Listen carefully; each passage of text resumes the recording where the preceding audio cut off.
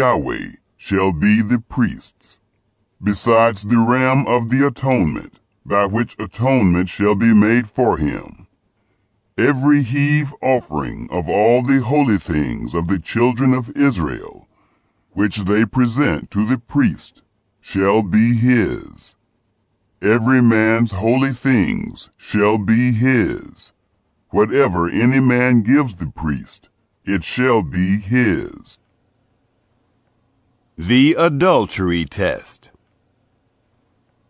Yahweh spoke to Moses, saying, Speak to the children of Israel, and tell them, if any man's wife goes astray, and is unfaithful to him, and a man lies with her carnally, and it is hidden from the eyes of her husband, and is kept close, and she is defiled, and there is no witness against her, and she isn't taken in the act, and the spirit of jealousy comes on him, and he is jealous of his wife, and she is defiled. Or if the spirit of jealousy comes on him, and he is jealous of his wife, and she isn't defiled, then the man shall bring his wife to the priest, and shall bring her offering for her, the 10th part of an ephah of barley meal. He shall pour no oil on it, nor put frankincense on it, for it is a meal offering of jealousy, a meal offering of memorial, bringing iniquity to memory.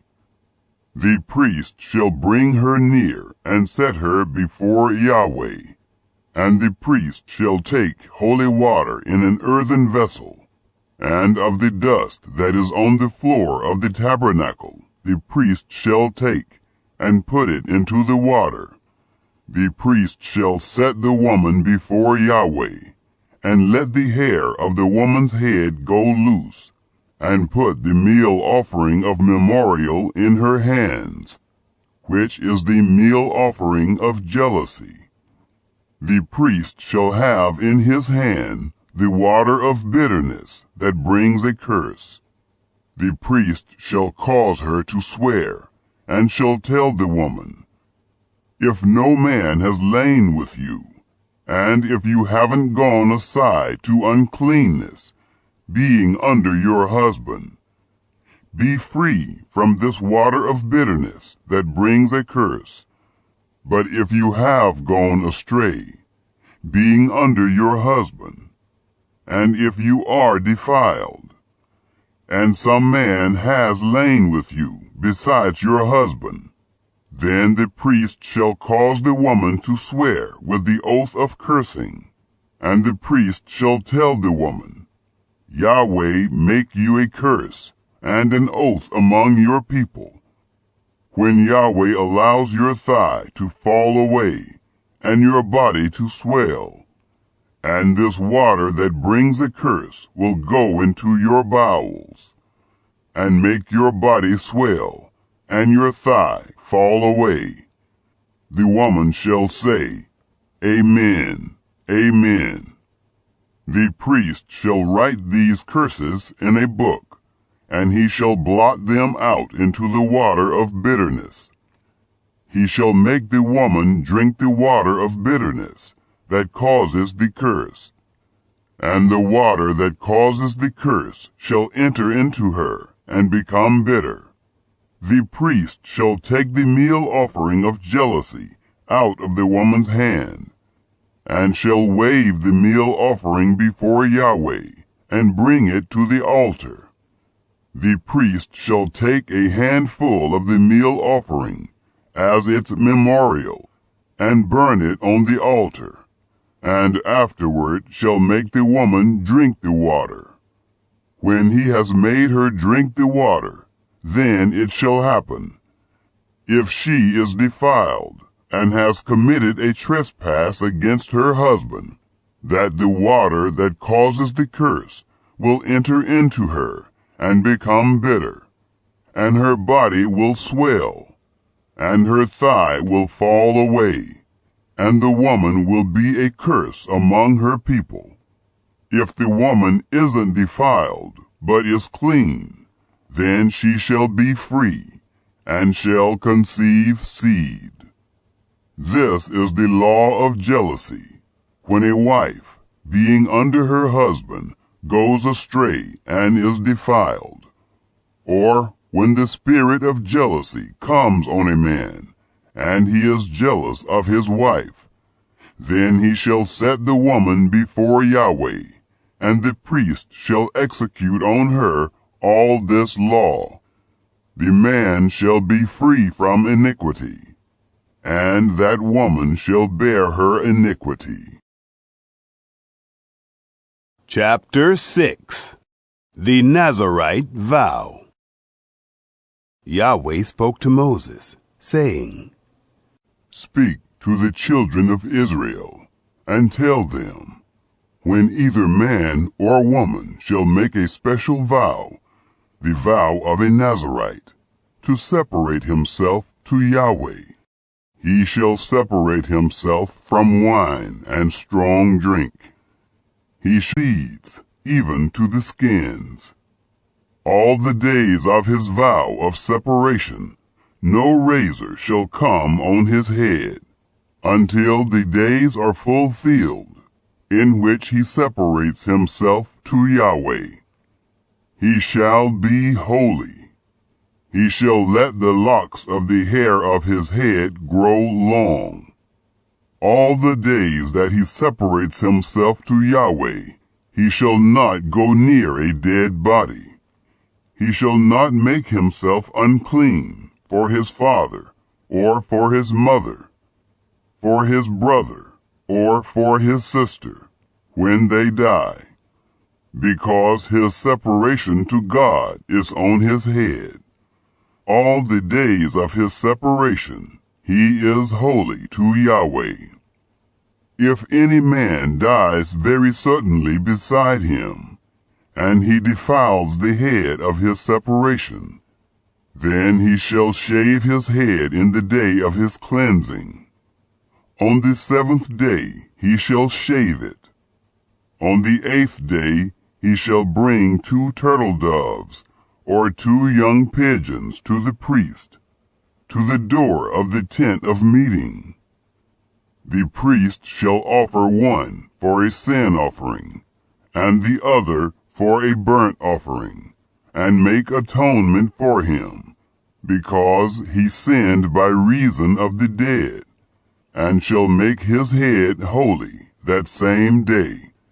He shall separate to Yahweh the days of his separation, and shall bring a male lamb 1 year old for a trespass offering. But the former days shall be void, because his separation was defiled. This is the law of the Nazirite. When the days of his separation are fulfilled, he shall be brought to the door of the tent of meeting, and he shall offer his offering to Yahweh. 1 male lamb 1 year old without blemish for a burnt offering, and 1 ewe lamb 1 year old without blemish for a sin offering, and 1 ram without blemish for peace offerings, and a basket of unleavened bread, cakes of fine flour mixed with oil, and unleavened wafers anointed with oil, and their meal offering, and their drink offerings. The priest shall present them before Yahweh, and shall offer his sin offering, and his burnt offering. He shall offer the ram for a sacrifice of peace offerings to Yahweh, with the basket of unleavened bread. The priest shall offer also its meal offering, and its drink offering. The Nazirite shall shave the head of his separation at the door of the tent of meeting, and shall take the hair of the head of his separation, and put it on the fire, which is under the sacrifice of peace offerings. The priest shall take the boiled shoulder of the ram, and 1 unleavened cake out of the basket, and 1 unleavened wafer, and shall put them on the hands of the Nazarite, after he has shaved the head of his separation. And the priest shall wave them for a wave offering before Yahweh. This is holy for the priest, together with the breast that is waved, and the thigh that is offered. After that the Nazarite may drink wine. This is the law of the Nazarite who vows, and of his offering to Yahweh for his separation, besides that which he is able to get. According to his vow which he vows, so he must do, after the law of his separation. Aaron's blessing. Yahweh spoke to Moses, saying, Speak to Aaron and to his sons, saying, This is how you shall bless the children of Israel. You shall tell them, Yahweh bless you and keep you. Yahweh make his face to shine on you, and be gracious to you. Yahweh lift up his face toward you, and give you peace. So they shall put my name on the children of Israel, and I will bless them. Chapter 7. Offerings of Dedication. It happened on the day that Moses had finished setting up the tabernacle, and had anointed it and sanctified it, with all its furniture, and the altar with all its vessels, and had anointed and sanctified them, that the princes of Israel, the heads of their fathers' houses, offered. These were the princes of the tribes. These are they who were over those who were numbered, and they brought their offering before Yahweh. 6 covered wagons, and 12 oxen, a wagon for every 2 of the princes, and for each one an ox. And they presented them before the tabernacle. Yahweh spoke to Moses, saying, Accept these from them, that they may be used in doing the service of the tent of meeting. And you shall give them to the Levites, to every man according to his service. Moses took the wagons and the oxen, and gave them to the Levites. He gave 2 wagons and 4 oxen to the sons of Gershon, according to their service. And he gave 4 wagons and 8 oxen to the sons of Merari, according to their service, under the direction of Ithamar, the son of Aaron the priest. But to the sons of Kohath he gave none, because the service of the sanctuary belonged to them. They carried it on their shoulders. The princes gave offerings for the dedication of the altar in the day that it was anointed. Even the princes gave their offerings before the altar. Yahweh said to Moses, They shall offer their offering, each prince on his day, for the dedication of the altar. He who offered his offering the first day was Nahshon, the son of Amminadab, of the tribe of Judah, and his offering was 1 silver platter, the weight of which was 130 shekels, 1 silver bowl of 70 shekels, after the shekel of the sanctuary, both of them full of fine flour mixed with oil for a meal offering. 1 golden ladle of 10 shekels, full of incense, 1 young bull, 1 ram, 1 male lamb a year old for a burnt offering, 1 male goat for a sin offering, and for the sacrifice of peace offerings, 2 head of cattle, 5 rams, 5 male goats, and 5 male lambs a year old. This was the offering of Nahshon, the son of Amminadab. On the second day, Nethanel, the son of Zuar, prince of Issachar, gave his offering. He offered for his offering 1 silver platter, the weight of which was 130 shekels, 1 silver bowl of 70 shekels, after the shekel of the sanctuary, both of them full of fine flour mixed with oil, for a meal offering, 1 golden ladle of 10 shekels, full of incense, 1 young bull, 1 ram, 1 male lamb a year old, for a burnt offering, 1 male goat for a sin offering, and for the sacrifice of peace offerings, 2 head of cattle, 5 rams, 5 male goats, 5 male lambs a year old. This was the offering of Nethanel, the son of Zuar. On the 3rd day, Eliab, the son of Helon, prince of the children of Zebulun, gave his offering.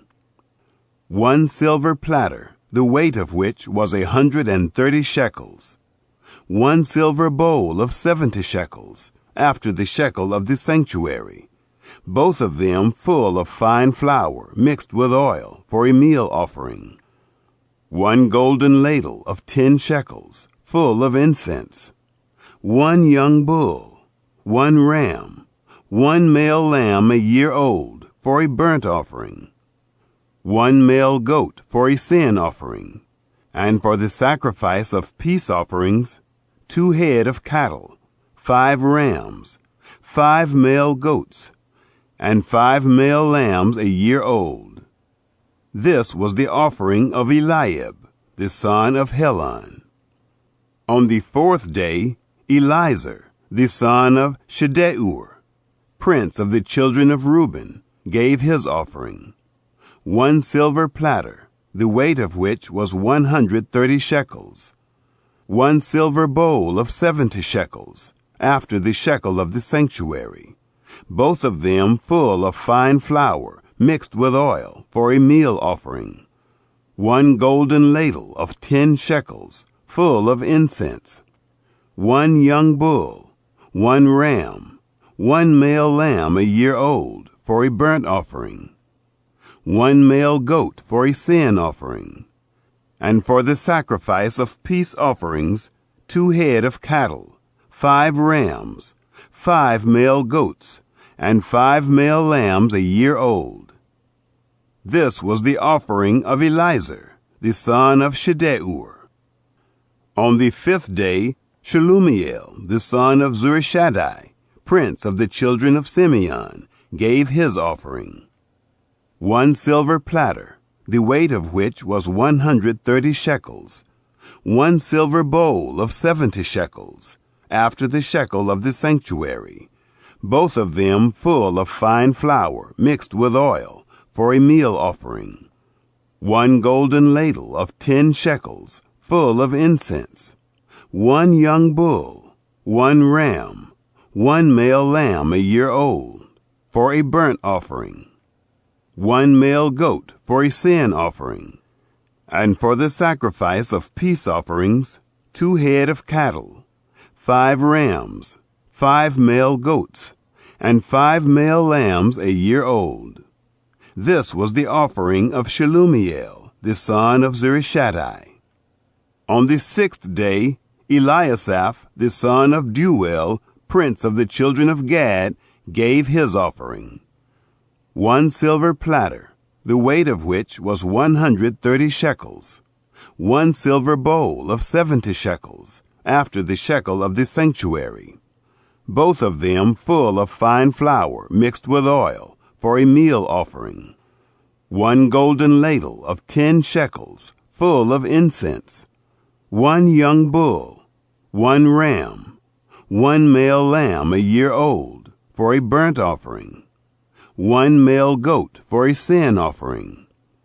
And for the sacrifice of peace offerings, 2 head of cattle, 5 rams, 5 male goats, and 5 male lambs a year old. This was the offering of Eliasaph, the son of Deuel. On the 7th day, Elishama, the son of Ammihud, prince of the children of Ephraim, gave his offering. 1 silver platter, the weight of which was 130 shekels. 1 silver bowl of 70 shekels, after the shekel of the sanctuary, both of them full of fine flour, mixed with oil for a meal offering.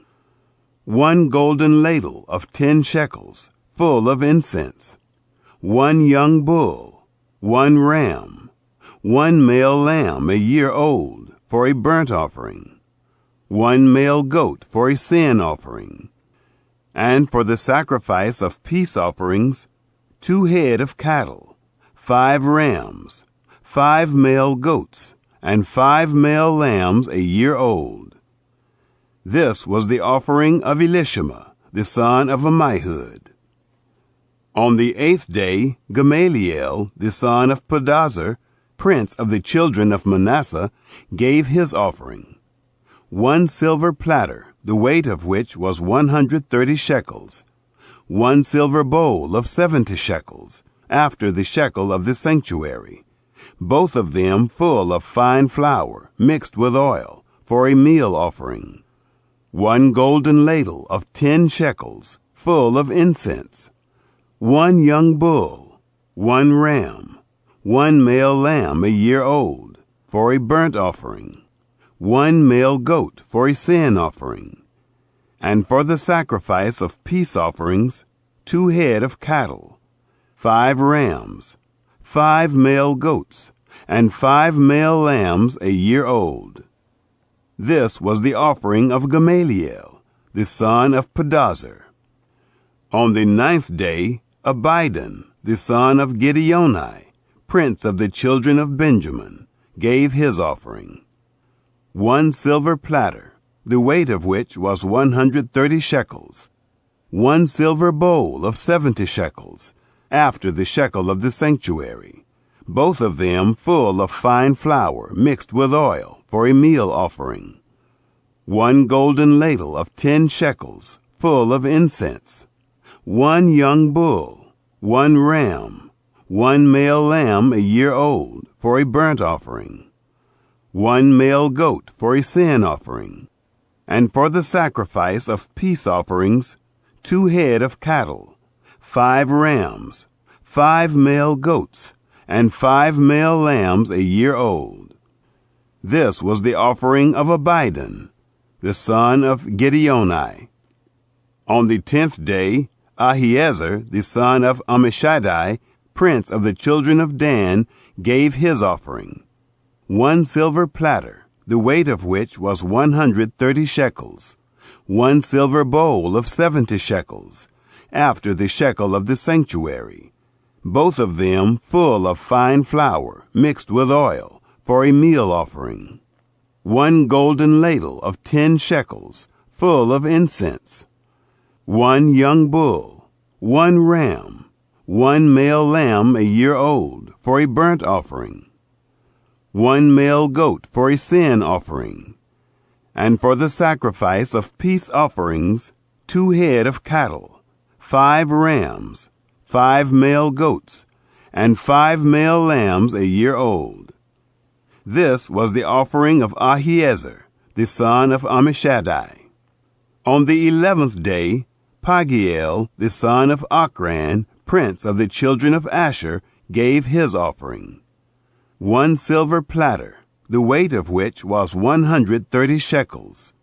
1 silver bowl of 70 shekels, after the shekel of the sanctuary, both of them full of fine flour mixed with oil, for a meal offering. 1 golden ladle of 10 shekels, full of incense. 1 young bull, 1 ram, 1 male lamb a year old, for a burnt offering. 1 male goat for a sin offering. And for the sacrifice of peace offerings, 2 head of cattle, 5 rams, 5 male goats, and 5 male lambs a year old. This was the offering of Pagiel, the son of Ochran. On the 12th day, Ahira, the son of Enan, prince of the children of Naphtali, gave his offering. 1 silver platter, the weight of which was 130 shekels. 1 silver bowl of 70 shekels, after the shekel of the sanctuary, both of them full of fine flour mixed with oil for a meal offering, 1 golden spoon of 10 shekels full of incense, 1 young bull, 1 ram, 1 male lamb a year old for a burnt offering, 1 male goat for a sin offering, and for the sacrifice of peace offerings, 2 head of cattle, 5 rams, 5 male goats, and 5 male lambs a year old. This was the offering of Ahira, the son of Enan. This was the dedication of the altar, on the day when it was anointed by the princes of Israel. 12 silver platters, 12 silver bowls, 12 golden ladles, each silver platter weighing 130 shekels, and each bowl 70. All the silver of the vessels 2,400 shekels, after the shekel of the sanctuary. The 12 golden ladles, full of incense, weighing 10 shekels apiece, after the shekel of the sanctuary. All the gold of the ladles weighed 120 shekels. All the cattle for the burnt offering, 12 bulls, the rams, 12, the male lambs a year old, 12, and their meal offering, and the male goats for a sin offering, 12. And all the cattle for the sacrifice of peace offerings, 24 bulls, the rams 60, the male goats 60, the male lambs a year old 60. This was the dedication of the altar, after it was anointed. When Moses went into the tent of meeting to speak with Yahweh, he heard his voice speaking to him from above the mercy seat that was on the ark of the testimony, from between the 2 cherubim, and he spoke to him. Chapter 8. The 7 Lamps. Yahweh spoke to Moses, saying, Speak to Aaron, and tell him, when you light the lamps, the 7 lamps shall give light in front of the lampstand. Aaron did so. He lit its lamps to light the area in front of the lampstand, as Yahweh commanded Moses. This was the workmanship of the lampstand, beaten work of gold. From its base to its flowers, it was beaten work, according to the pattern which Yahweh had shown Moses. So he made the lampstand. Cleansing the Levites. Yahweh spoke to Moses, saying, Take the Levites from among the children of Israel, and cleanse them. You shall do this to them, to cleanse them. Sprinkle the water of cleansing on them. Let them shave their whole bodies with a razor, and let them wash their clothes, and cleanse themselves.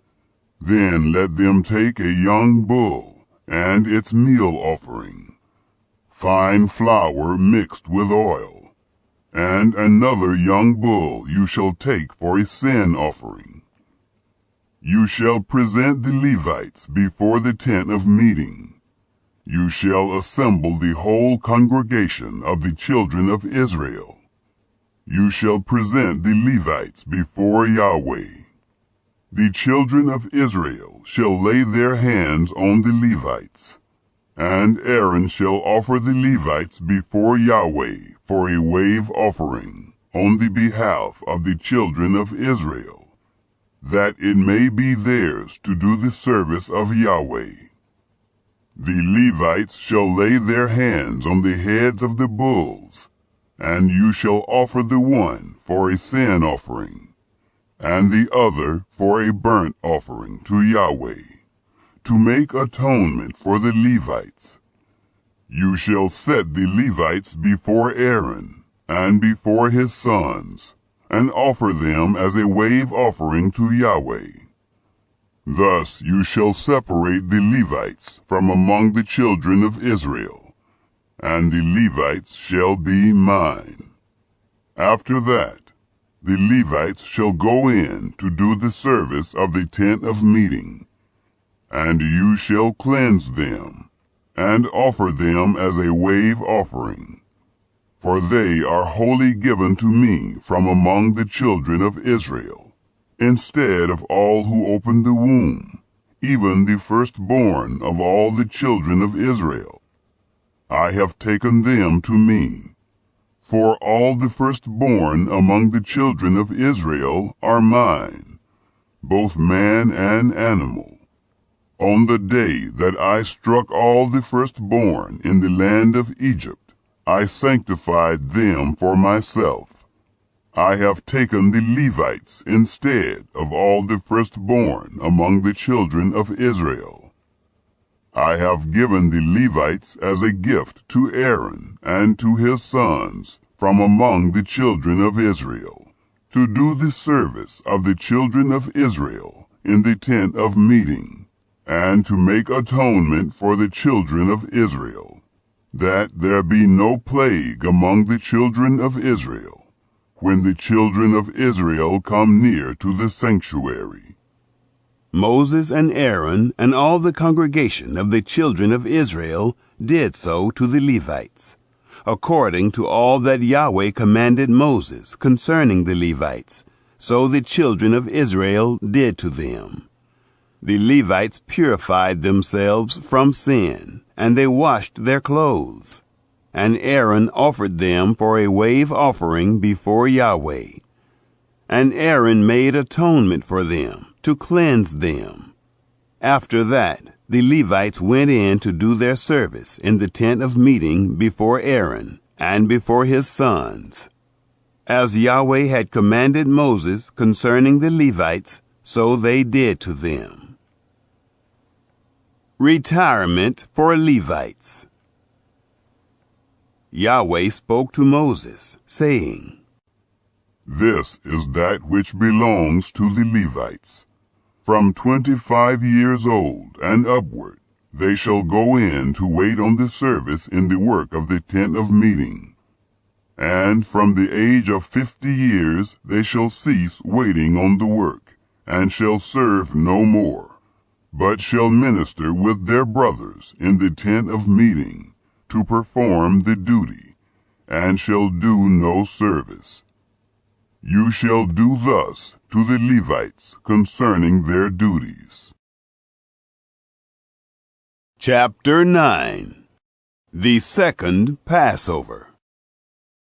Yahweh spoke to Moses in the wilderness of Sinai, in the first month of the second year, after they had come out of the land of Egypt, saying, Moreover, let the children of Israel keep the Passover in its appointed season.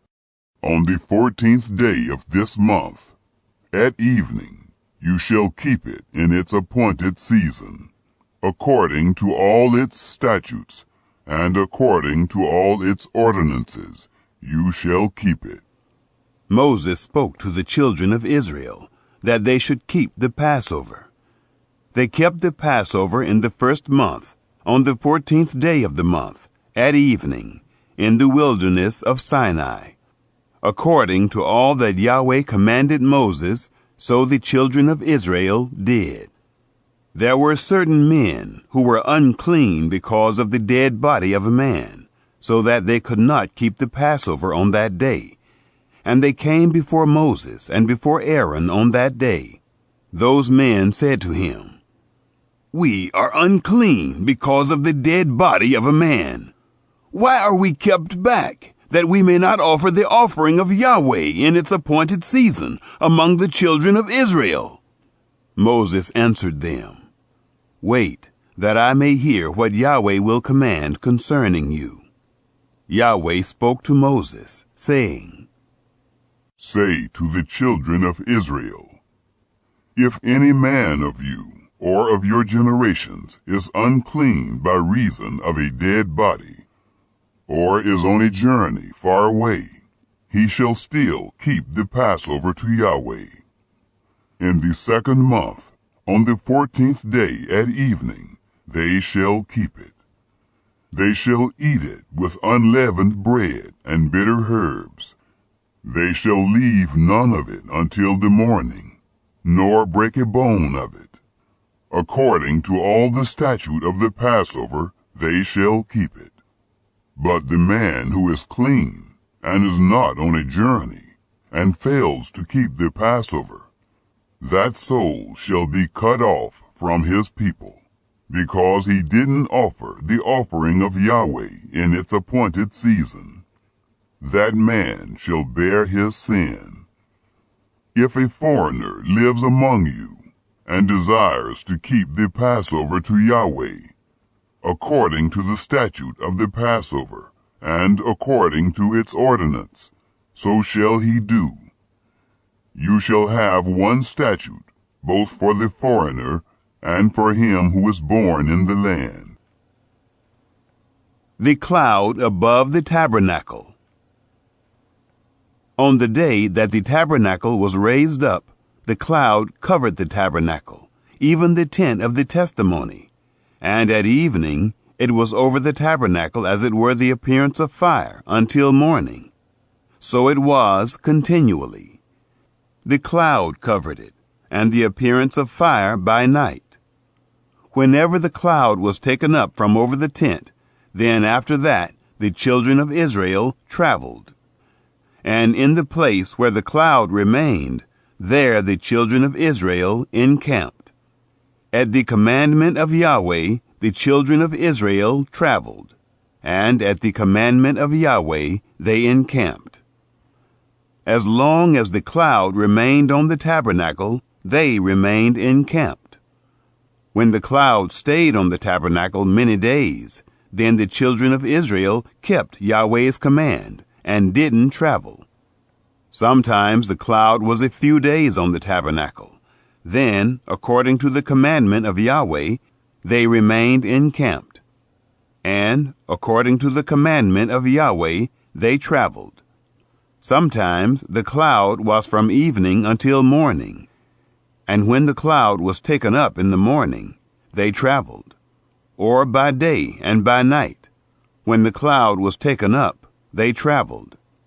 Whether it was 2 days, or a month, or a year that the cloud stayed on the tabernacle, remaining on it, the children of Israel remained encamped and didn't travel. But when it was taken up, they traveled.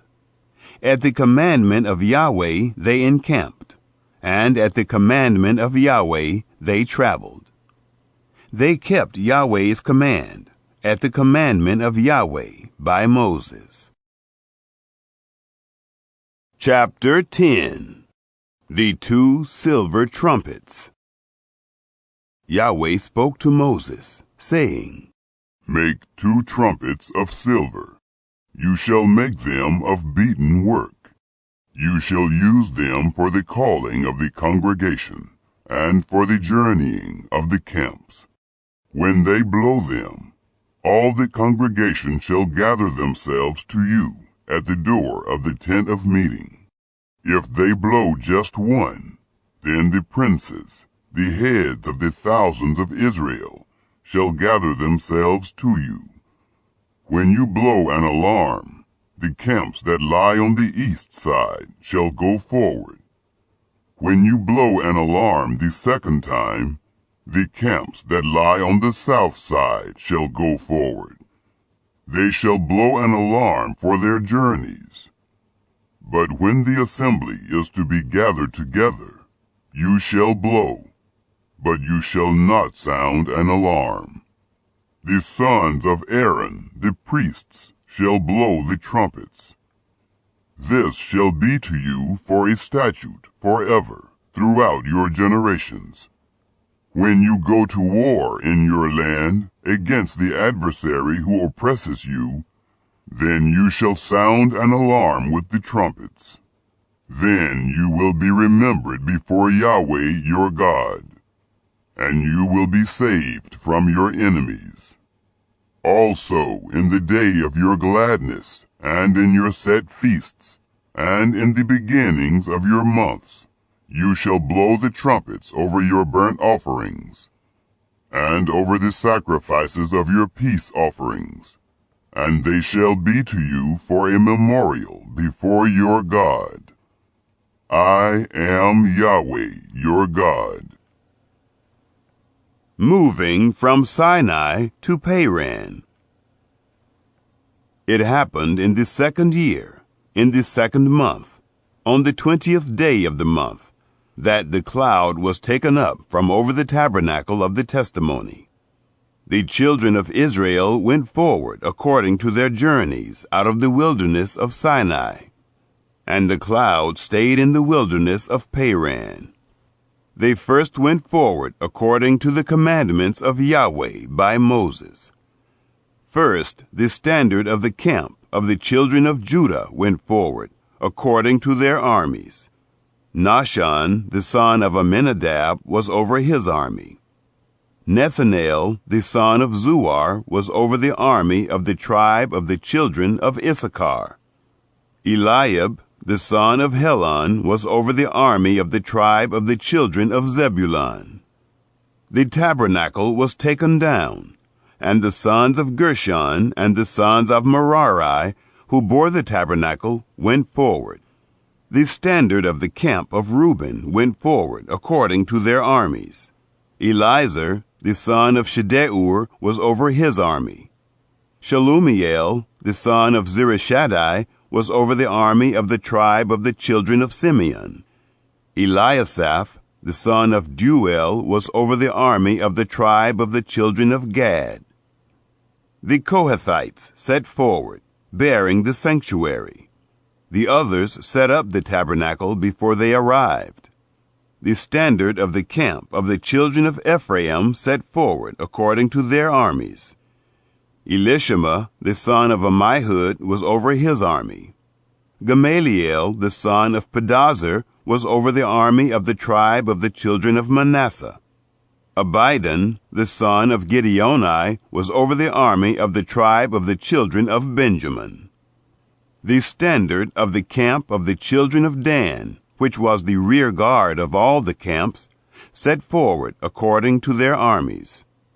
Ahiezer, the son of Ammishaddai, was over his army. Pagiel, the son of Ochran, was over the army of the tribe of the children of Asher. Ahira, the son of Enan, was over the army of the tribe of the children of Naphtali. Thus were the travels of the children of Israel, according to their armies. And they went forward. Moses said to Hobab, the son of Reuel, the Midianite, Moses' father-in-law, "We are journeying to the place of which Yahweh said, 'I will give it to you.' Come with us, and we will treat you well. For Yahweh has spoken good concerning Israel." He said to him, "I will not go, but I will depart to my own land and to my relatives." He said, "Don't leave us, please, because you know how we are to encamp in the wilderness, and you can be our eyes. It shall be, if you go with us, yes, it shall be that whatever good Yahweh does to us, we will do the same to you." They set forward from the mount of Yahweh 3 days' journey. The ark of the covenant of Yahweh went before them 3 days' journey, to seek out a resting place for them. The cloud of Yahweh was over them by day, when they set forward from the camp. It happened, when the ark went forward, that Moses said, "Rise up, Yahweh, and let your enemies be scattered. Let those who hate you flee before you." When it rested, he said, "Return, Yahweh, to the 10,000s of the thousands of Israel." Chapter 11. The people complain. The people were complaining in the ears of Yahweh. When Yahweh heard it, his anger was kindled, and Yahweh's fire burnt among them, and consumed some of the outskirts of the camp. The people cried to Moses, and Moses prayed to Yahweh, and the fire abated. The name of that place was called Taberah, because Yahweh's fire burnt among them. The mixed multitude that was among them lusted exceedingly. And the children of Israel also wept again, and said, Who will give us flesh to eat?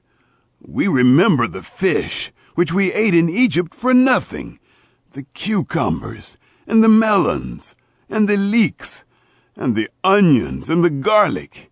But now we have lost our appetite. There is nothing at all except this manna to look at. The manna was like coriander seed, and its appearance like the appearance of bdellium. The people went around, gathered it, and ground it in mills, or beat it in mortars, and boiled it in pots, and made cakes of it. Its taste was like the taste of fresh oil. When the dew fell on the camp in the night, the manna fell on it. The complaint of Moses. Moses heard the people weeping throughout their families, every man at the door of his tent. And the anger of Yahweh was kindled greatly, and Moses was displeased. Moses said to Yahweh, Why have you treated your servant so badly? Why haven't I found favor in your sight, that you lay the burden of all this people on me?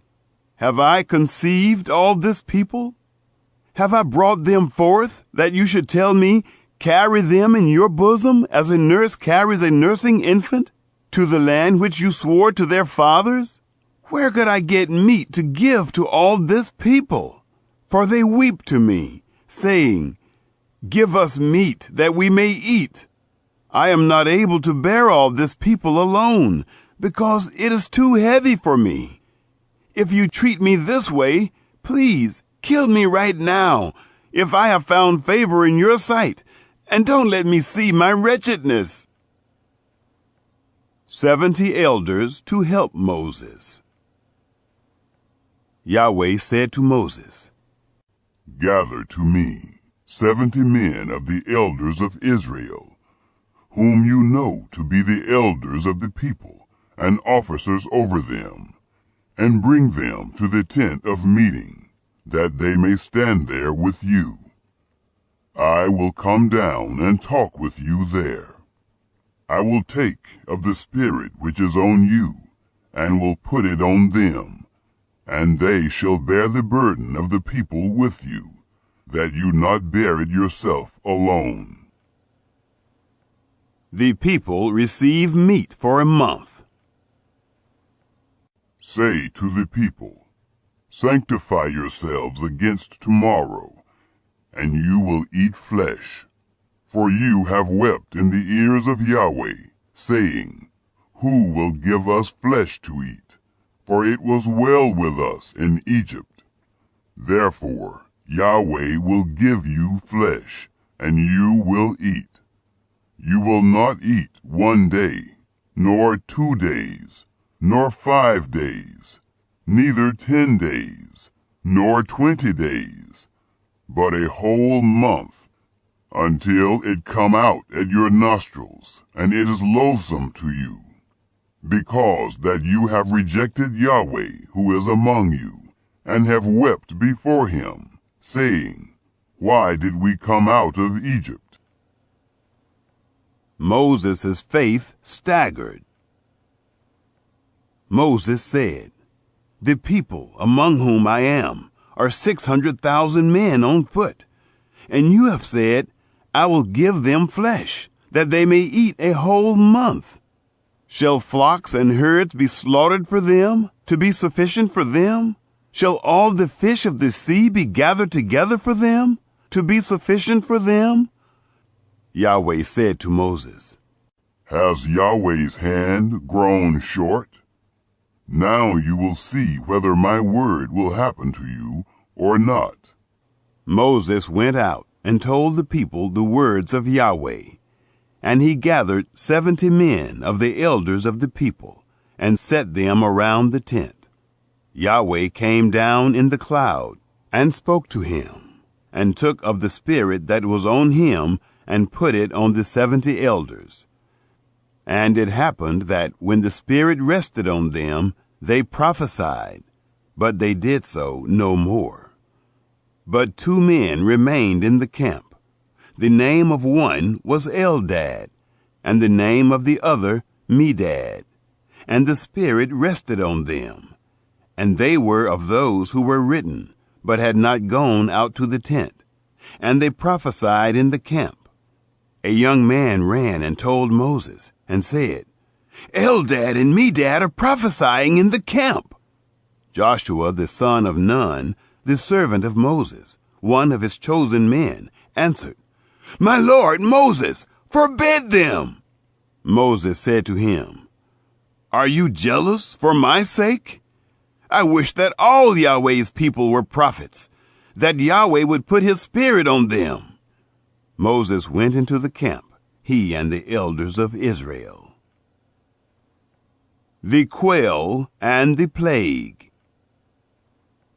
A wind from Yahweh went out and brought quails from the sea, and let them fall by the camp, about a day's journey on this side, and a day's journey on the other side, around the camp, and about 2 cubits above the surface of the earth. The people rose up all that day, and all the night, and all the next day, and gathered the quails. He who gathered least gathered 10 homers, and they spread them all abroad for themselves around the camp. While the flesh was yet between their teeth, before it was chewed, the anger of Yahweh was kindled against the people, and Yahweh struck the people with a very great plague. The name of that place was called Kibroth-Hattaavah, because there they buried the people who lusted. From Kibroth-Hattaavah the people traveled to Hazeroth, and they stayed at Hazeroth. Chapter 12. The murmuring of Miriam and Aaron. Miriam and Aaron spoke against Moses because of the Cushite woman whom he had married, for he had married a Cushite woman. They said, Has Yahweh indeed spoken only with Moses? Hasn't he spoken also with us? And Yahweh heard it. Now the man Moses was very humble, above all the men who were on the surface of the earth. Yahweh spoke suddenly to Moses, to Aaron, and to Miriam. You 3 come out to the tent of meeting. The 3 of them came out. Yahweh came down in a pillar of cloud, and stood at the door of the tent, and called Aaron and Miriam, and they both came forward. He said, Hear now my words. If there is a prophet among you, I, Yahweh, will make myself known to him in a vision. I will speak with him in a dream. My servant Moses is not so. He is faithful in all my house. With him I will speak mouth to mouth, even plainly, and not in riddles. And he shall see Yahweh's form. Why then were you not afraid to speak against my servant, against Moses? The anger of Yahweh was kindled against them, and he departed. The cloud departed from over the tent, and behold, Miriam was leprous, as white as snow. Aaron looked at Miriam, and behold, she was leprous. Aaron said to Moses, "O my Lord, please don't count this sin against us, in which we have done foolishly, and in which we have sinned. Let her not, I pray, be as one dead, of whom the flesh is half consumed when he comes out of his mother's womb." Moses cried to Yahweh, saying, "Heal her, God, I beg you." Yahweh said to Moses, "If her father had but spit in her face, shouldn't she be ashamed 7 days? Let her be shut up outside of the camp 7 days, and after that she shall be brought in again." Miriam was shut up outside of the camp 7 days, and the people didn't travel until Miriam was brought in again. Afterward, the people traveled from Hazeroth and encamped in the wilderness of Paran. Chapter 13. Spies sent to Canaan. Yahweh spoke to Moses, saying, Send men, that they may spy out the land of Canaan, which I give to the children of Israel. Of every tribe of their fathers you shall send a man, every one a prince among them. Moses sent them from the wilderness of Paran, according to the commandment of Yahweh. All of them men who were heads of the children of Israel. These were their names. Of the tribe of Reuben, Shammua, the son of Zaccur. Of the tribe of Simeon, Shaphat, the son of Hori. Of the tribe of Judah, Caleb, the son of Jephunneh. Of the tribe of Issachar, Igal, the son of Joseph. Of the tribe of Ephraim, Hoshea, the son of Nun. Of the tribe of Benjamin, Palti, the son of Raphu. Of the tribe of Zebulun, Gadiel, the son of Sodai. Of the tribe of Joseph, namely, of the tribe of Manasseh, Gadai, the son of Susai. Of the tribe of Dan, Amiel, the son of Gemalli. Of the tribe of Asher, Sethur, the son of Michael. Of the tribe of Naphtali, Nabai, the son of Vophsi. Of the tribe of Gad, Guel, the son of Machi. These are the names of the men who Moses sent to spy out the land. Moses called Hoshea, the son of Nun, Joshua. Instructions to the spies. Moses sent them to spy out the land of Canaan, and said to them, Go up this way by the south, and go up into the hill country, and see the land, what it is, and the people who dwell therein, whether they are strong or weak, whether they are few or many, and what the land is that they dwell in, whether it is good or bad, and what cities they are that they dwell in, whether in camps or in strongholds, and what the land is, whether it is fat or lean, whether there is wood therein or not. Be courageous and bring of the fruit of the land. Now the time was the time of the first ripe grapes. The spies explore Canaan. So they went up and spied out the land from the wilderness of Zin to Rehob, to the entrance of Hamath.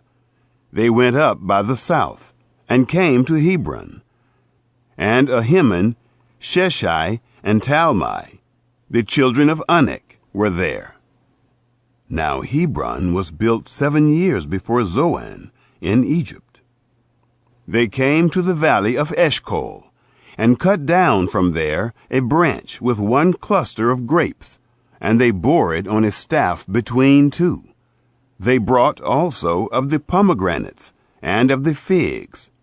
That place was called the valley of Eshcol, because of the cluster which the children of Israel cut down from there. The reports of the spies. They returned from spying out the land at the end of 40 days. They went and came to Moses and to Aaron and to all the congregation of the children of Israel, to the wilderness of Paran, to Kadesh, and brought back word to them, and to all the congregation, and showed them the fruit of the land. They told him, and said, We came to the land where you sent us, and surely it flows with milk and honey, and this is its fruit. However, the people who dwell in the land are strong, and the cities are fortified, and very great. And moreover, we saw the children of Anak there. Amalek dwells in the land of the south, and the Hittite, and the Jebusite, and the Amorite dwell in the hill country. and the Canaanite dwells by the sea, and along by the side of the Jordan. Caleb stilled the people before Moses and said, "Let us go up at once and possess it, for we are well able to overcome it." But the men who went up with him said, "We aren't able to go up against the people, for they are stronger than we." They brought up an evil report of the land which they had spied out to the children of Israel, saying, "The land through which we have gone to spy it out is a land that eats up its inhabitants, and all the people who we saw in it are men of great stature. There we saw the Nephilim, the sons of Anak, who come of the Nephilim. And we were in our own sight as grasshoppers, and so we were in their sight." Chapter 14. The people rebel. All the congregation lifted up their voice and cried, and the people wept that night. All the children of Israel murmured against Moses and against Aaron, and the whole congregation said to them, "Would that we had died in the land of Egypt, or would that we had died in this wilderness. Why does Yahweh bring us to this land to fall by the sword? Our wives and our little ones will be a prey. Wouldn't it be better for us to return into Egypt?" They said one to another, "Let us make a captain, and let us return into Egypt." Then Moses and Aaron fell on their faces before all the assembly of the congregation of the children of Israel. Joshua the son of Nun, and Caleb the son of Jephunneh, who were of those who spied out the land, tore their clothes. And they spoke to all the congregation of the children of Israel, saying, "The land which we passed through to spy it out is an exceeding good land. If Yahweh delights in us, then he will bring us into this land and give it to us, a land which flows with milk and honey. Only don't rebel against Yahweh, neither fear the people of the land, for they are bread for us. Their defense is removed from over them, and Yahweh is with us. Don't fear them." But all the congregation threatened to stone them with stones. The glory of Yahweh appeared in the tent of meeting to all the children of Israel. Yahweh said to Moses, "How long will this people despise me? And how long will they not believe in me, for all the signs which I have worked among them? I will strike them with the pestilence, and disinherit them, and will make of you a nation greater and mightier than they." Moses intercedes for the people. Moses said to Yahweh, "Then the Egyptians will hear it, for you brought up this people in your might from among them, and they will tell it to the inhabitants of this land. They have heard that you, Yahweh, are in the midst of this people. For you, Yahweh, are seen face to face, and your cloud stands over them, and you go before them in a pillar of cloud by day, and in a pillar of fire by night. Now, if you killed this people as one man, then the nations which have heard the fame of you will speak, saying, 'Because Yahweh was not able to bring this people into the land which he swore to them, therefore he has slain them in the wilderness.' Now, please, let the power of the Lord be great, according as you have spoken, saying, 'Yahweh is slow to anger, and abundant in loving kindness, forgiving iniquity and disobedience, and that will by no means clear the guilty, visiting the iniquity of the fathers on the children, on the third and on the fourth generation.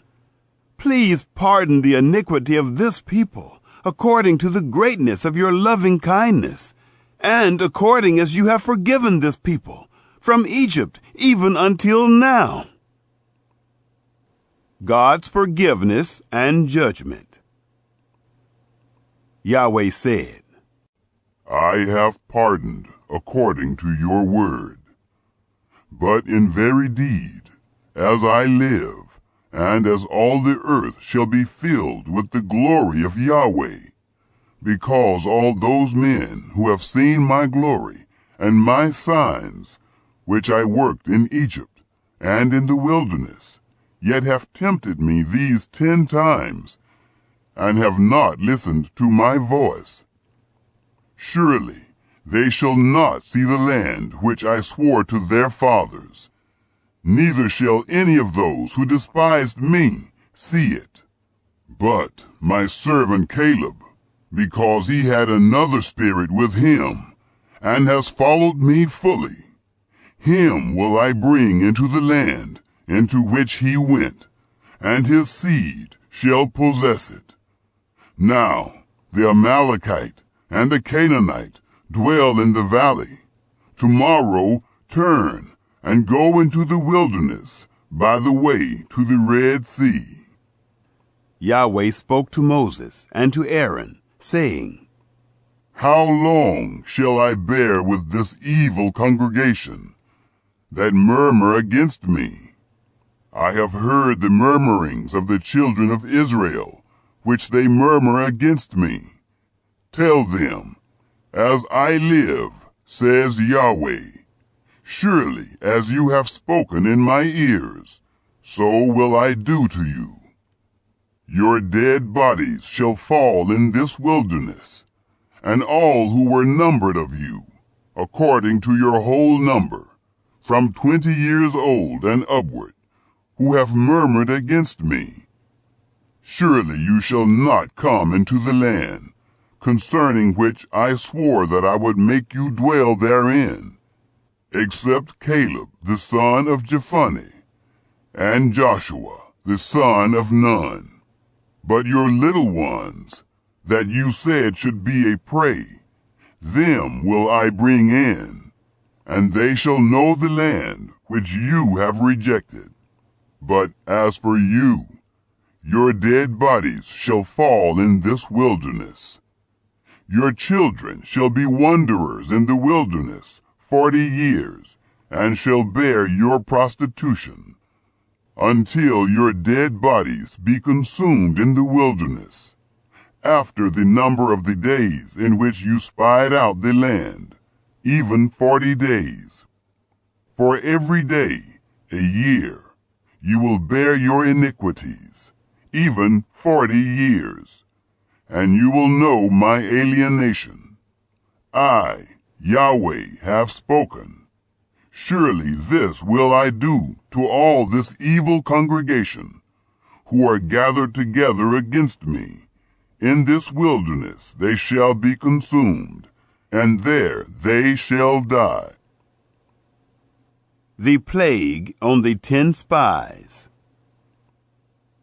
The men whom Moses sent to spy out the land, who returned, and made all the congregation to murmur against him by bringing up an evil report against the land, even those men who did bring up an evil report of the land, died by the plague before Yahweh. But Joshua, the son of Nun, and Caleb, the son of Jephunneh, remained alive of those men who went to spy out the land. Moses told these words to all the children of Israel, and the people mourned greatly.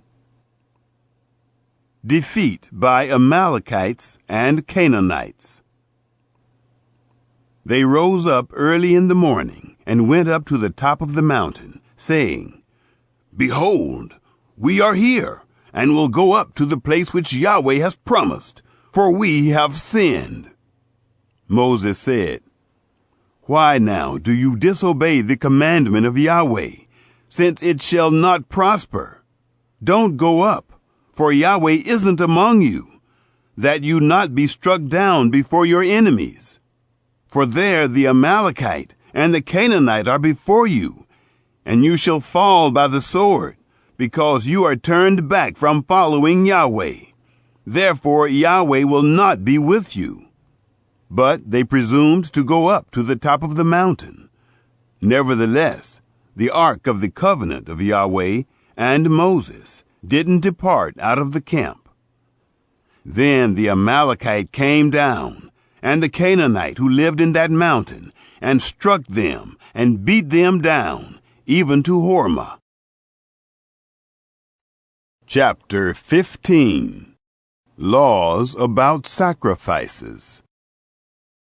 Yahweh spoke to Moses, saying, Speak to the children of Israel, and tell them, when you have come into the land of your habitations, which I give to you, and will make an offering by fire to Yahweh, a burnt offering or a sacrifice, to accomplish a vow, or as a freewill offering, or in your set feasts, to make a pleasant aroma to Yahweh, of the herd or of the flock, then he who offers his offering shall offer to Yahweh a meal offering of 1/10 part of an ephah of fine flour, mixed with the 1/4 part of a hin of oil, and wine for the drink offering.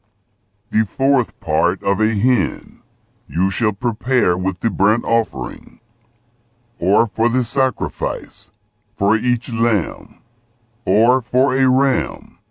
You shall prepare for a meal offering 2/10 parts of an ephah of fine flour, mixed with the 1/3 part of a hin of oil. And for the drink offering, you shall offer the 1/3 part of a hin of wine, of a pleasant aroma to Yahweh. When you prepare a bull for a burnt offering, or for a sacrifice, to accomplish a vow, or for peace offerings to Yahweh, then shall he offer with the bull a meal offering of 3/10 parts of an ephah of fine flour, mixed with half a hin of oil. And you shall offer for the drink offering half a hin of wine, for an offering made by fire, of a pleasant aroma to Yahweh. Thus shall it be done for each bull, or for each ram, or for each of the male lambs, or of the young goats, according to the number that you shall prepare.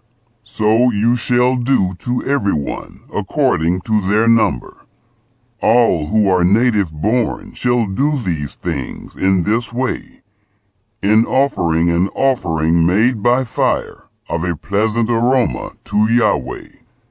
If a stranger lives as a foreigner with you, or whoever may be among you throughout your generations, and will offer an offering made by fire, of a pleasant aroma to Yahweh, as you do, so he shall do. For the assembly there shall be one statute for you, and for the stranger who lives as a foreigner with you, a statute forever throughout your generations. As you are, so shall the foreigner be before Yahweh. One law and one ordinance shall be for you and for the stranger who lives as a foreigner with you. Yahweh spoke to Moses, saying, Speak to the children of Israel, and tell them, when you come into the land where I bring you, then it shall be that when you eat of the bread of the land, you shall offer up a wave offering to Yahweh. Of the first of your dough you shall offer up a cake for a wave offering, as the wave offering of the threshing floor, so you shall heave it. Of the first of your dough you shall give to Yahweh a wave offering throughout your generations. Offerings for unintentional sins. When you shall err, and not observe all these commandments which Yahweh has spoken to Moses, even all that Yahweh has commanded you by Moses, from the day that Yahweh gave commandment and onward throughout your generations. Then it shall be, if it be done unwittingly, without the knowledge of the congregation, that all the congregation shall offer one young bull for a burnt offering, for a pleasant aroma to Yahweh, with the meal offering of it, and the drink offering of it, according to the ordinance, and one male goat for a sin offering. The priest shall make atonement for all the congregation of the children of Israel, and they shall be forgiven, for it was an error, and they have brought their offering, an offering made by fire to Yahweh, and their sin offering before Yahweh for their error. And all the congregation of the children of Israel shall be forgiven, and the stranger who lives as a foreigner among them. For in respect of all the people it was done unwittingly. If one person sins unwittingly, then he shall offer a female goat a year old for a sin offering. The priest shall make atonement for the soul who errs, when he sins unwittingly, before Yahweh, to make atonement for him, and he shall be forgiven. You shall have one law for him who does anything unwittingly, for him who is native born among the children of Israel, and for the stranger who lives as a foreigner among them. But the soul who does anything with a high hand, whether he is native born or a foreigner, the same blasphemes Yahweh, and that soul shall be cut off from among his people, because he has despised the word of Yahweh, and has broken his commandment. That soul shall utterly be cut off. His iniquity shall be on him. A Sabbath breaker stoned. While the children of Israel were in the wilderness, they found a man gathering sticks on the Sabbath day. Those who found him gathering sticks brought him to Moses and Aaron, and to all the congregation. They put him in custody, because it had not been declared what should be done to him. Yahweh said to Moses, The man shall surely be put to death. All the congregation shall stone him with stones outside of the camp. All the congregation brought him outside of the camp, and stoned him to death with stones, as Yahweh commanded Moses. The Law of Tassels.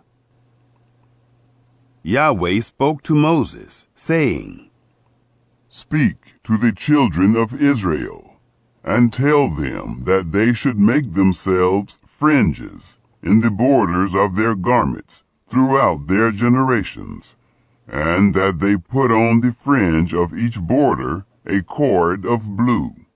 And it shall be to you for a fringe, that you may look on it, and remember all the commandments of Yahweh, and do them, and that you not follow after your own heart and your own eyes, after which you used to play the prostitute, that you may remember and do all my commandments, and be holy to your God.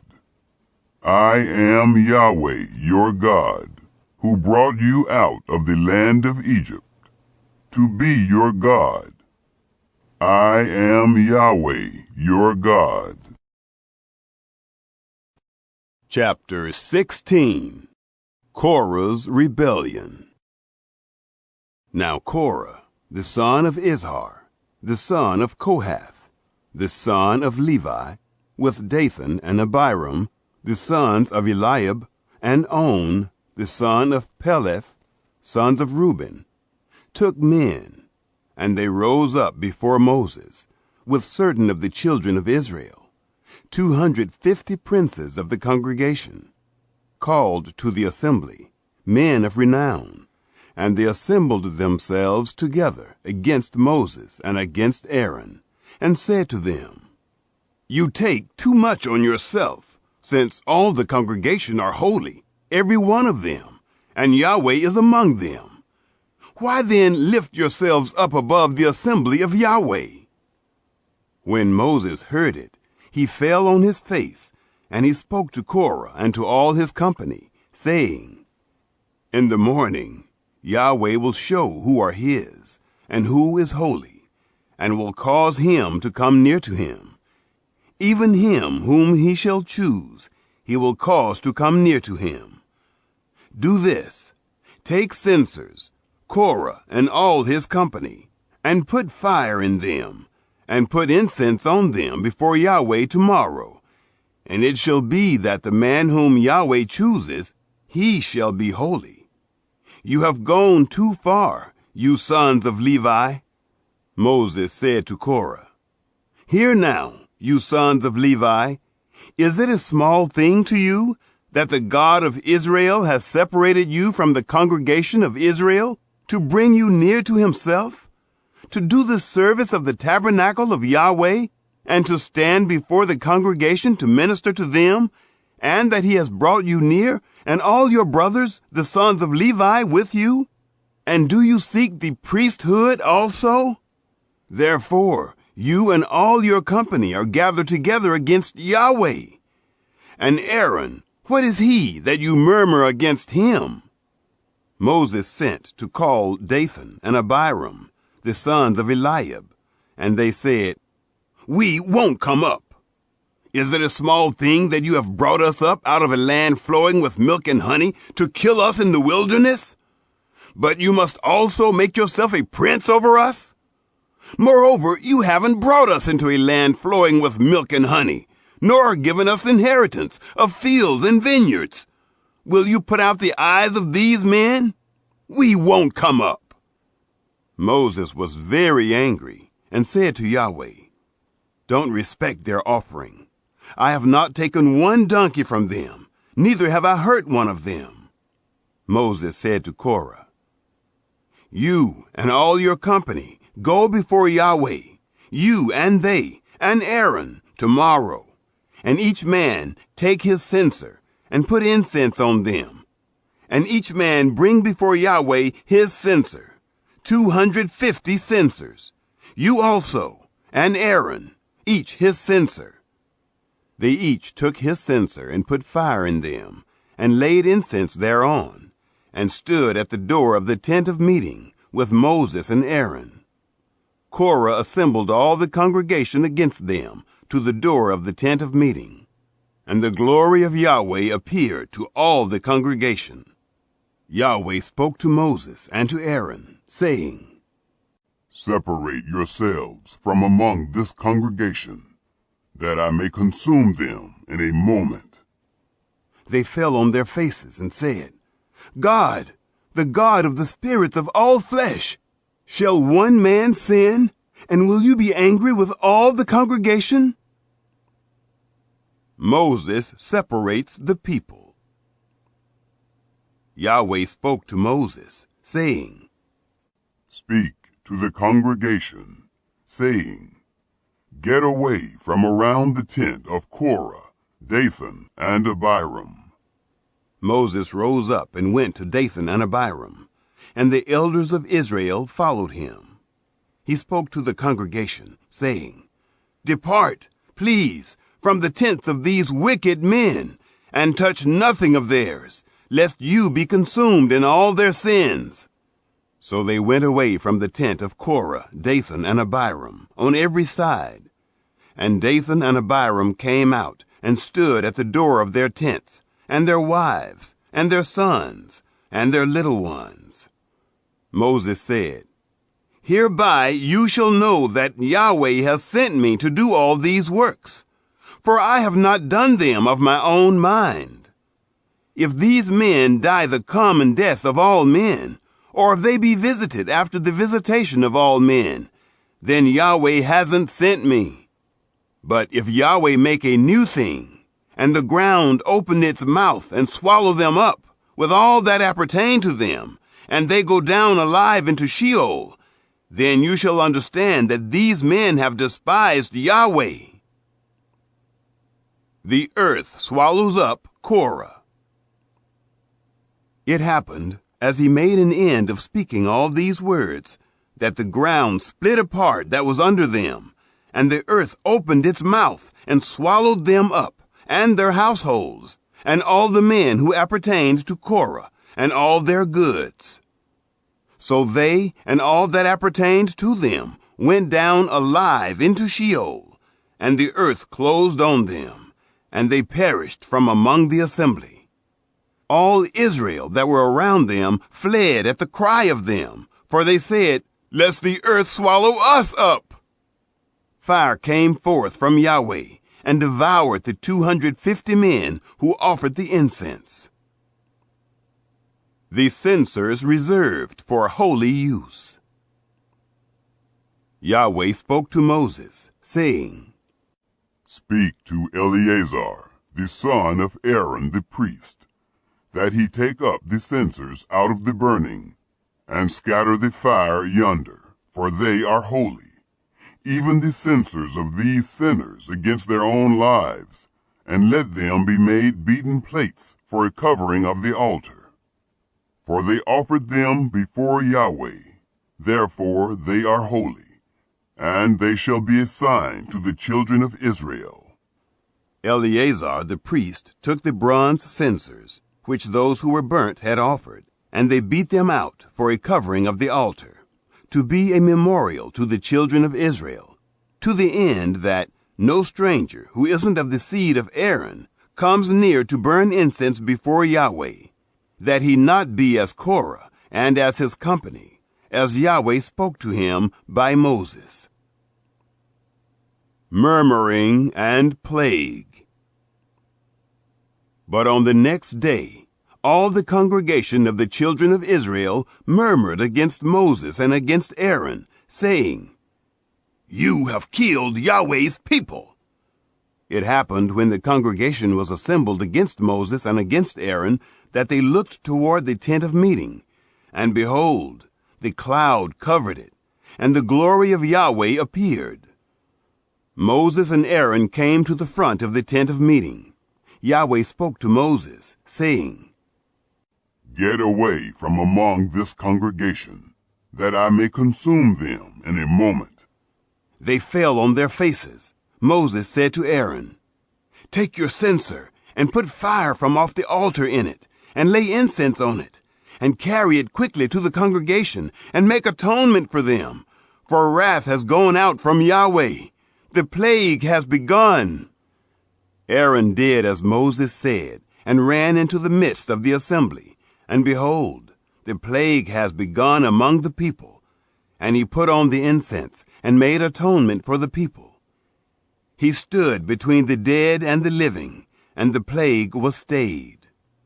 Now those who died by the plague were 14,700, besides those who died about the matter of Korah. Aaron returned to Moses to the door of the tent of meeting, and the plague was stayed.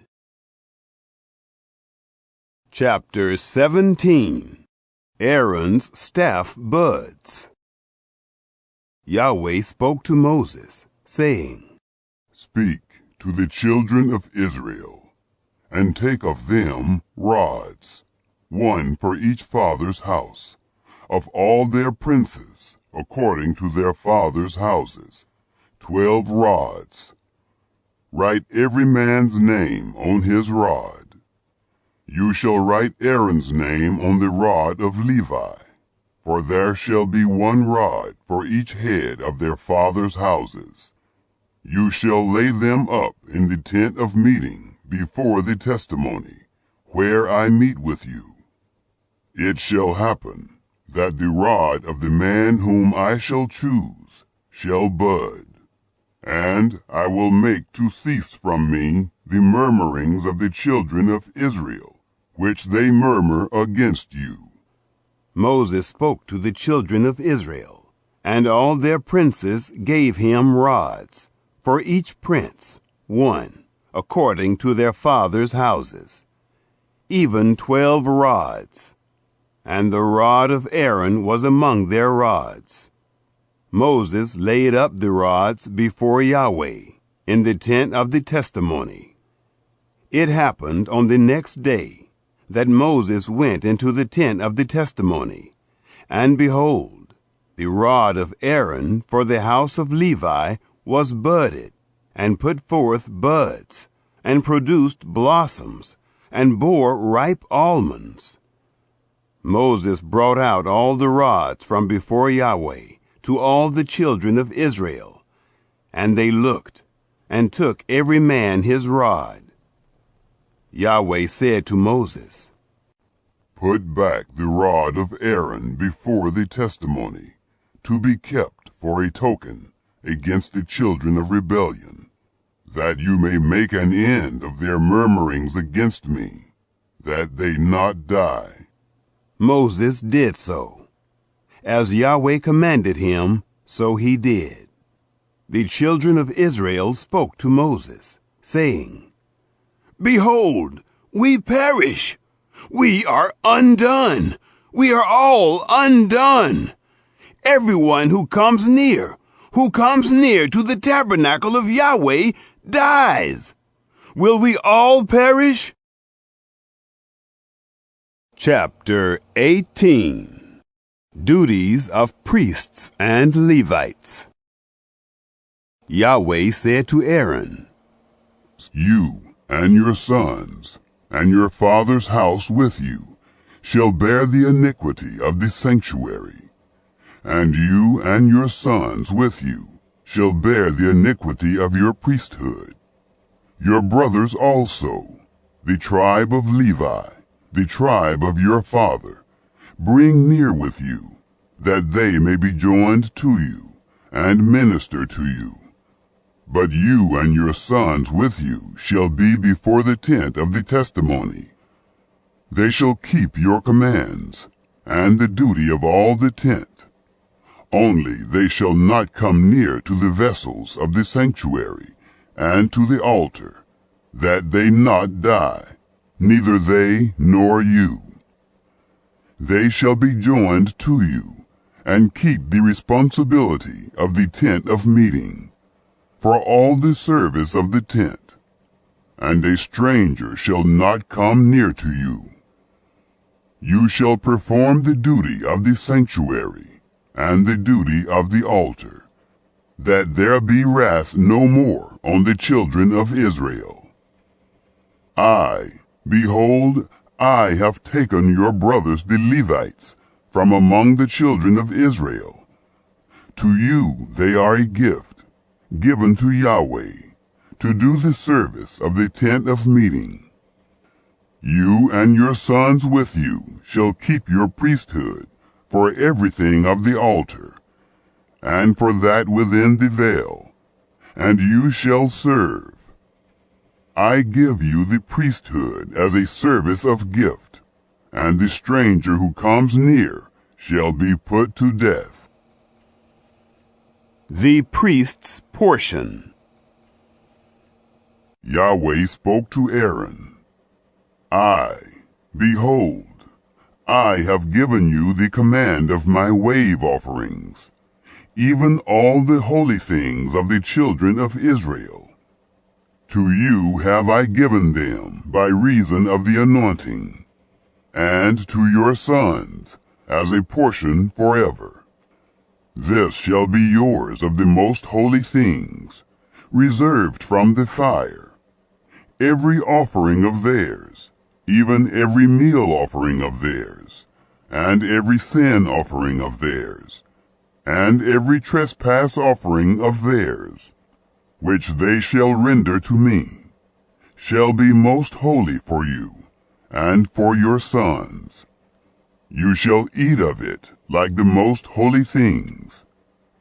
Every male shall eat of it. It shall be holy to you. This is yours too, the wave offering of their gift. even all the wave offerings of the children of Israel. I have given them to you, and to your sons, and to your daughters with you, as a portion forever.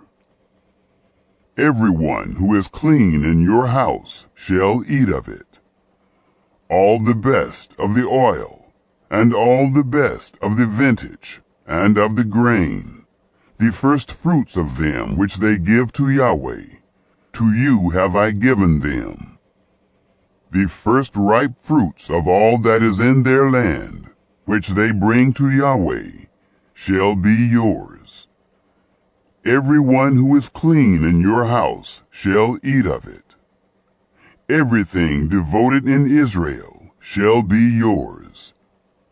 Everything that opens the womb, of all flesh which they offer to Yahweh, both of man and animal, shall be yours. Nevertheless, you shall surely redeem the firstborn of man, and you shall redeem the firstborn of unclean animals. You shall redeem those who are to be redeemed of them from a month old, according to your estimation, for 5 shekels of money, after the shekel of the sanctuary. The same is 20 gerahs. But you shall not redeem the firstborn of a cow, or the firstborn of a sheep, or the firstborn of a goat. They are holy. You shall sprinkle their blood on the altar, and shall burn their fat for an offering made by fire, for a pleasant aroma to Yahweh. Their flesh shall be yours, as the wave offering breast, and as the right thigh, it shall be yours. All the wave offerings of the holy things, which the children of Israel offer to Yahweh, have I given you, and your sons, and your daughters with you, as a portion forever. It is a covenant of salt forever before Yahweh to you, and to your seed with you. Yahweh said to Aaron, You shall have no inheritance in their land, neither shall you have any portion among them. I am your portion, and your inheritance among the children of Israel. The Levites' portion. To the children of Levi, behold, I have given all the tithe in Israel for an inheritance, in return for their service which they serve, even the service of the tent of meeting. Henceforth the children of Israel shall not come near the tent of meeting, lest they bear sin and die. But the Levites shall do the service of the tent of meeting, and they shall bear their iniquity. It shall be a statute forever, throughout your generations, and among the children of Israel they shall have no inheritance.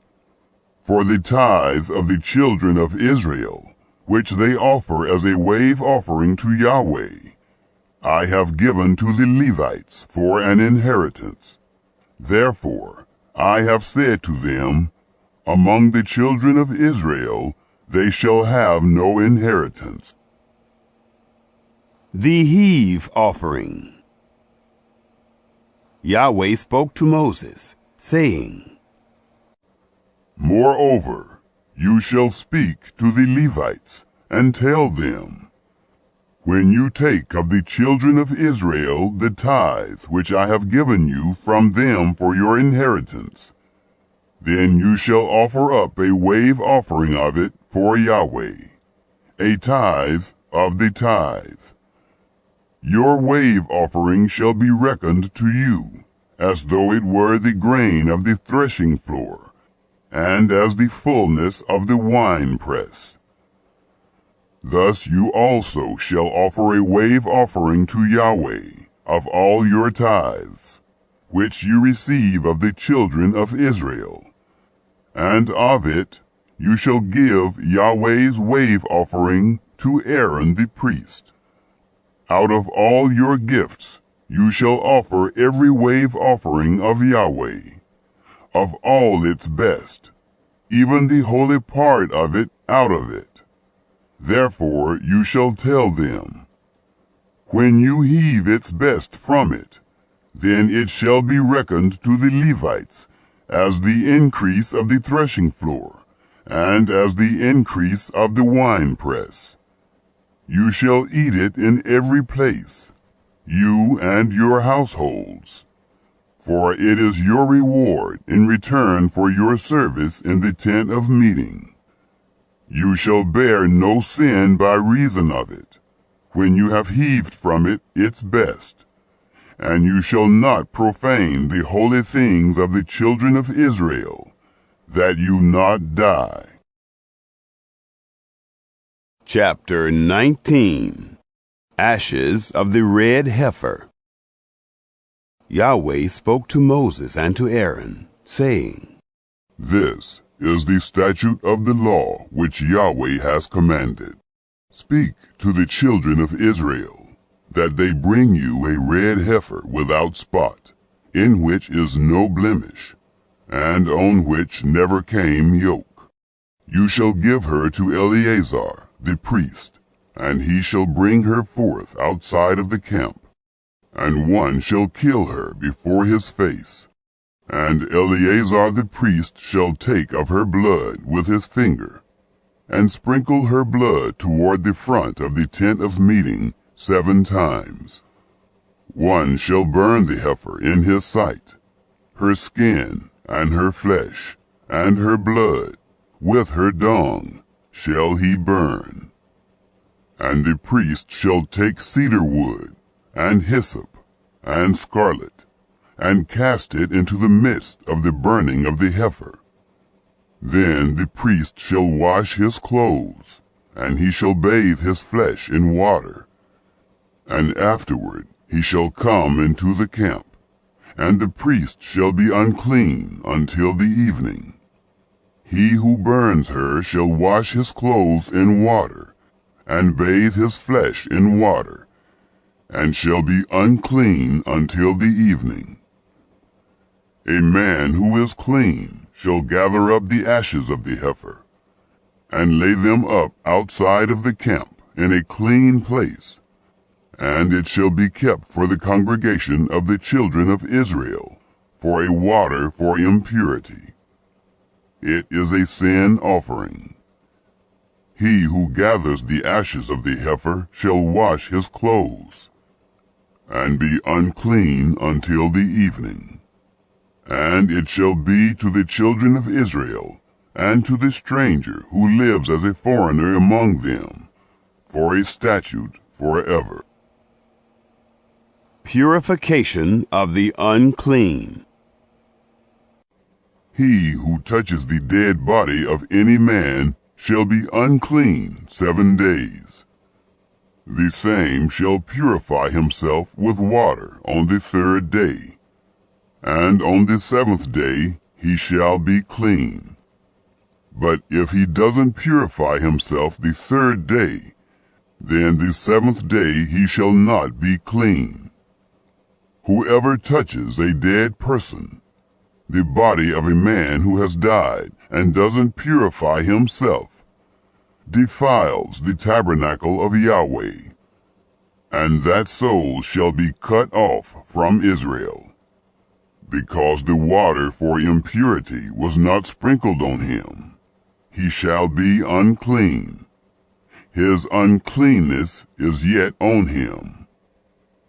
This is the law when a man dies in a tent. Everyone who comes into the tent, and everyone who is in the tent, shall be unclean 7 days. Every open vessel, which has no covering bound on it, is unclean. Whoever in the open field touches one who is slain with a sword, or a dead body, or a bone of a man, or a grave, shall be unclean 7 days. For the unclean they shall take of the ashes of the burning of the sin offering, and running water shall be put thereto in a vessel. And a clean person shall take hyssop, and dip it in the water, and sprinkle it on the tent, and on all the vessels, and on the persons who were there, and on him who touched the bone, or the slain, or the dead, or the grave. And the clean person shall sprinkle on the unclean on the 3rd day and on the 7th day. And on the 7th day he shall purify him. And he shall wash his clothes, and bathe himself in water, and shall be clean at evening. But the man who shall be unclean, and shall not purify himself, that soul shall be cut off from the midst of the assembly, because he has defiled the sanctuary of Yahweh. The water for impurity has not been sprinkled on him. He is unclean. It shall be a perpetual statute to them. And he who sprinkles the water for impurity shall wash his clothes, and he who touches the water for impurity shall be unclean until evening. Whatever the unclean person touches shall be unclean, and the soul that touches it shall be unclean until evening. Chapter 20. The Death of Miriam.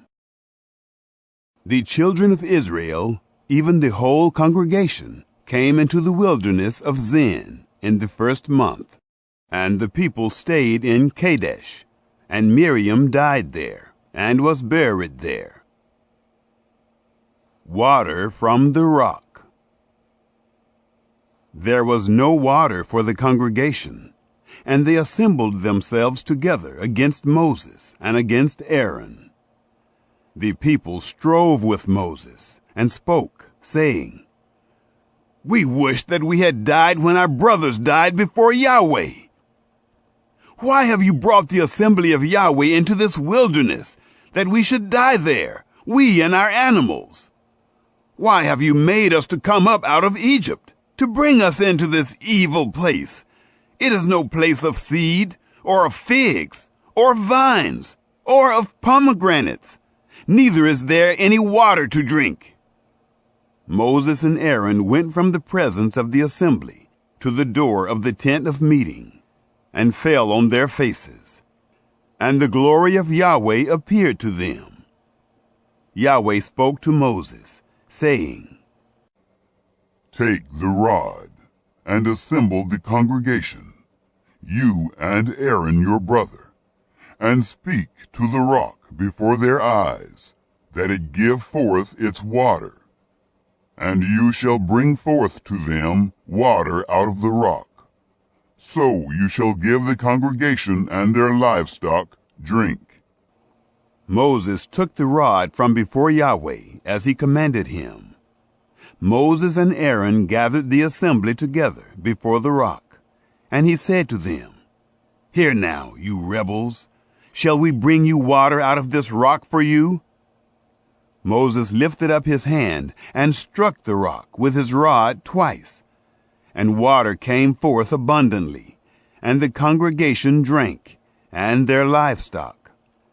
Yahweh said to Moses and Aaron, "Because you didn't believe in me, to sanctify me in the eyes of the children of Israel, therefore you shall not bring this assembly into the land which I have given them." These are the waters of Meribah, because the children of Israel strove with Yahweh, and he was sanctified in them. Edom refuses passage. Moses sent messengers from Kadesh to the king of Edom, saying, "Thus says your brother Israel, you know all the travail that has happened to us, how our fathers went down into Egypt, and we lived in Egypt a long time, and the Egyptians dealt ill with us and our fathers. And when we cried to Yahweh, he heard our voice, and sent an angel, and brought us forth out of Egypt. And behold, we are in Kadesh, a city in the uttermost of your border. Please let us pass through your land. We will not pass through field or through vineyard, neither will we drink of the water of the wells. We will go along the king's highway. We will not turn aside to the right hand nor to the left until we have passed your border. Edom said to him, You shall not pass through me, lest I come out with the sword against you. The children of Israel said to him, We will go up by the highway, and if we drink of your water, I and my livestock, then I will give its price. Let me only, without doing anything else, pass through on my feet. He said, You shall not pass through. Edom came out against him with many people, and with a strong hand. Thus Edom refused to give Israel passage through his border. So Israel turned away from him. The death of Aaron. They traveled from Kadesh, and the children of Israel, even the whole congregation, came to Mount Hor. Yahweh spoke to Moses and Aaron in Mount Hor, by the border of the land of Edom, saying, Aaron shall be gathered to his people, for he shall not enter into the land which I have given to the children of Israel, because you rebelled against my word at the waters of Meribah. Take Aaron and Eleazar his son, and bring them up to Mount Hor, and strip Aaron of his garments, and put them on Eleazar his son. And Aaron shall be gathered to his people, and shall die there. Moses did as Yahweh commanded, and they went up into Mount Hor in the sight of all the congregation. Moses stripped Aaron of his garments, and put them on Eleazar his son, and Aaron died there on the top of the mountain. And Moses and Eleazar came down from the mountain. When all the congregation saw that Aaron was dead, they wept for Aaron 30 days, even all the house of Israel. Chapter 21. Victory over the Canaanites. The Canaanite, the king of Arad, who lived in the south, heard tell that Israel came by the way of Atharim, and he fought against Israel, and took some of them captive. Israel vowed a vow to Yahweh, and said, If you will indeed deliver this people into my hand, then I will utterly destroy their cities. Yahweh listened to the voice of Israel, and delivered up the Canaanites, and they utterly destroyed them and their cities. And the name of the place was called Hormah. The Bronze Serpent. They traveled from Mount Hor by the way to the Red Sea, to compass the land of Edom. And the soul of the people was much discouraged because of the way. The people spoke against God and against Moses. Why have you brought us up out of Egypt to die in the wilderness? For there is no bread, and there is no water, and our soul loathes this light bread. Yahweh sent fiery serpents among the people, and they bit the people, and many people of Israel died. The people came to Moses and said, We have sinned, because we have spoken against Yahweh and against you. Pray to Yahweh that he take away the serpents from us. Moses prayed for the people. Yahweh said to Moses, Make a fiery serpent, and set it on a standard, and it shall happen that every one who is bitten, when he sees it, shall live. Moses made a serpent of brass, and set it on the standard. And it happened that if a serpent had bitten any man, When he looked to the serpent of brass, he lived. The journey to Moab. The children of Israel traveled and encamped in Oboth. They traveled from Oboth and encamped at Liabiram in the wilderness, which is before Moab, toward the sunrise. From there they traveled and encamped in the valley of Zered. From there they traveled and encamped on the other side of the Arnon, which is in the wilderness, that comes out of the border of the Amorites. For the Arnon is the border of Moab, between Moab and the Amorites. Therefore it is said in the book of the wars of Yahweh, Wahib in Suphah, the valleys of the Arnon, the slope of the valleys that incline toward the dwelling of Er, leans on the border of Moab. From there they traveled to Bair. That is the well of which Yahweh said to Moses, Gather the people together, and I will give them water. Then sang Israel this song, Spring up, well, sing to it. The well which the princes dug, which the nobles of the people dug, with the scepter and with their poles. From the wilderness they traveled to Mattanah, and from Mattanah to Nahaliel, and from Nahaliel to Bamoth, and from Bamoth to the valley that is in the field of Moab, to the top of Pisgah, which looks down on the desert. The defeat of Sihon.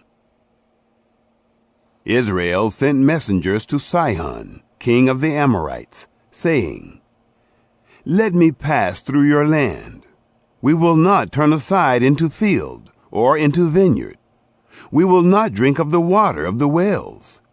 We will go by the king's highway until we have passed your border. Sihon would not allow Israel to pass through his border. But Sihon gathered all his people together and went out against Israel into the wilderness, and came to Jahaz, and he fought against Israel. Israel struck him with the edge of the sword, and possessed his land from the Arnon to the Jabbok, even to the children of Ammon, for the border of the children of Ammon was strong. Israel took all these cities, and Israel lived in all the cities of the Amorites, in Heshbon, and in all its towns. For Heshbon was the city of Sihon, the king of the Amorites, who had fought against the former king of Moab, and taken all his land out of his hand, even to the Arnon. Therefore those who speak in Proverbs say, Come to Heshbon, let the city of Sihon be built and established. For a fire has gone out of Heshbon, a flame from the city of Sihon.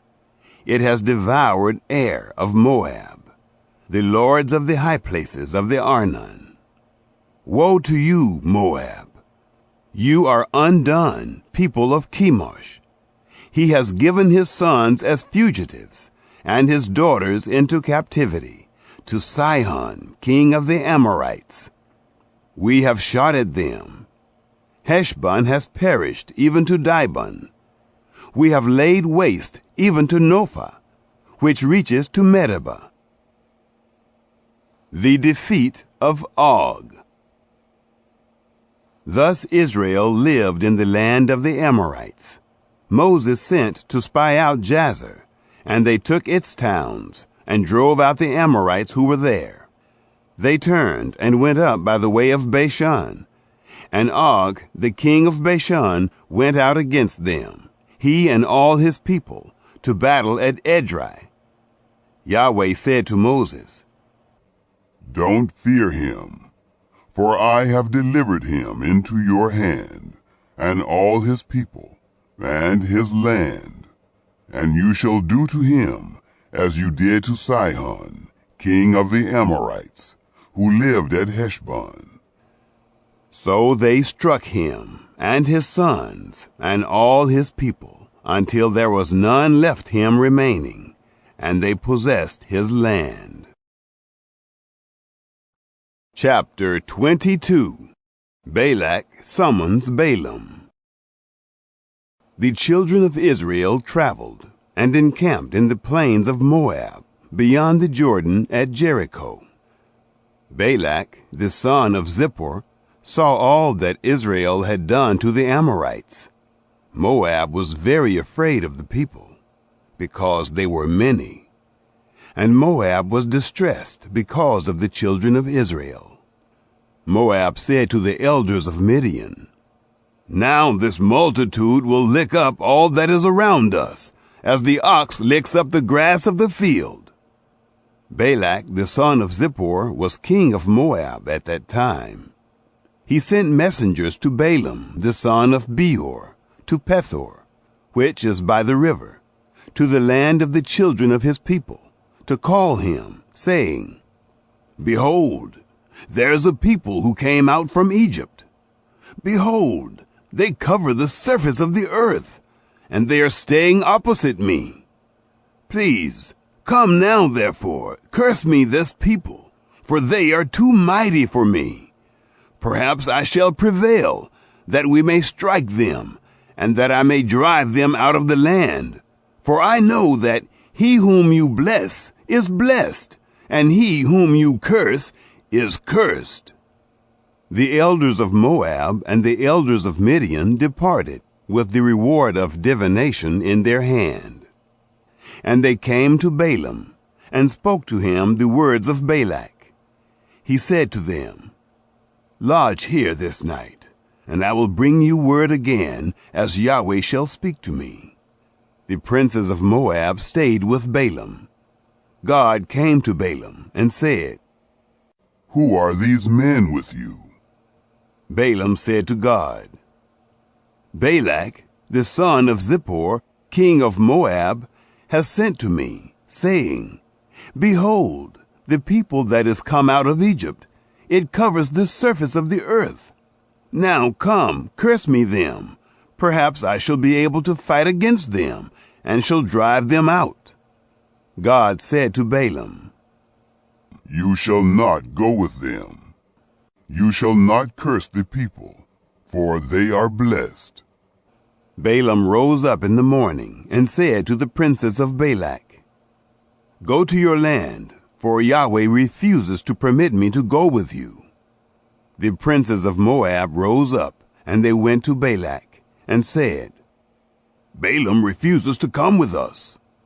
Balak sent yet again princes, more and more honorable than they.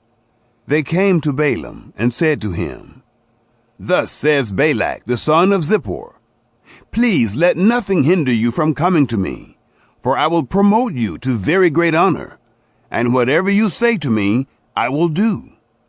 Please come, therefore, and curse this people for me."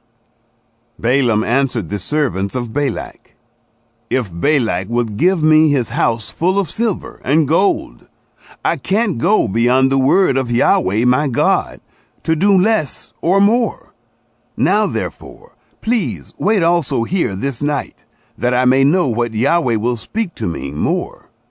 God came to Balaam at night, and said to him, "If the men have come to call you, rise up, go with them. But only the word which I speak to you, that you shall do." Balaam rose up in the morning, and saddled his donkey, and went with the princes of Moab. The angel and Balaam's donkey.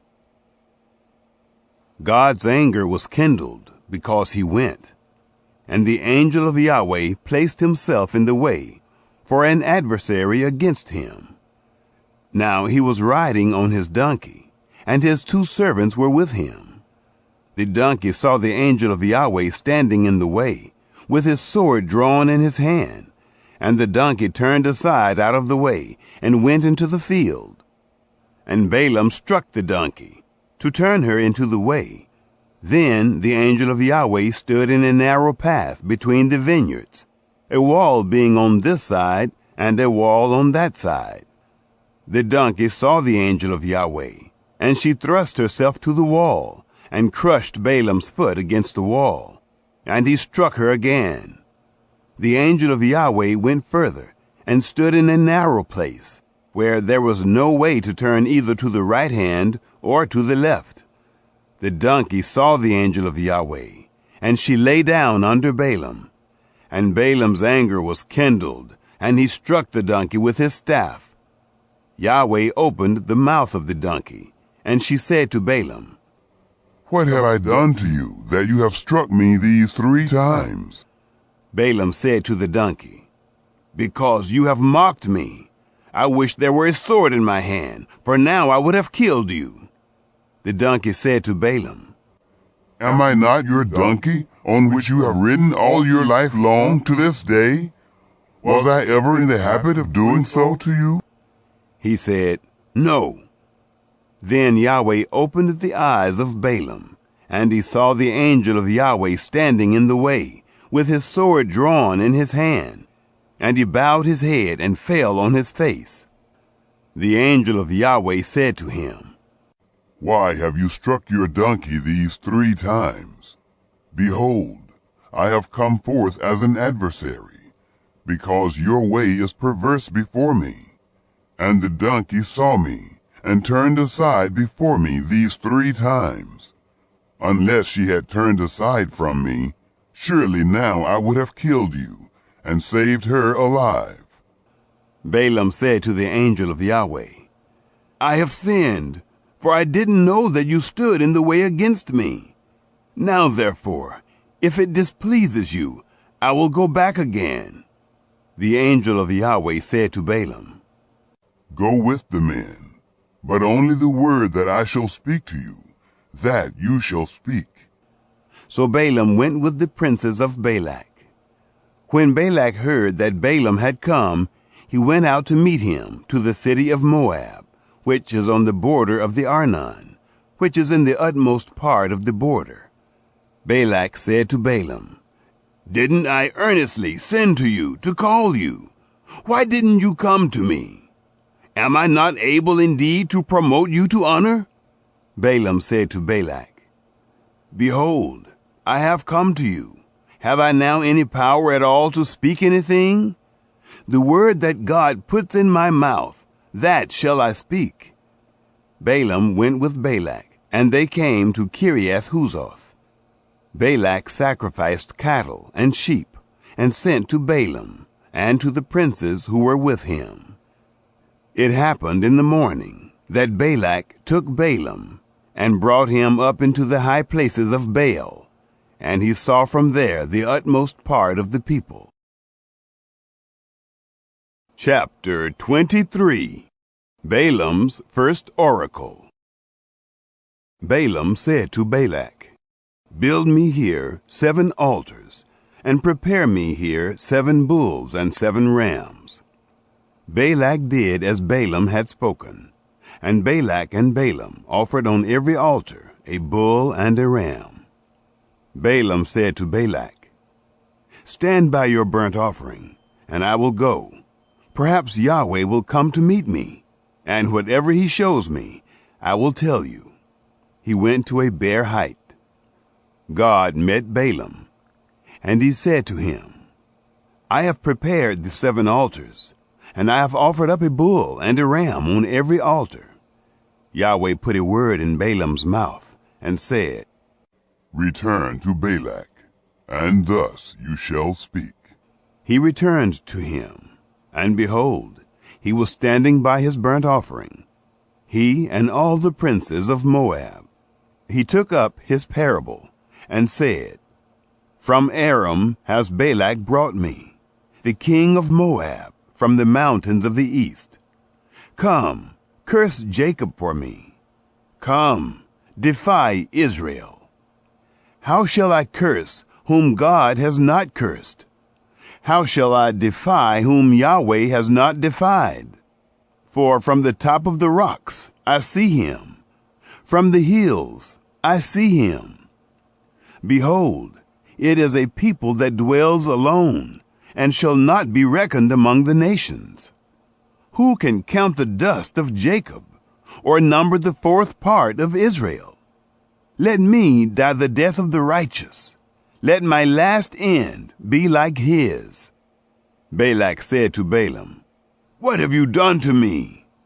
I took you to curse my enemies, and behold, you have blessed them altogether." He answered and said, "Must I not take heed to speak that which Yahweh puts in my mouth?" Balaam's second oracle.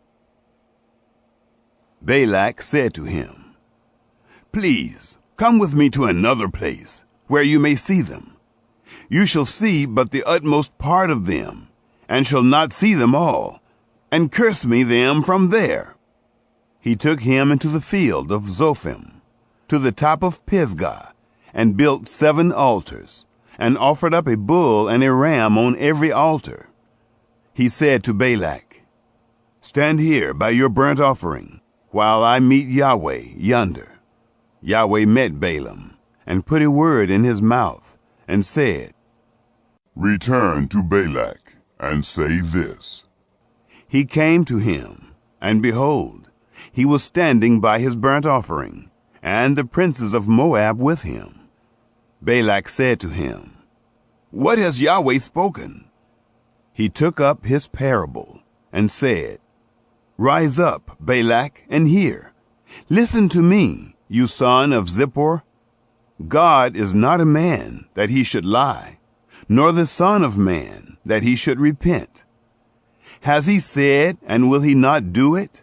Or has he spoken, and will he not make it good? Behold, I have received a command to bless. He has blessed, and I can't reverse it. He has not seen iniquity in Jacob, neither has he seen perverseness in Israel. Yahweh his God is with him. The shout of a king is among them. God brings them out of Egypt. He has, as it were, the strength of the wild ox. Surely there is no enchantment with Jacob, neither is there any divination with Israel. Now it shall be said of Jacob and of Israel, what has God done? Behold, the people rises up as a lioness. As a lion he lifts himself up. He shall not lie down until he eat of the prey, and drinks the blood of the slain. Balak said to Balaam, Neither curse them at all, nor bless them at all. But Balaam answered Balak, Didn't I tell you, saying, All that Yahweh speaks, that I must do?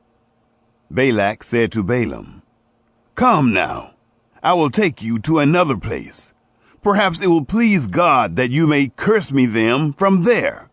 Balak took Balaam to the top of Peor, that looks down on the desert.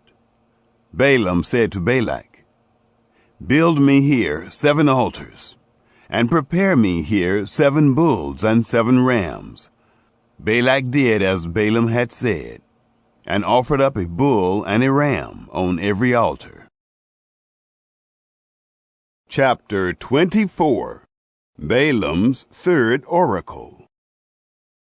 When Balaam saw that it pleased Yahweh to bless Israel, he didn't go, as at the other times, to meet with enchantments, but he set his face toward the wilderness. Balaam lifted up his eyes, and he saw Israel dwelling according to their tribes, and the Spirit of God came on him. He took up his parable, and said, Balaam, the son of Beor, says, The man whose eye was closed, says, He says, who hears the words of God, who sees the vision of the Almighty, falling down and having his eyes open. How goodly are your tents, Jacob, and your tents, Israel!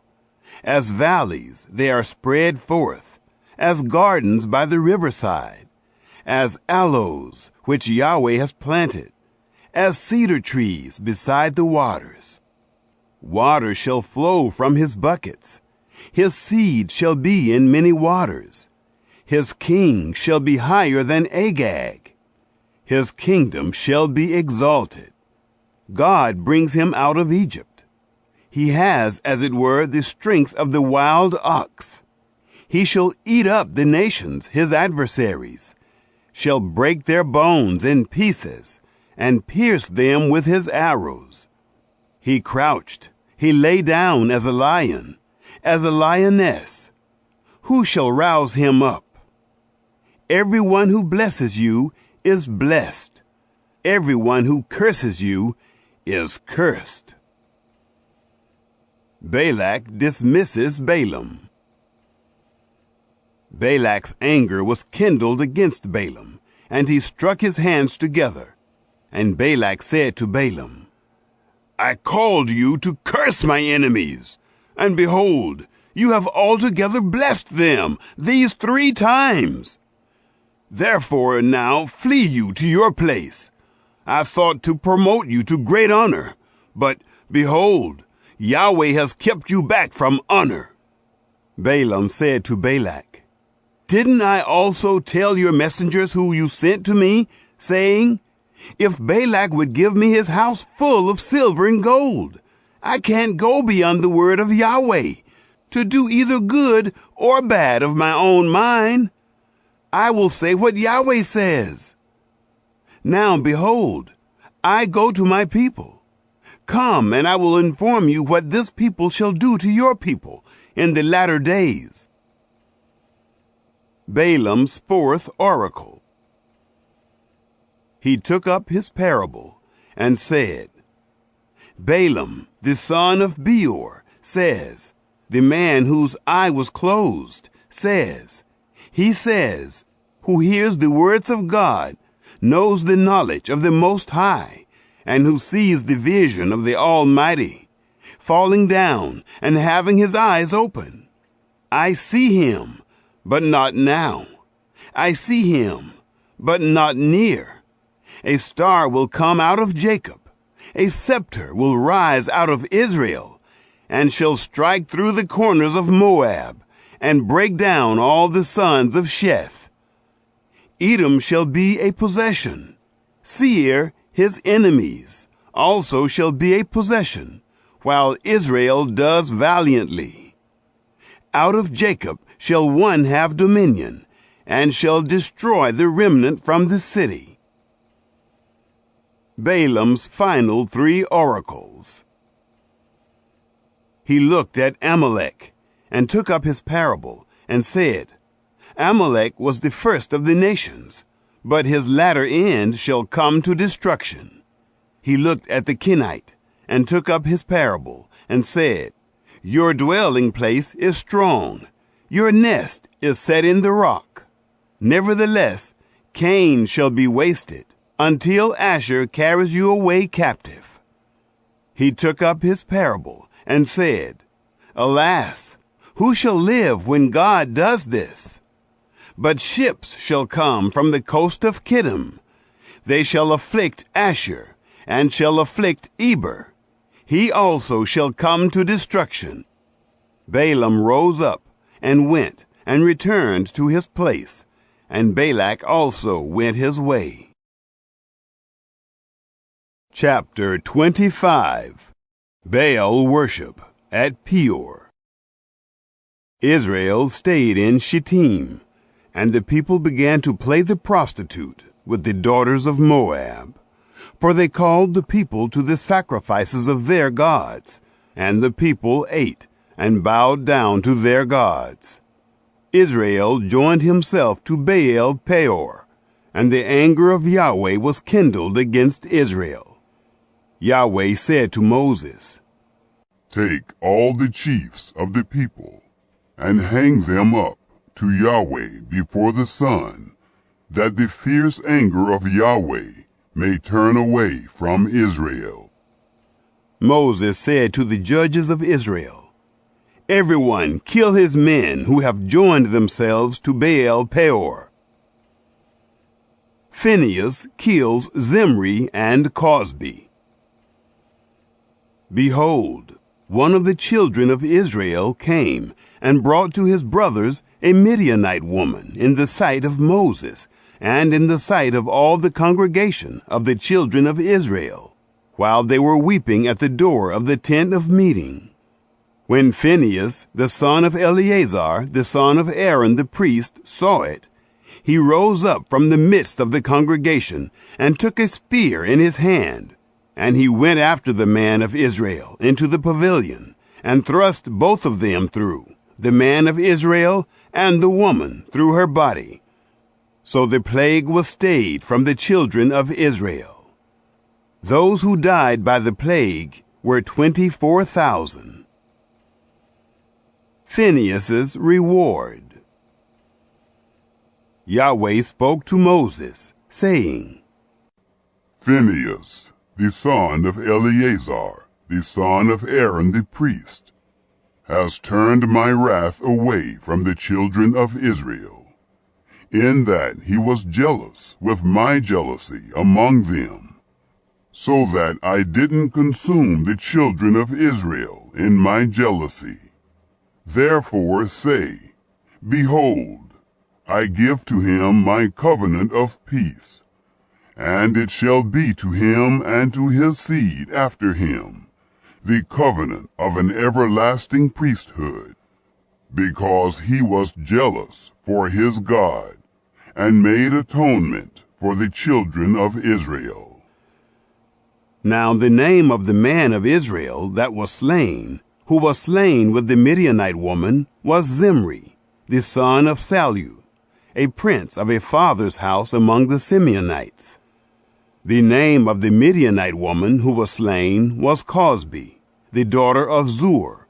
He was head of the people of a father's house in Midian. A warning against the Midianites.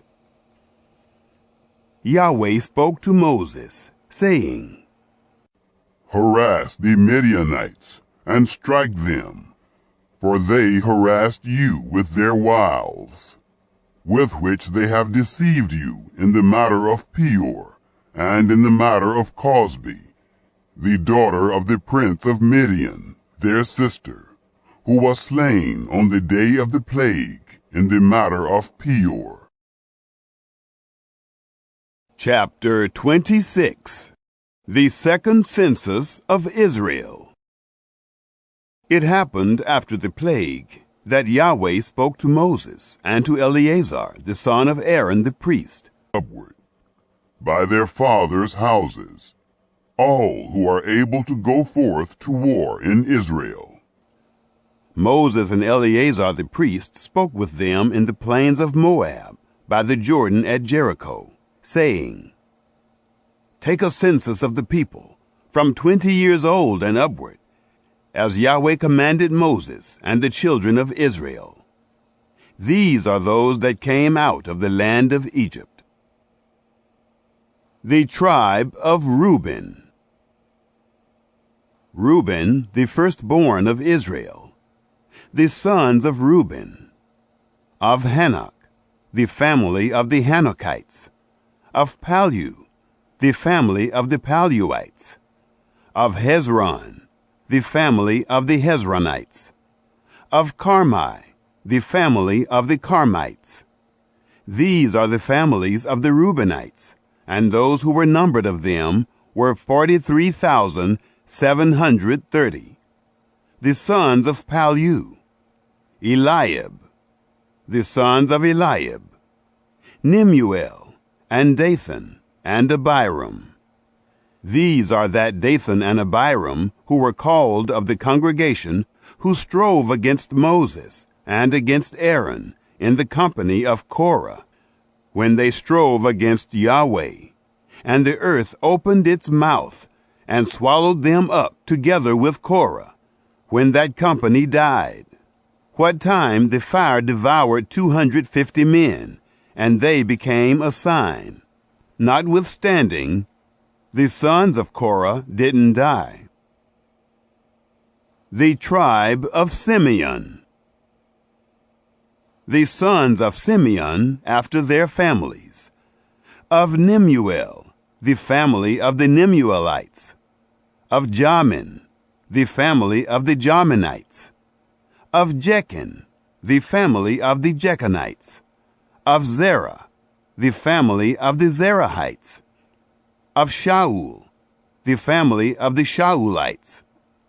These are the families of the Simeonites, 22,200. The tribe of Gad. The sons of Gad after their families.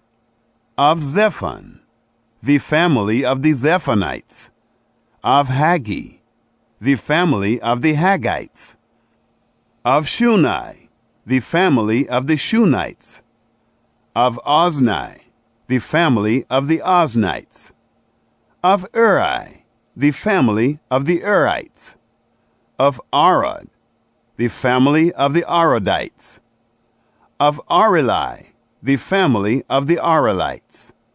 These are the families of the sons of Gad, according to those who were numbered of them, 40,500. The tribe of Judah. The sons of Judah, and Onan. And and Onan died in the land of Canaan. The sons of Judah after their families were of Shelah, the family of the Shelonites. Of Perez, the family of the Perizzites.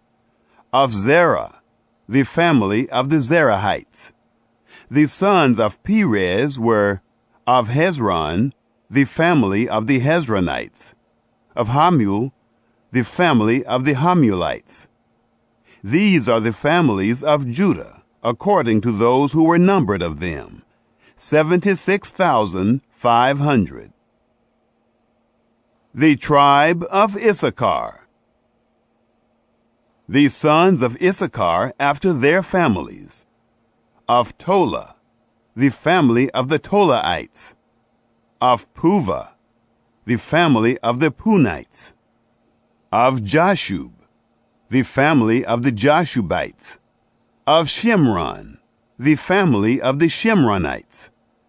These are the families of Issachar, according to those who were numbered of them, 64,300. The tribe of Zebulun. The sons of Zebulun after their families. Of Sered, the family of the Seredites. Of Elon, the family of the Elonites. Of Jaliel, the family of the Jalielites. These are the families of the Zebulunites, according to those who were numbered of them, 60,500. The tribe of Manasseh. The sons of Joseph after their families. Manasseh and Ephraim. The sons of Manasseh. Of Machir, the family of the Machirites. And Machir became the father of Gilead. Of Gilead, the family of the Gileadites. These are the sons of Gilead. Of Lezer, the family of the Lezerites. Of Helek, the family of the Helekites. And of Asriel, the family of the Asrielites. And of Shechem, the family of the Shechemites.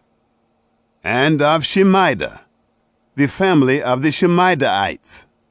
And of Hepher, the family of the Hepherites. Zelophehad, the son of Hepher, had no sons but daughters. And the names of the daughters of Zelophehad were Mahlah and Noah, Hoglah, Milcah, and Tirzah. These are the families of Manasseh, and those who were numbered of them were 52,700. The tribe of Ephraim. These are the sons of Ephraim after their families. Of Shuthelah, the family of the Shuthelahites. Of Becher, the family of the Beecherites. Of Tion, the family of the Tionites. These are the sons of Shuthelah. Of Aaron, the family of the Aaronites. These are the families of the sons of Ephraim, according to those who were numbered of them, 32,500. These are the sons of Joseph after their families. The tribe of Benjamin. The sons of Benjamin after their families. Of Bela, the family of the Belaites. Of Ashbel, the family of the Ashbelites. Of Ahiram, the family of the Ahiramites. Of Shephupham, the family of the Shuphamites. Of Hupham, the family of the Huphamites. The sons of Bela were Ard and Naaman. Of Ard, the family of the Ardites. Of Naaman, the family of the Naamites. These are the sons of Benjamin after their families, and those who were numbered of them were 45,600. The tribe of Dan. These are the sons of Dan after their families. Of Shuham, the family of the Shuhamites. These are the families of Dan after their families. All the families of the Shuhamites, according to those who were numbered of them, were 64,400. The tribe of Asher. The sons of Asher after their families. Of Imnah, the family of the Imnites. Of Ishvi, the family of the Ishvites. Of Beriah, the family of the Berites. Of the sons of Beriah, of Heber, the family of the Heberites. Of Malkiel, the family of the Malkielites. The name of the daughter of Asher was Sarah. These are the families of the sons of Asher, according to those who were numbered of them, 53,400.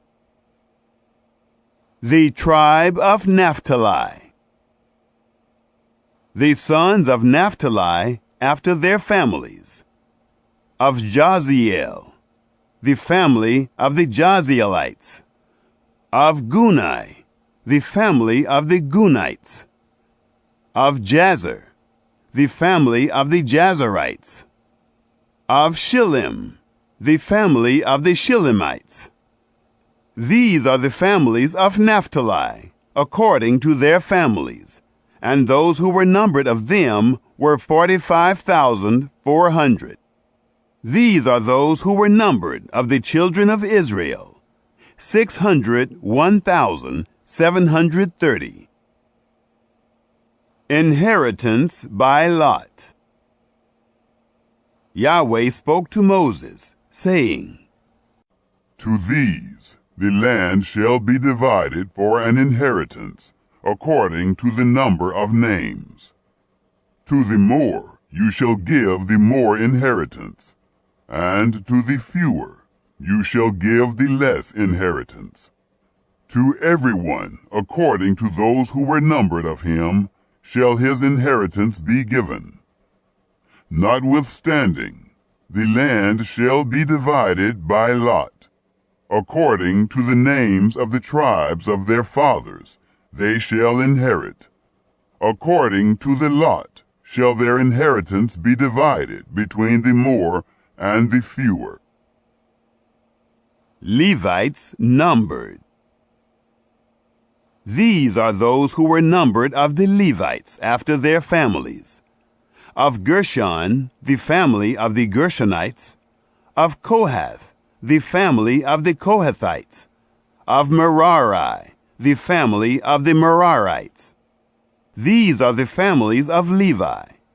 The family of the Libnites, the family of the Hebronites, the family of the Malites, the family of the Mushites, the family of the Korahites. Kohath became the father of Amram. The name of Amram's wife was Jochebed, the daughter of Levi, who was born to Levi in Egypt. And she bore to Amram Aaron and Moses, and Miriam their sister. To Aaron were born Nadab and Abihu, Eleazar and Ithamar. Nadab and Abihu died when they offered strange fire before Yahweh. Those who were numbered of them were 23,000, every male from a month old and upward, for they were not numbered among the children of Israel, because there was no inheritance given them among the children of Israel. Only Caleb and Joshua remain. These are those who were numbered by Moses and Eleazar the priest, who numbered the children of Israel in the plains of Moab, by the Jordan at Jericho. But among these there was not a man of them who were numbered by Moses and Aaron the priest, who numbered the children of Israel in the wilderness of Sinai. For Yahweh had said of them, They shall surely die in the wilderness. There was not left a man of them, except Caleb, the son of Jephunneh, and Joshua, the son of Nun. Chapter 27. The daughters of Zelophehad. Then drew near the daughters of Zelophehad, the son of Hepher, the son of Gilead, the son of Machir, the son of Manasseh, of the families of Manasseh, the son of Joseph. And these are the names of his daughters: Mahlah, Noah, and Hoglah, and Milcah, and Tirzah. They stood before Moses, and before Eleazar the priest, and before the princes and all the congregation, at the door of the tent of meeting, saying, Our father died in the wilderness, and he was not among the company of those who gathered themselves together against Yahweh in the company of Korah. But he died in his own sin, and he had no sons. Why should the name of our father be taken away from among his family, because he had no son? Give to us a possession among the brothers of our father. Moses brought their cause before Yahweh. The law of inheritances. Yahweh spoke to Moses, saying, The daughters of Zelophehad speak right. You shall surely give them a possession of an inheritance among their father's brothers, and you shall cause the inheritance of their father to pass to them. You shall speak to the children of Israel, saying, If a man dies and has no son, then you shall cause his inheritance to pass to his daughter. If he has no daughter, then you shall give his inheritance to his brothers. If he has no brothers, then you shall give his inheritance to his father's brothers. If his father has no brothers, then you shall give his inheritance to his kinsman, who is next to him of his family, and he shall possess it. And it shall be to the children of Israel a statute and ordinance, as Yahweh commanded Moses. Moses asks for a successor. Yahweh said to Moses, Go up into this mountain of Abarim, and see the land which I have given to the children of Israel. When you have seen it, you also shall be gathered to your people, as Aaron your brother was gathered, because you rebelled against my word in the wilderness of Zin, in the strife of the congregation, to sanctify me at the waters before their eyes. These are the waters of Meribah of Kadesh in the wilderness of Zin. Moses spoke to Yahweh, saying, Let Yahweh, the God of the spirits of all flesh, appoint a man over the congregation, who may go out before them, and who may come in before them, and who may lead them out, and who may bring them in, that the congregation of Yahweh not be as sheep which have no shepherd. Joshua to succeed Moses. Yahweh said to Moses, Take Joshua, the son of Nun, a man in whom is the Spirit, and lay your hand on him, and set him before Eleazar the priest, and before all the congregation, and commission him in their sight. You shall put of your honor on him, that all the congregation of the children of Israel may obey. He shall stand before Eleazar the priest, who shall inquire for him by the judgment of the Urim before Yahweh. At his word shall they go out, and at his word they shall come in, both he and all the children of Israel with him, even all the congregation. Moses did as Yahweh commanded him. And he took Joshua, and set him before Eleazar the priest, and before all the congregation. And he laid his hands on him, and commissioned him, as Yahweh spoke by Moses. Chapter 28. The Daily Offerings. Yahweh spoke to Moses, saying, Command the children of Israel, and tell them, My offering, my food for my offerings made by fire, of a pleasant aroma to me, you shall observe to offer to me in their due season. You shall tell them, This is the offering made by fire, which you shall offer to Yahweh. Male lambs, a year old, without blemish, 2, day by day, for a continual burnt offering. You shall offer the one lamb in the morning, and you shall offer the other lamb at evening, with the 10th part of an ephah of fine flour for a meal offering, mixed with the 4th part of a hin of beaten oil. It is a continual burnt offering, which was ordained in Mount Sinai for a pleasant aroma, an offering made by fire to Yahweh. Its drink offering shall be the 4th part of a hin for the one lamb. You shall pour out a drink offering of strong drink to Yahweh in the holy place.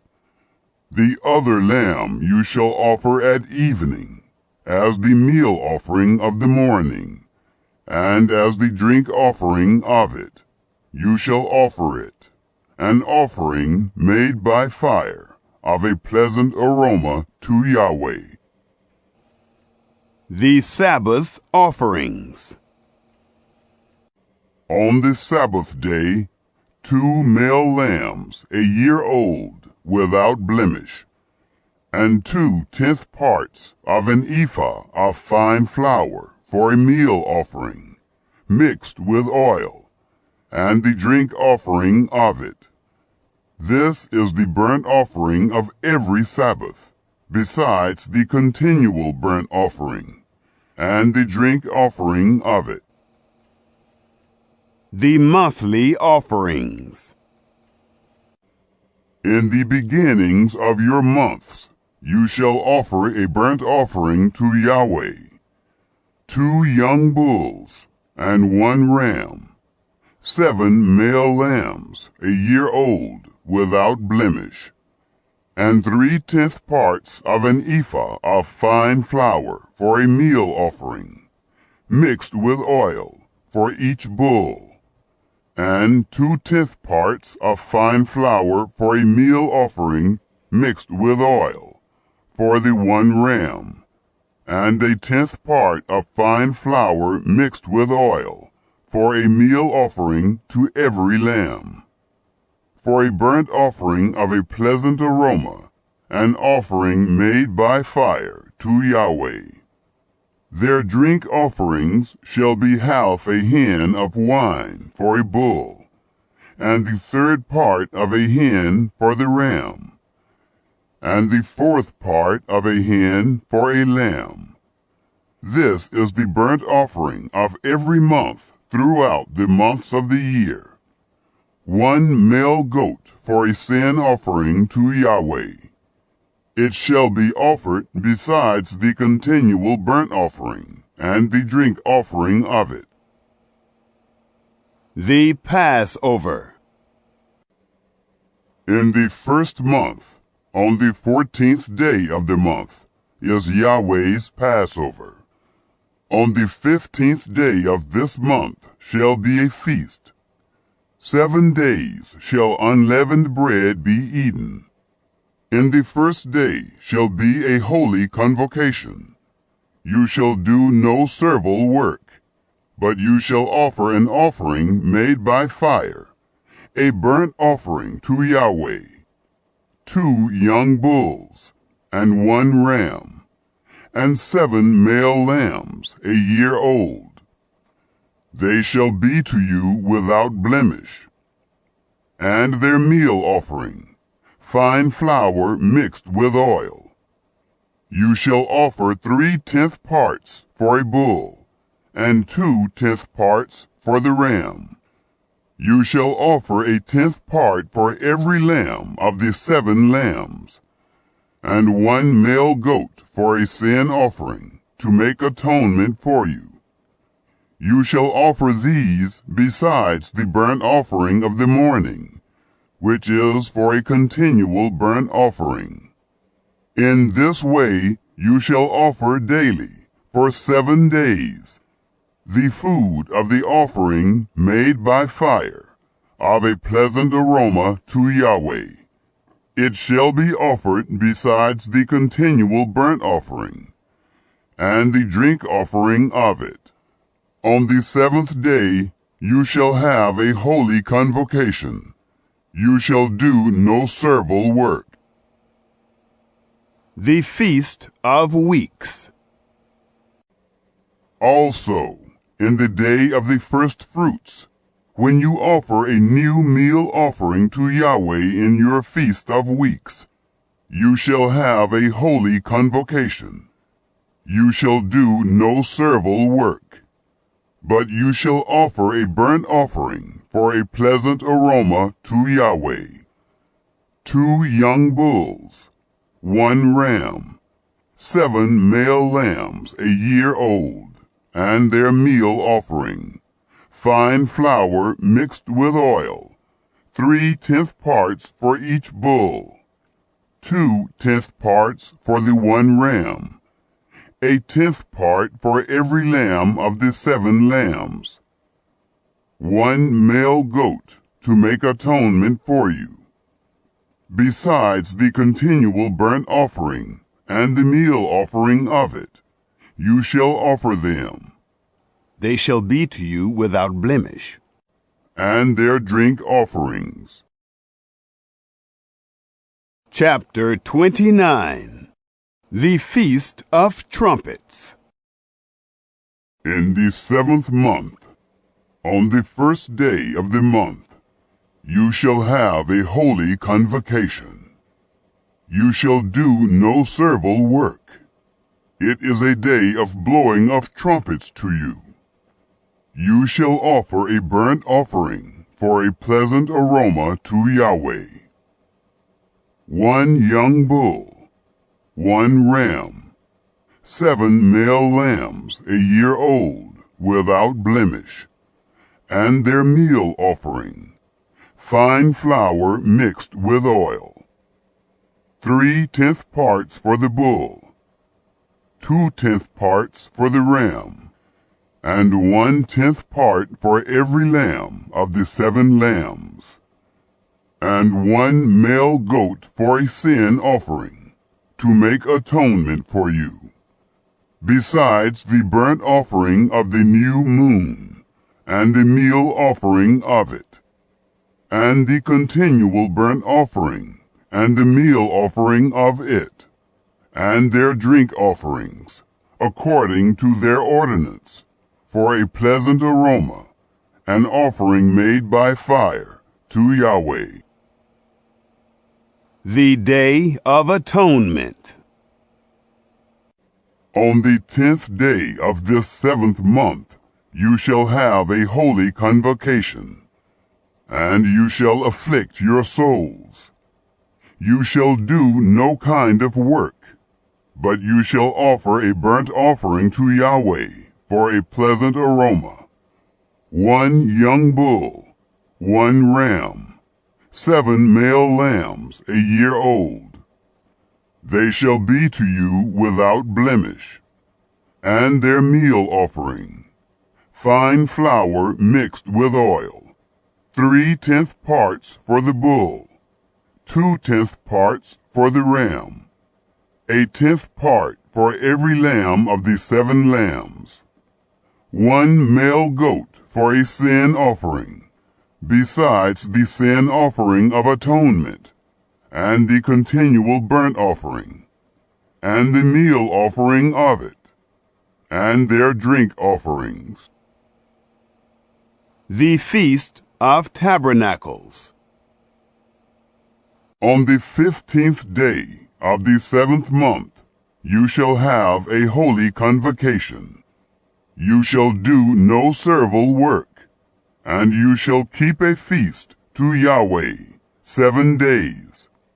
And you shall offer a burnt offering, an offering made by fire of a pleasant aroma to Yahweh.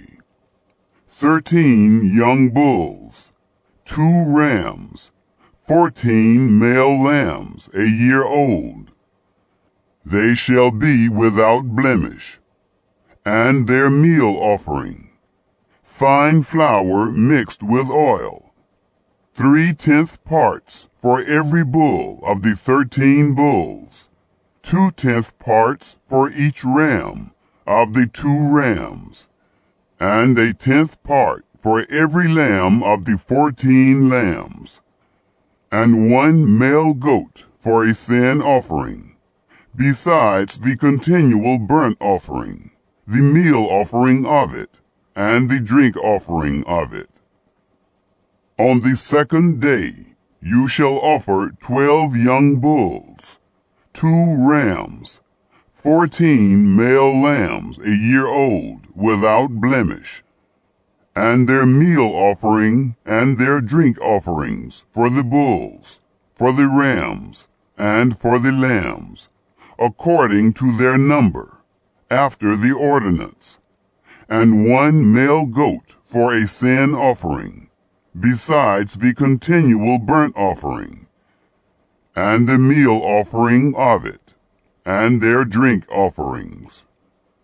On the 3rd day 11 bulls, 2 rams, 14 male lambs a year old without blemish, and their meal offering, and their drink offerings for the bulls, for the rams, and for the lambs, according to their number, after the ordinance, and 1 male goat for a sin offering, besides the continual burnt offering, and the meal offering of it, and the drink offering of it.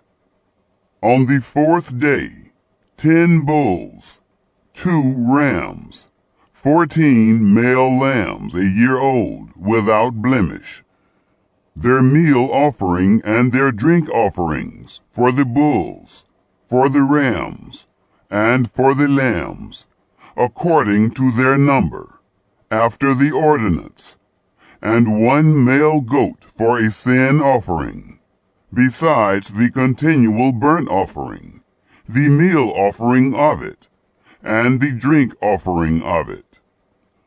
On the 5th day 9 bulls, 2 rams, 14 male lambs a year old without blemish, and their meal offering and their drink offerings for the bulls, for the rams, and for the lambs, according to their number, after the ordinance, and 1 male goat for a sin offering, besides the continual burnt offering, and the meal offering of it, and the drink offering of it.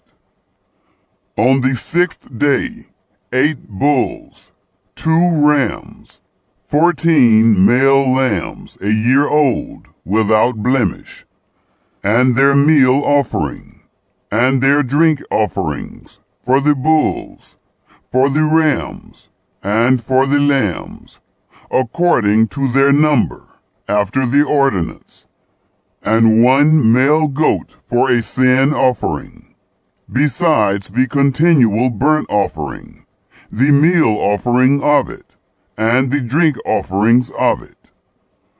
On the 7th day, 7 bulls, 2 rams, 14 male lambs a year old, without blemish, and their meal offering, and their drink offerings, for the bulls, for the rams, and for the lambs, according to their number, after the ordinance, and 1 male goat for a sin offering, besides the continual burnt offering, the meal offering of it, and the drink offering of it.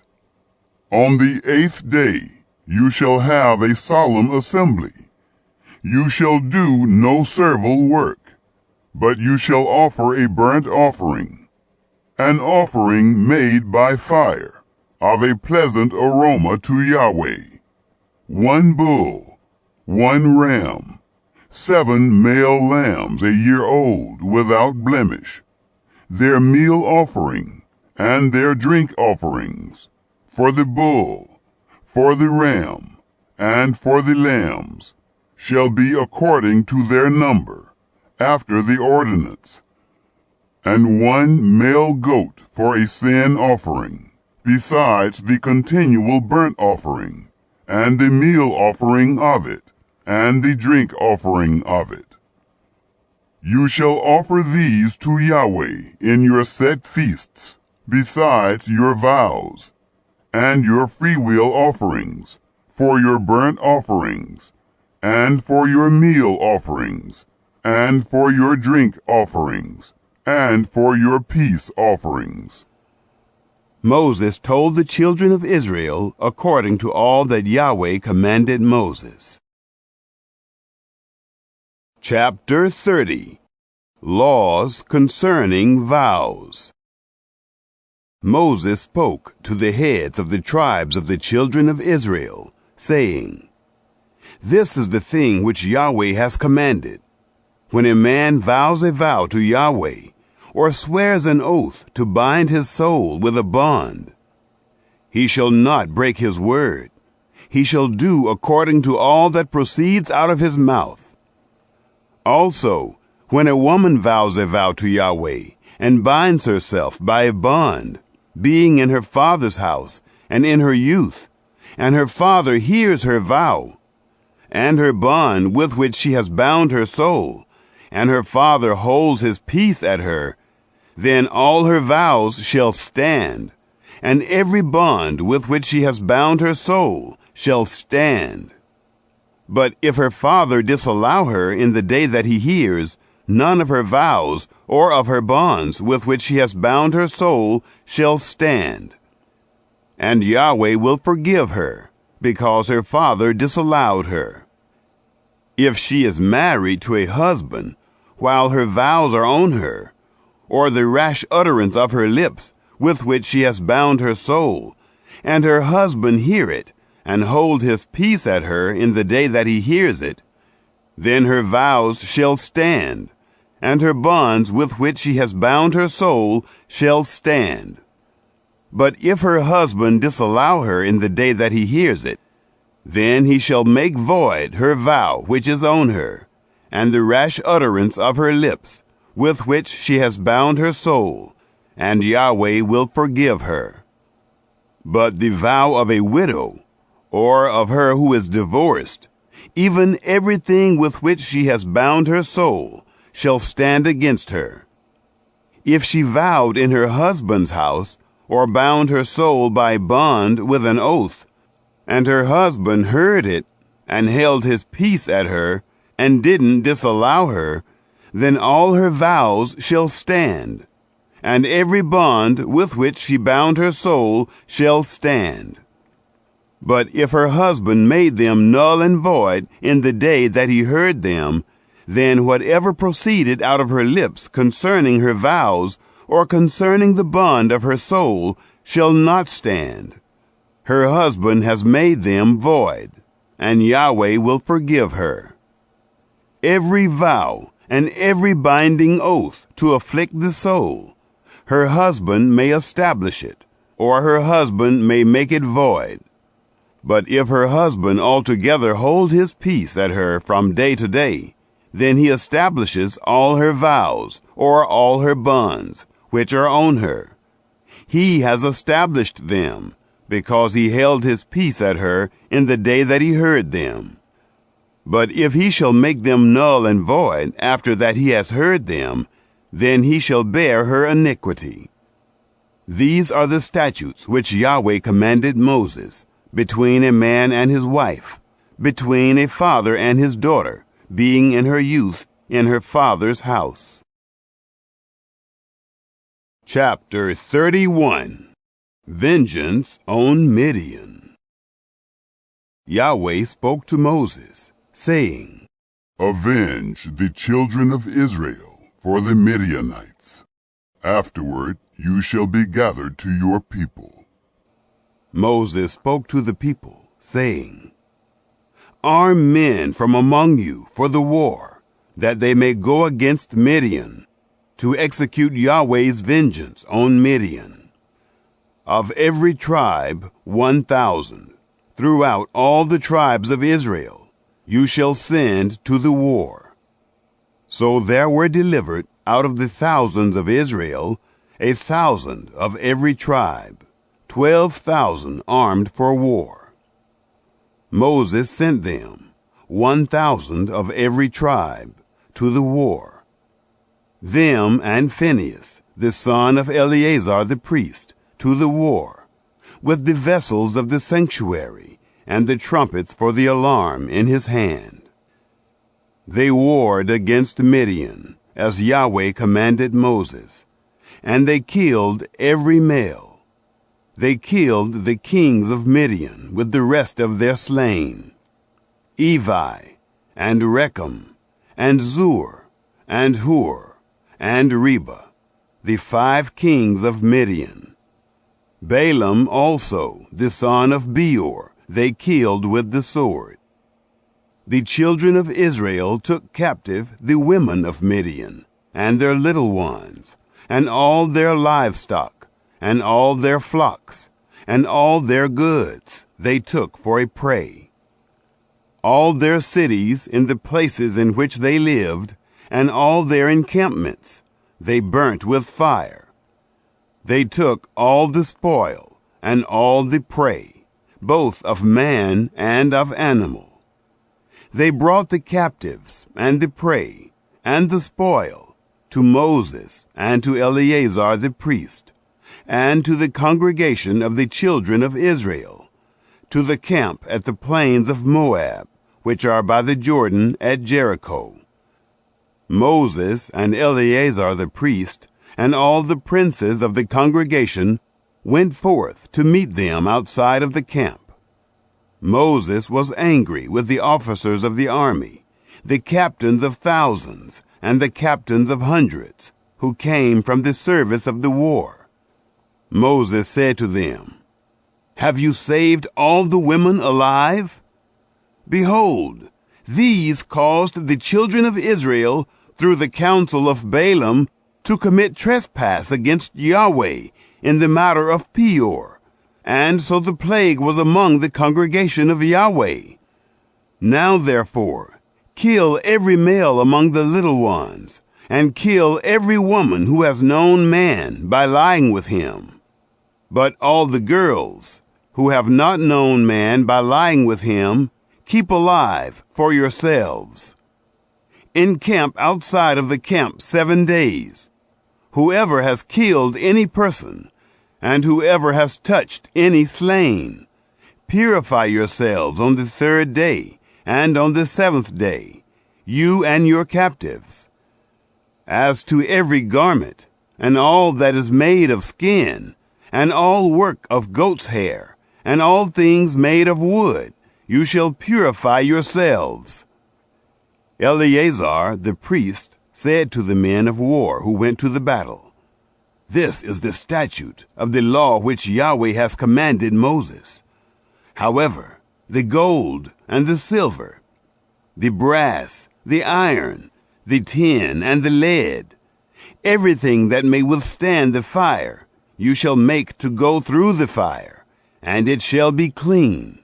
Nevertheless, it shall be purified with the water for impurity. And all that doesn't withstand the fire, you shall make to go through the water. You shall wash your clothes on the 7th day, and you shall be clean. And afterward you shall come into the camp. Division of the spoils.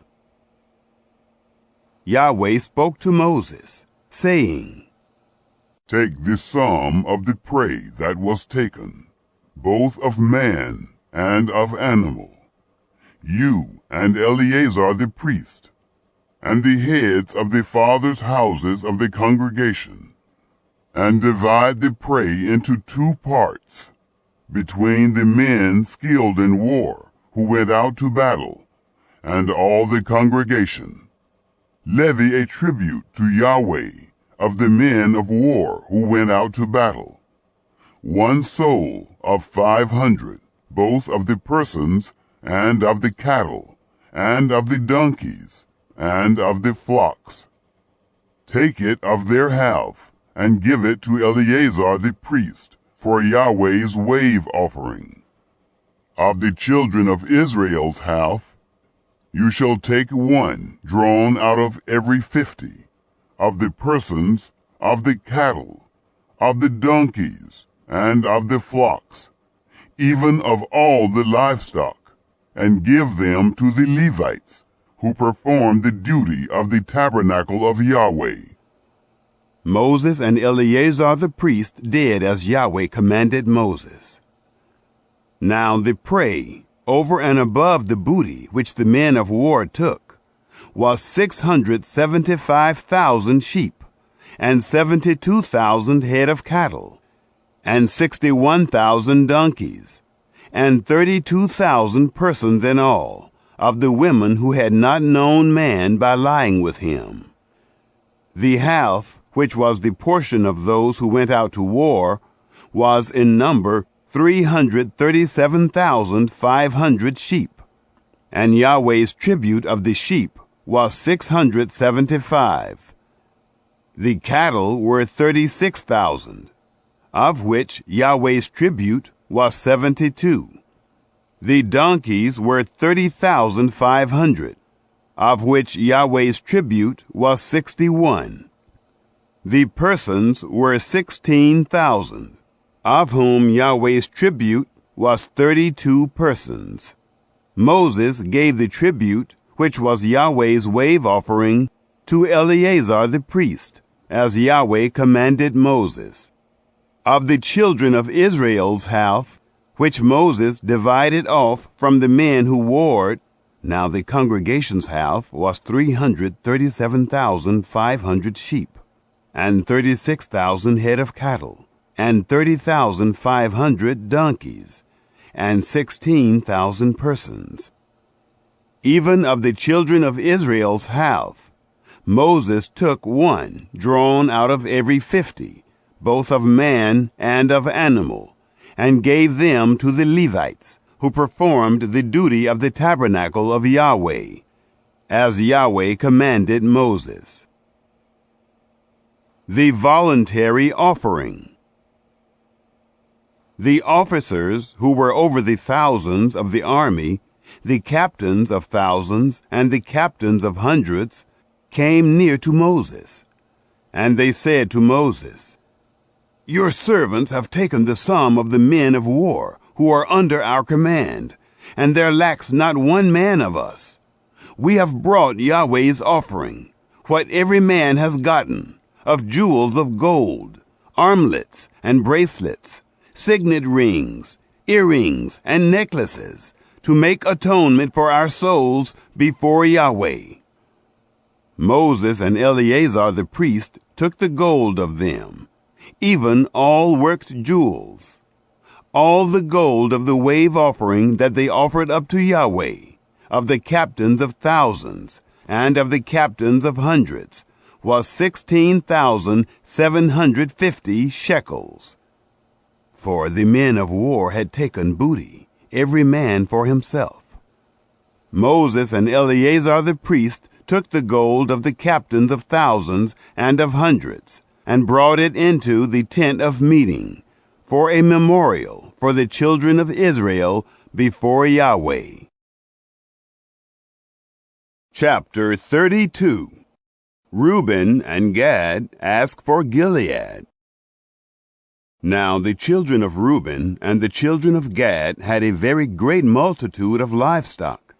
And when they saw the land of Jazer and the land of Gilead, that, behold, the place was a place for livestock, the children of Gad and the children of Reuben came and spoke to Moses and to Eleazar the priest, and to the princes of the congregation, saying, Adaroth, and Dibon, and Jazer, and Nimrah, and Heshbon, and Elealeh, and Sebum, and Nebo, and Beon, the land which Yahweh struck before the congregation of Israel, is a land for livestock, and your servants have livestock.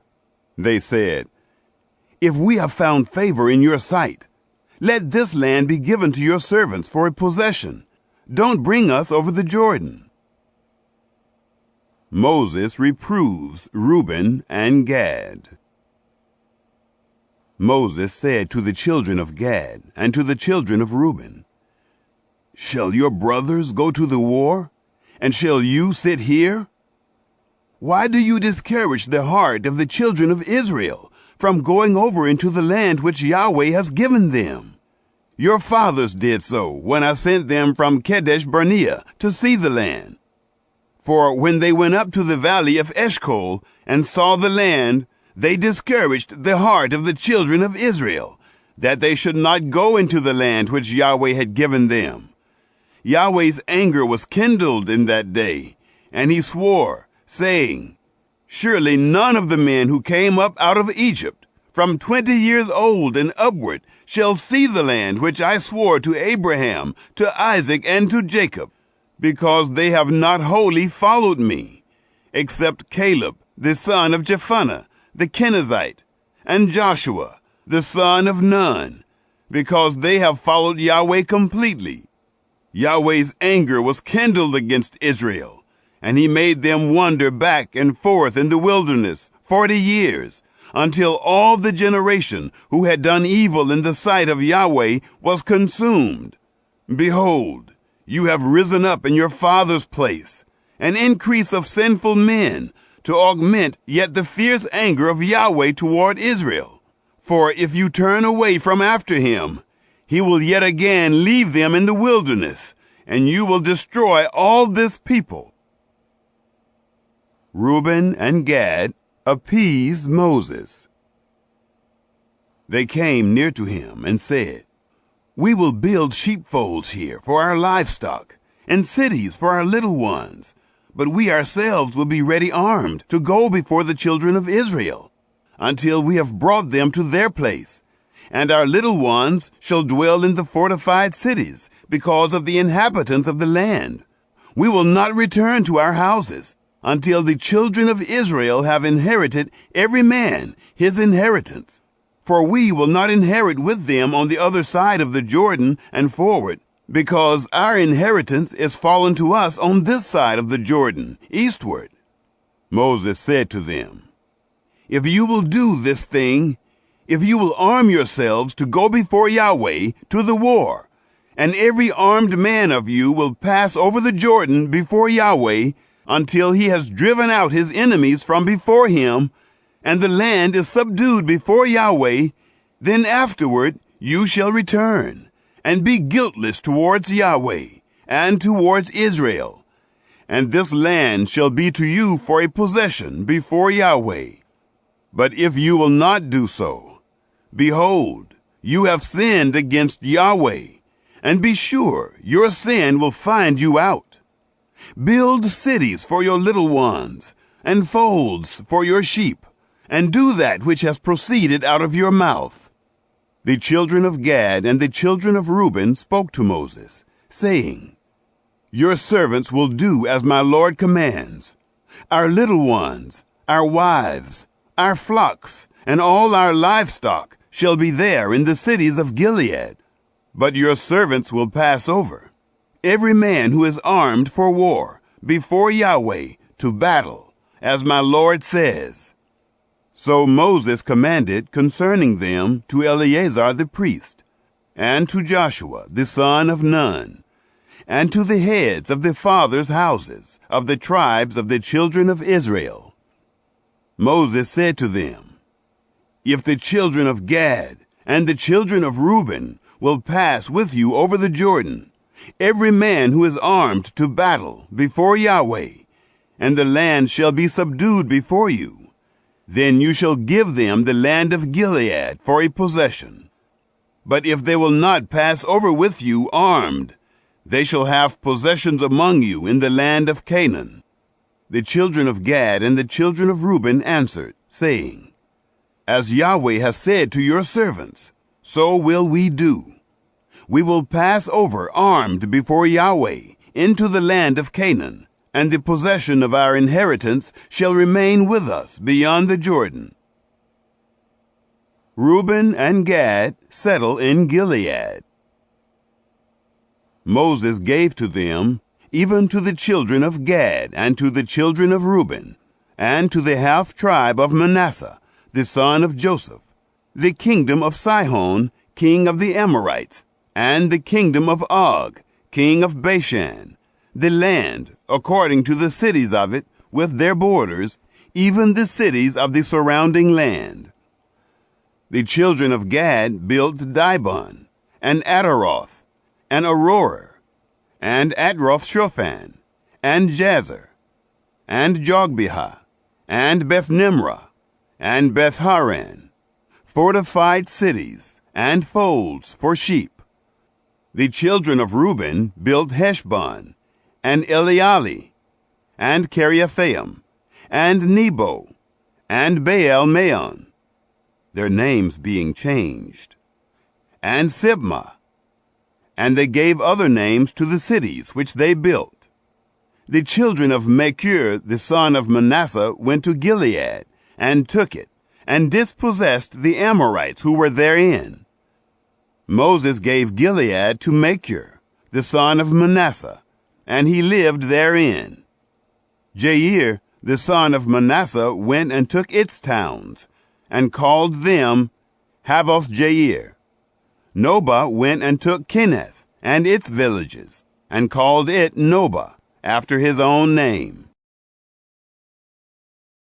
Chapter 33.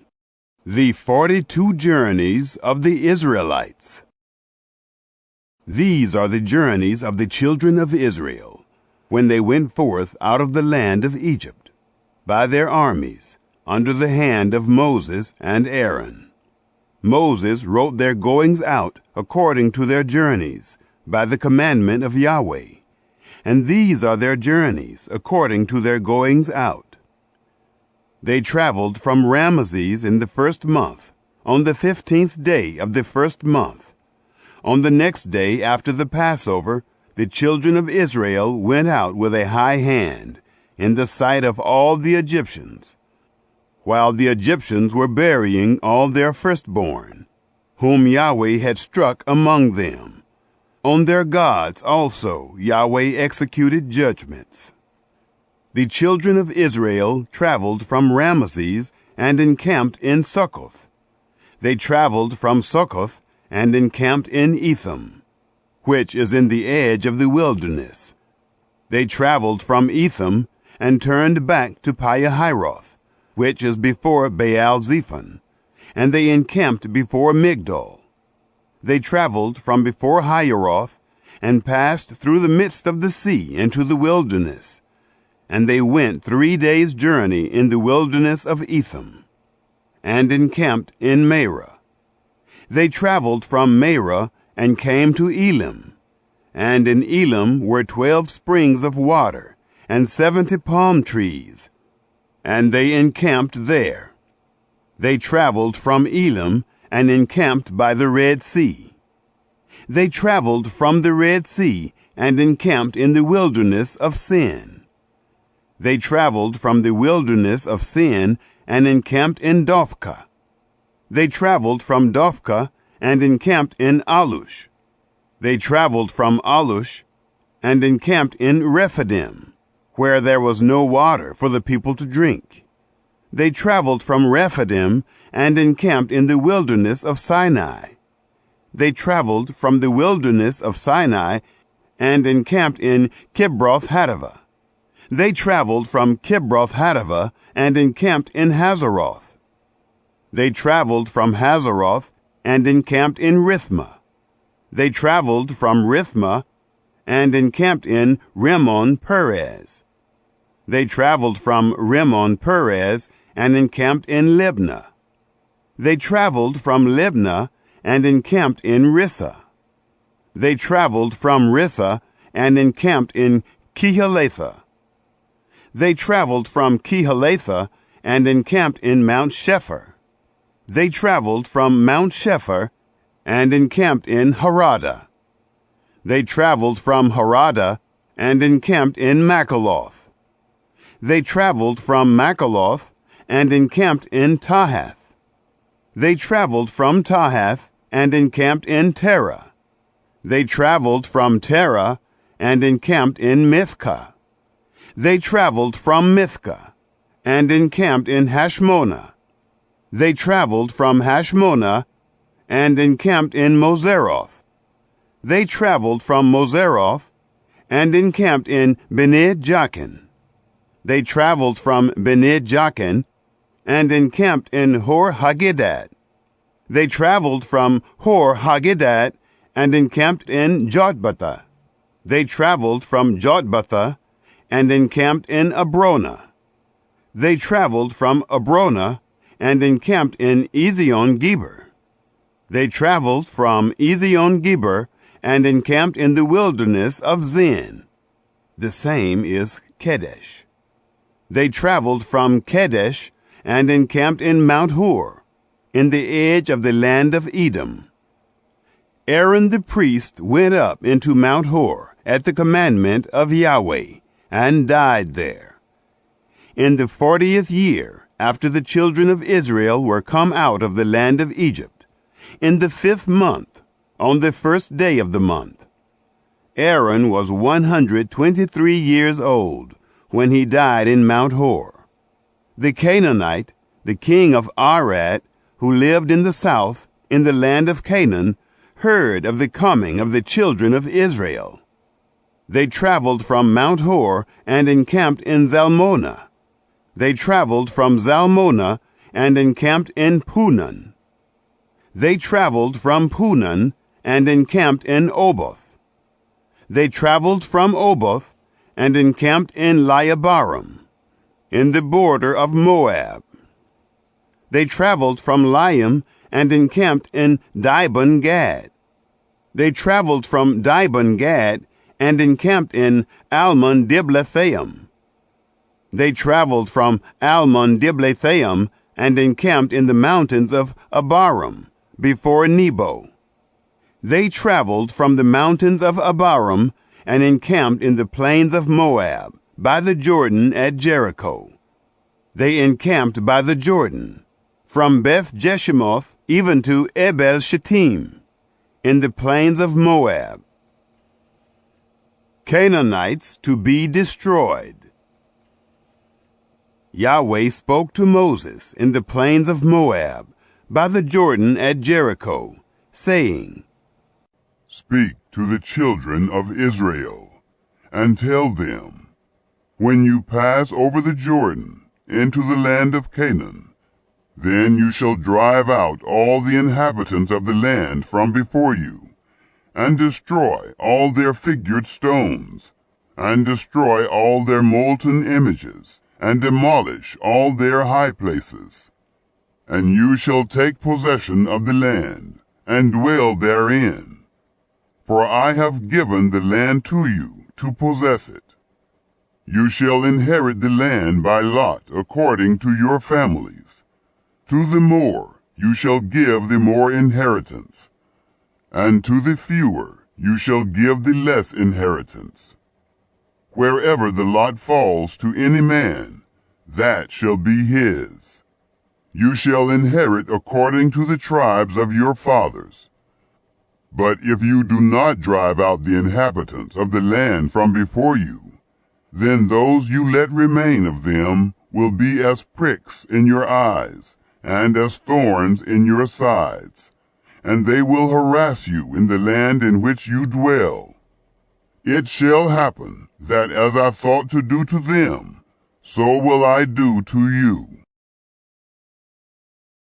Chapter 34. The Boundaries of Canaan. Yahweh spoke to Moses, saying, Command the children of Israel, and tell them, when you come into the land of Canaan, This is the land that shall fall to you for an inheritance, even the land of Canaan, according to its borders. then your south quarter shall be from the wilderness of Zin, along by the side of Edom. And your south border shall be from the end of the salt sea eastward. And your border shall turn about southward of the ascent of Akrabim, and pass along to Zin. And the goings out of it shall be southward of Kadesh Barnea, and it shall go forth to Hazar Adar, and pass along to Asmon. And the border shall turn about from Asmon to the brook of Egypt, and the goings out of it shall be at the sea. For the western border you shall have the great sea, and the border of it. This shall be your west border. This shall be your north border. From the great sea you shall mark out for you Mount Hor. From Mount Hor you shall mark out to the entrance of Hamath. And the goings out of the border shall be at Zedad. And the border shall go forth to Zephron. And the goings out of it shall be at Hazar Enan. This shall be your north border. You shall mark out your east border from Hazar Enan to Shepham. And the border shall go down from Shepham to Riblah, on the east side of En. And the border shall go down and shall reach to the side of the sea of Kinnereth eastward. And the border shall go down to the Jordan, and the goings out of it shall be at the salt sea. This shall be your land according to its borders around it. Moses commanded the children of Israel, saying, This is the land which you shall inherit by lot, which Yahweh has commanded to give to the 9 tribes, and to the half-tribe. For the tribe of the children of Reuben, according to their fathers' houses, and the tribe of the children of Gad, according to their fathers' houses, have received, and the half-tribe of Manasseh have received their inheritance. The 2 tribes and the half-tribe have received their inheritance, beyond the Jordan, at Jericho, eastward, toward the sunrise. Leaders to divide the land. Yahweh spoke to Moses, saying, These are the names of the men who shall divide the land to you for inheritance: Eleazar the priest, and Joshua the son of Nun. You shall take 1 prince of every tribe to divide the land for inheritance. These are the names of the men: of the tribe of Judah, Caleb the son of Jephunneh; of the tribe of the children of Simeon, Shemuel the son of Ammihud; of the tribe of Benjamin, Elidad the son of Kislon; of the tribe of the children of Dan, a prince, Bukai the son of Joglai; Of the children of Joseph, of the tribe of the children of Manasseh, a prince, Haniel, the son of Ephod. Of the tribe of the children of Ephraim, a prince, Kemuel, the son of Shiftan. Of the tribe of the children of Zebulun, a prince, Elizaphan, the son of Parnak. Of the tribe of the children of Issachar, a prince, Paltiel, the son of Azan. Of the tribe of the children of Asher, a prince, Ahiyud, the son of Shalomai. Of the tribe of the children of Naphtali, a prince, Pedahel, the son of Ammihud. These are they whom Yahweh commanded to divide the inheritance to the children of Israel in the land of Canaan. Chapter 35. 48 cities for the Levites. Yahweh spoke to Moses in the plains of Moab by the Jordan at Jericho, saying, Command the children of Israel that they give to the Levites of the inheritance of their possession cities to dwell in. And you shall give suburbs for the cities around them to the Levites. These cities shall they have to dwell in, and their suburbs shall be for their livestock, and for their substance, and for all their animals. The suburbs of the cities, which you shall give to the Levites, shall be from the wall of the city, and outward, 1,000 cubits around it.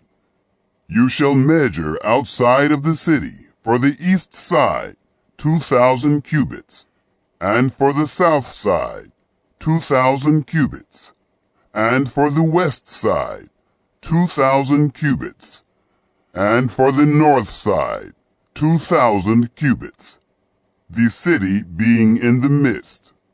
This shall be to them the suburbs of the cities. 6 cities of refuge. The cities which you shall give to the Levites, they shall be the 6 cities of refuge, which you shall give for the manslayer to flee to. And besides them you shall give 42 cities. All the cities which you shall give to the Levites shall be 48 cities, together with their suburbs. Concerning the cities which you shall give of the possession of the children of Israel, from the many you shall take many, and from the few you shall take few. Everyone according to his inheritance, which he inherits, shall give of his cities to the Levites. Yahweh spoke to Moses, saying, Speak to the children of Israel, and tell them, when you pass over the Jordan into the land of Canaan, then you shall appoint you cities to be cities of refuge for you, that the manslayer who kills any person unwittingly may flee there. The cities shall be to you for refuge from the avenger, that the manslayer not die until he stands before the congregation for judgment. The cities which you shall give shall be for you 6 cities of refuge. You shall give 3 cities beyond the Jordan, and you shall give 3 cities in the land of Canaan. They shall be cities of refuge. For the children of Israel, and for the stranger, and for the foreigner living among them, shall these 6 cities be for refuge, that everyone who kills any person unwittingly may flee there. But if he struck him with an instrument of iron, so that he died, he is a murderer. The murderer shall surely be put to death. If he struck him with a stone in the hand, by which a man may die, and he died, he is a murderer. The murderer shall surely be put to death. or if he struck him with a weapon of wood in the hand, by which a man may die, and he died, he is a murderer. The murderer shall surely be put to death. The avenger of blood shall himself put the murderer to death. When he meets him, he shall put him to death. If he thrust him of hatred, or hurled at him, lying in wait, so that he died, or in enmity struck him with his hand, so that he died, he who struck him shall surely be put to death. He is a murderer. The avenger of blood shall put the murderer to death when he meets him. But if he thrust him suddenly without enmity, or hurled on him anything without lying in wait, or with any stone, by which a man may die, not seeing him, and cast it on him, so that he died, and he was not his enemy, neither sought his harm, then the congregation shall judge between the striker and the avenger of blood, according to these ordinances. And the congregation shall deliver the manslayer out of the hand of the avenger of blood, and the congregation shall restore him to his city of refuge, where he was fled. And he shall dwell therein until the death of the high priest, who was anointed with holy oil. But if the manslayer shall at any time go beyond the border of his city of refuge, where he flees, and the avenger of blood find him outside of the border of his city of refuge, and the avenger of blood kill the manslayer, he shall not be guilty of blood, because he should have remained in his city of refuge until the death of the high priest. But after the death of the high priest, the manslayer shall return into the land of his possession. These things shall be for a statute and ordinance to you throughout your generations in all your dwellings. Whoever kills any person, the murderer shall be slain at the mouth of witnesses. But one witness shall not testify against any person that he die. Moreover, you shall take no ransom for the life of a murderer who is guilty of death, but he shall surely be put to death. You shall take no ransom for him who is fled to his city of refuge, that he may come again to dwell in the land, until the death of the priest. So you shall not pollute the land in which you are.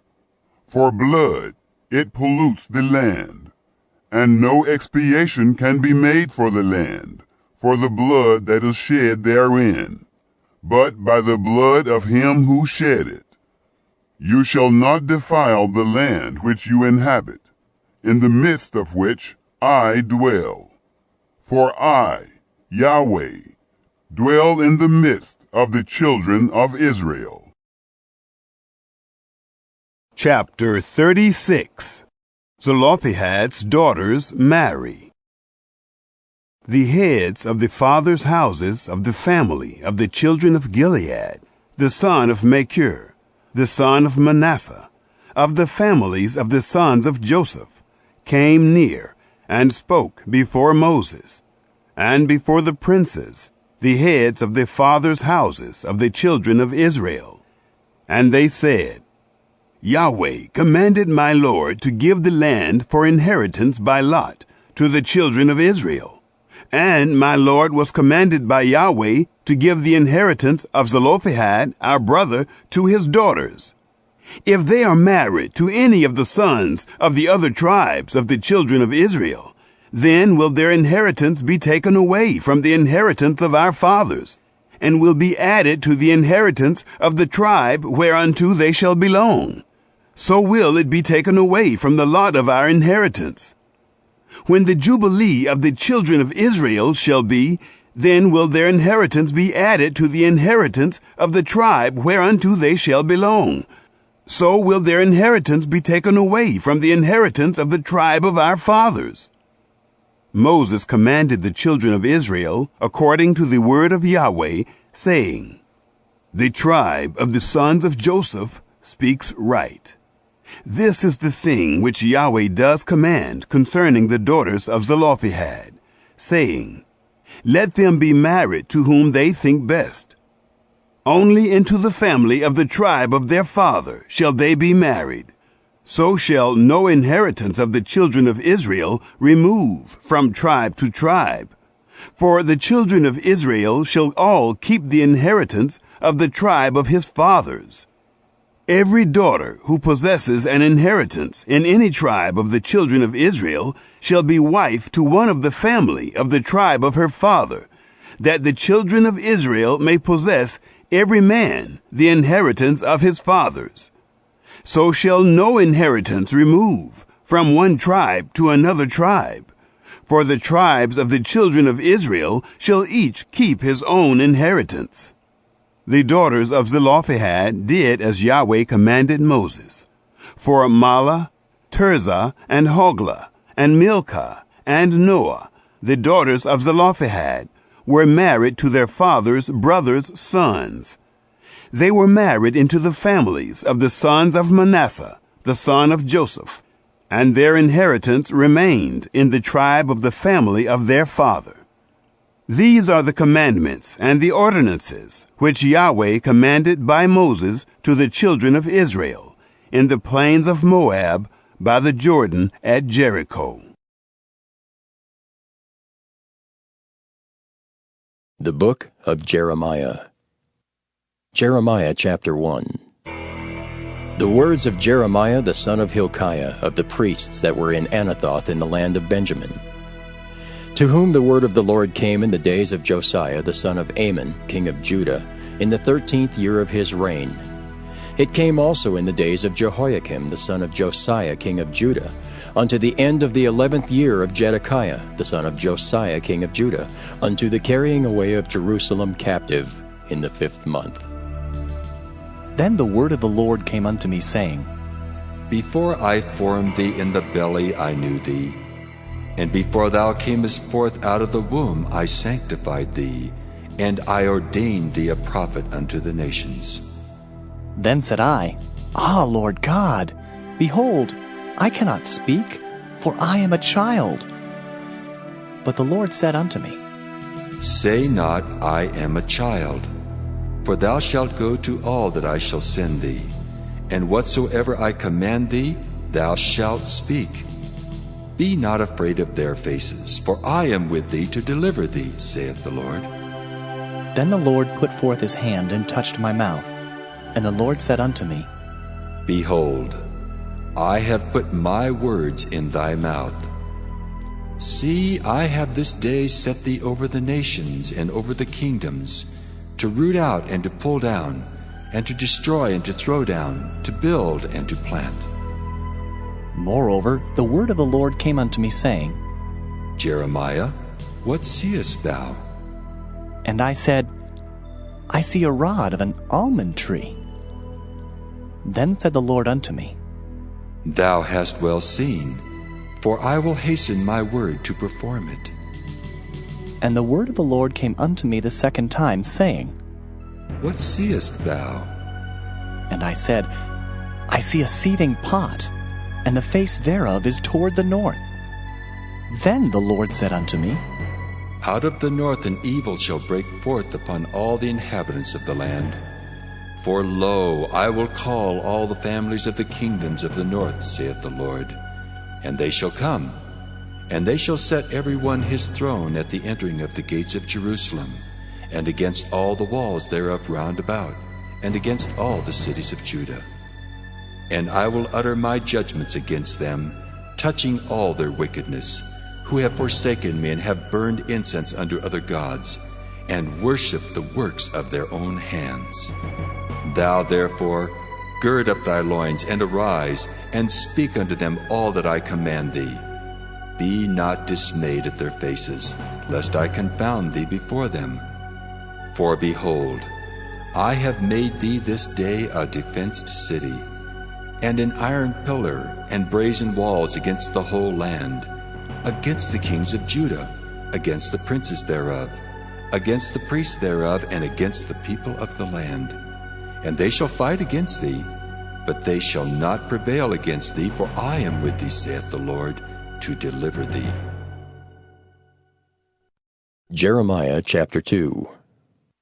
Moreover, the word of the Lord came to me, saying, Go and cry in the ears of Jerusalem, saying, Thus saith the Lord, I remember thee, the kindness of thy youth, the love of thine espousals, when thou wentest after me in the wilderness, in a land that was not sown. Israel was holiness unto the Lord, and the first fruits of his increase. All that devour him shall offend. Evil shall come upon them, saith the Lord. Hear ye the word of the Lord, O house of Jacob, and all the families of the house of Israel. Thus saith the Lord, What iniquity have your fathers found in me, that they are gone far from me, and have walked after vanity, and are become vain? Neither said they, Where is the Lord that brought us up out of the land of Egypt, that led us through the wilderness, through a land of deserts and of pits, through a land of drought and of the shadow of death, through a land that no man passed through, and where no man dwelt? And I brought you into a plentiful country, to eat the fruit thereof and the goodness thereof. But when ye entered, ye defiled my land, and made mine heritage an abomination. The priest said not, Where is the Lord? And they that handle the law knew me not. The pastors also transgressed against me, and the prophets prophesied by Baal, and walked after things that do not profit. Wherefore I will yet plead with you, saith the Lord, and with your children's children will I plead. For pass over the isles of Kittim, and see, and send unto Kedar, and consider diligently, and see if there be such a thing. Hath a nation changed their gods, which are yet no gods?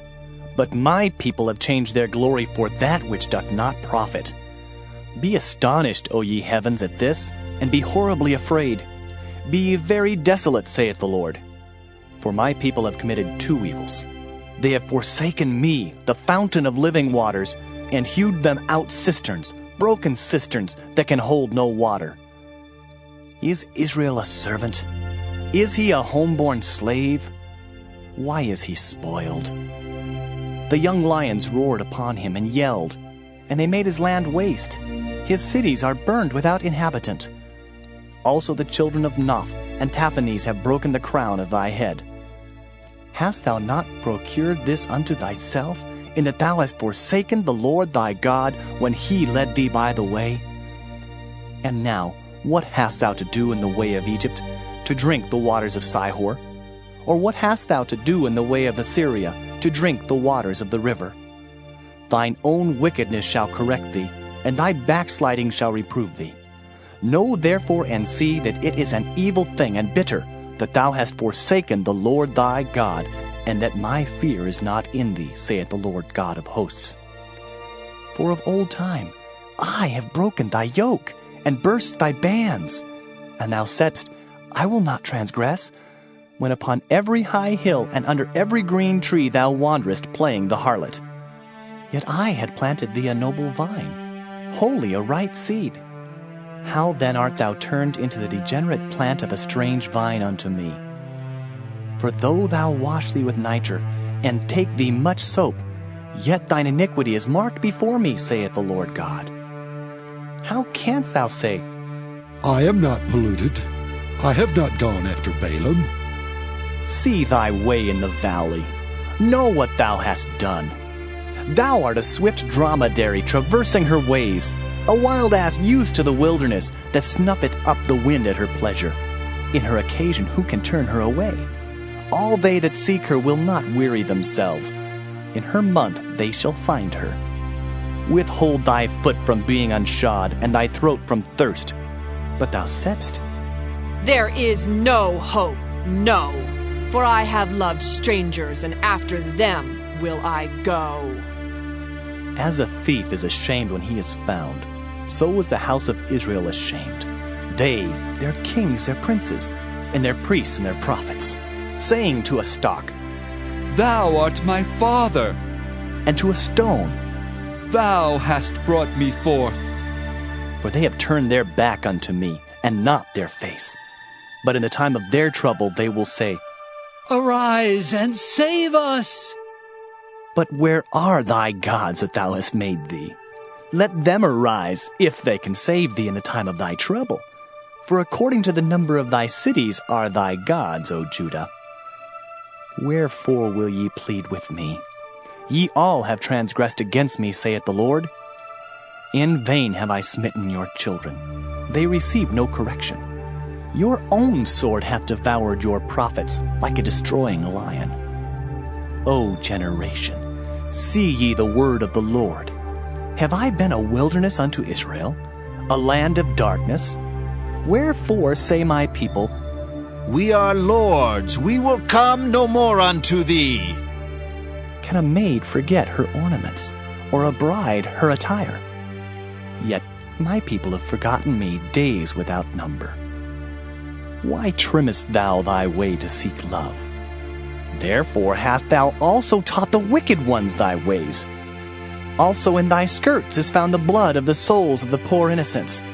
I have not found it by secret search, but upon all these. Yet thou sayest, Because I am innocent, surely his anger shall turn from me. Behold, I will plead with thee, because thou sayest, I have not sinned. Why gaddest thou about so much to change thy way? Thou also shalt be ashamed of Egypt, as thou wast ashamed of Assyria. Yea, thou shalt go forth from him, and thine hands upon thine head. For the Lord hath rejected thy confidences, and thou shalt not prosper in them. Jeremiah chapter 3. They say, If a man put away his wife, and she go from him, and become another man's, shall he return unto her again? Shall not that land be greatly polluted? But thou hast played the harlot with many lovers. Yet return again to me, saith the Lord. Lift up thine eyes unto the high places, and see where thou hast not been lain with. In the waste hast thou sat for them, as the Arabian in the wilderness, and thou hast polluted the land with thy whoredoms and with thy wickedness. Therefore the showers have been withholden, and there hath been no latter rain. And thou hadst a whore's forehead, thou refusest to be ashamed. Wilt thou not from this time cry unto me, My father, thou art the guide of my youth. Will he reserve his anger forever? Will he keep it to the end? Behold, thou hast spoken and done evil things as thou couldest. The Lord said also unto me in the days of Josiah the king, Hast thou seen that which backsliding Israel hath done? She is gone up upon every high mountain and under every green tree, and there hath played the harlot. And I said, after she had done all these things, Turn thou unto me. But she returned not, and her treacherous sister Judah saw it. And I saw, when for all the causes whereby backsliding Israel committed adultery I had put her away and given her a bill of divorce, yet her treacherous sister Judah feared not, but went and played the harlot also. And it came to pass through the lightness of her whoredom that she defiled the land, and committed adultery with stones and with stocks. And yet for all this her treacherous sister Judah hath not turned unto me with her whole heart, but feignedly, saith the Lord. And the Lord said unto me, The backsliding Israel hath justified herself more than treacherous Judah. Go and proclaim these words toward the north, and say, Return, thou backsliding Israel, saith the Lord, and I will not cause mine anger to fall upon you. For I am merciful, saith the Lord, and I will not keep anger forever.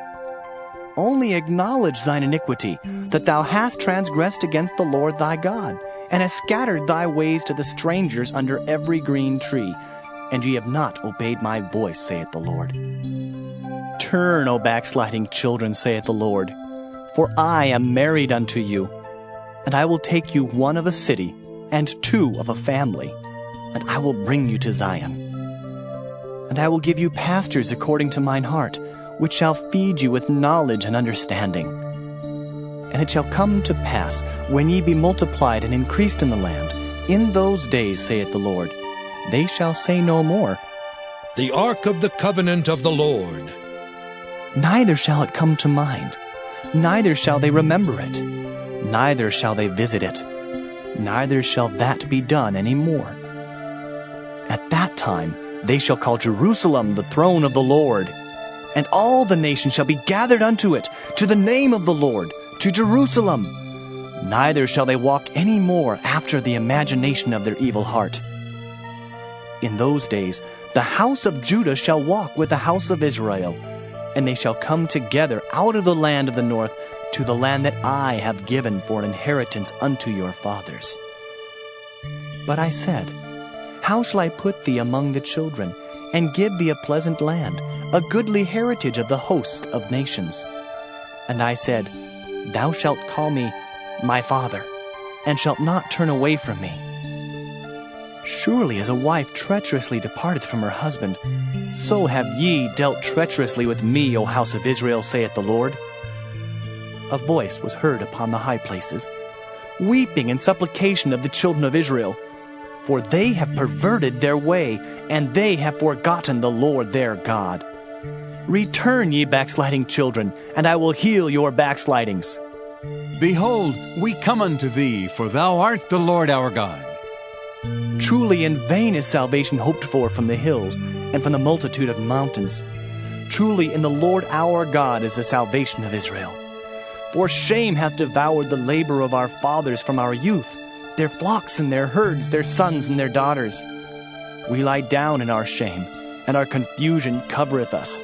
For we have sinned against the Lord our God, we and our fathers, from our youth even unto this day, and have not obeyed the voice of the Lord our God. Jeremiah chapter 4. If thou wilt return, O Israel, saith the Lord, return unto me. And if thou wilt put away thine abominations out of my sight, then shalt thou not remove.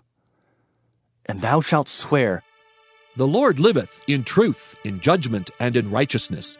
And the nations shall bless themselves in him, and in him shall they glory. For thus saith the Lord to the men of Judah and Jerusalem, Break up your fallow ground, and sow not among thorns. Circumcise yourselves to the Lord, and take away the foreskins of your heart, ye men of Judah and inhabitants of Jerusalem, lest my fury come forth like fire, and burn that none can quench it, because of the evil of your doings. Declare ye in Judah, and publish in Jerusalem, and say, Blow ye the trumpet in the land! Cry, gather together, and say, Assemble yourselves, and let us go into the defense cities! Set up the standard toward Zion. Retire, stay not, for I will bring evil from the north and a great destruction. The lion is come up from his thicket, and the destroyer of the Gentiles is on his way. He is gone forth from his place to make thy land desolate, and thy cities shall be laid waste, without an inhabitant. For this, gird you with sackcloth, lament and howl, for the fierce anger of the Lord is not turned back from us. And it shall come to pass at that day, saith the Lord, that the heart of the king shall perish, and the heart of the princes. And the priests shall be astonished, and the prophets shall wonder. Then said I, Ah, Lord God, surely thou hast greatly deceived this people and Jerusalem, saying, Ye shall have peace, whereas the sword reacheth unto the soul. At that time shall it be said to this people and to Jerusalem, A dry wind of the high places in the wilderness toward the daughter of my people, not to fan nor to cleanse. Even a full wind from those places shall come unto me.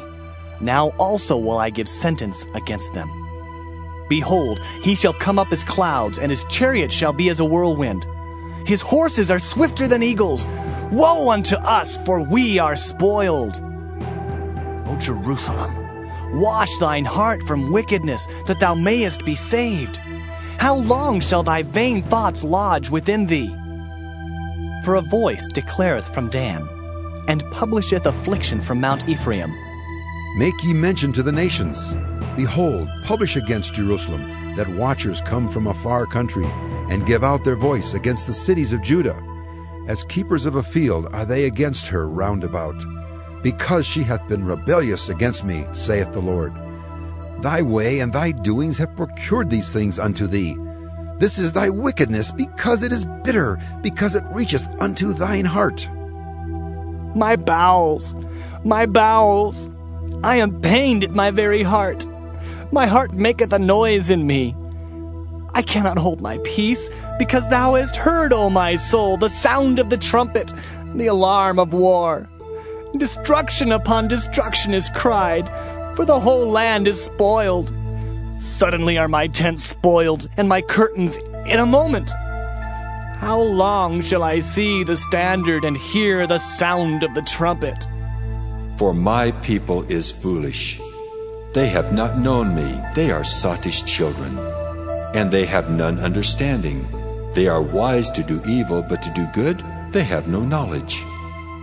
I beheld the earth, and lo, it was without form and void, and the heavens, and they had no light. I beheld the mountains, and lo, they trembled, and all the hills moved lightly. I beheld, and lo, there was no man, and all the birds of the heavens were fled. I beheld, and lo, the fruitful place was a wilderness, and all the cities thereof were broken down at the presence of the Lord, and by his fierce anger. For thus hath the Lord said, The whole land shall be desolate, yet will I not make a full end. For this shall the earth mourn, and the heavens above be black, because I have spoken it, I have purposed it, and will not repent, neither will I turn back from it. The whole city shall flee for the noise of the horsemen and bowmen. They shall go into thickets and climb up upon the rocks. Every city shall be forsaken, and not a man dwell therein. And when thou art spoiled, what wilt thou do? Though thou clothest thyself with crimson, though thou deckest thee with ornaments of gold, though thou rentest thy face with painting, in vain shalt thou make thyself fair. Thy lovers will despise thee, they will seek thy life. For I have heard a voice as of a woman in travail, and the anguish as of her that bringeth forth her first child, the voice of the daughter of Zion, that bewaileth herself, that spreadeth her hands, saying, Woe is me now, for my soul is wearied because of murders. Jeremiah chapter 5. Run ye to and fro through the streets of Jerusalem, and see now and know, and seek in the broad places thereof, if ye can find a man, if there be any that executeth judgment, that seeketh the truth, and I will pardon it. And though they say, The Lord liveth, surely they swear falsely. O Lord, are not thine eyes upon the truth? Thou hast stricken them, but they have not grieved. Thou hast consumed them, but they have refused to receive correction. They have made their faces harder than a rock. They have refused to return. Therefore I said, Surely these are poor. They are foolish, for they know not the way of the Lord, nor the judgment of their God. I will get me unto the great men, and will speak unto them, for they have known the way of the Lord, and the judgment of their God. But these have altogether broken the yoke, and burst the bonds. Wherefore a lion out of the forest shall slay them, and a wolf of the evening shall spoil them. A leopard shall watch over their cities. Every one that goeth out thence shall be torn in pieces, because their transgressions are many, and their backslidings are increased. How shall I pardon thee for this? Thy children have forsaken me, and sworn by them that are no gods. When I had fed them to the full, they then committed adultery, and assembled themselves by troops in the harlots' houses. They were as fed horses in the morning, every one neighed after his neighbor's wife. Shall I not visit for these things, saith the Lord? And shall not my soul be avenged on such a nation as this? Go ye up upon her walls and destroy, but make not a full end. Take away her battlements, for they are not the Lord's. For the house of Israel and the house of Judah have dealt very treacherously against me, saith the Lord. They have belied the Lord and said, It is not he. Neither shall evil come upon us. Neither shall we see sword nor famine. And the prophets shall become wind, and the word is not in them. Thus shall it be done unto them.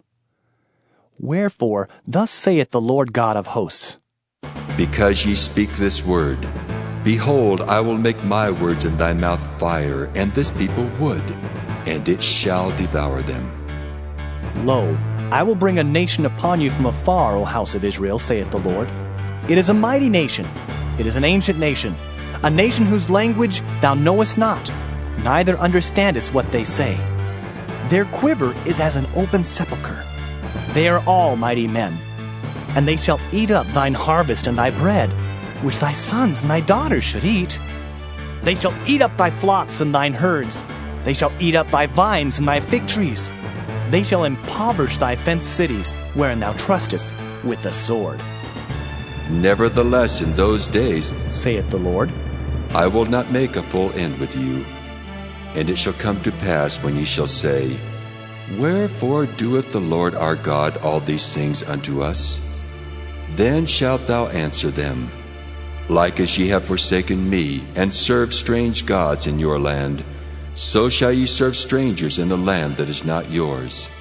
Declare this in the house of Jacob, and publish it in Judah, saying, Hear now this, O foolish people and without understanding, which have eyes and see not, which have ears and hear not. Fear ye not me, saith the Lord? Will ye not tremble at my presence, which have placed the sand for the bound of the sea by a perpetual decree that it cannot pass it? And though the waves thereof toss themselves, yet can they not prevail. Though they roar, yet can they not pass over it. But this people hath a revolting and a rebellious heart. They are revolted and gone. Neither say they in their heart, Let us now fear the Lord our God, that giveth rain both the former and the latter in his season. He reserveth unto us the appointed weeks of the harvest. Your iniquities have turned away these things, and your sins have withholden good things from you. For among my people are found wicked men. They lay wait, as he that setteth snares. They set a trap, they catch men. As a cage is full of birds, so are their houses full of deceit. Therefore they are become great, and waxen rich. They are waxen fat, they shine. Yea, they overpass the deeds of the wicked. They judge not the cause of the fatherless, yet they prosper. And the right of the needy do they not judge. Shall I not visit for these things, saith the Lord? Shall not my soul be avenged on such a nation as this? A wonderful and horrible thing is committed in the land.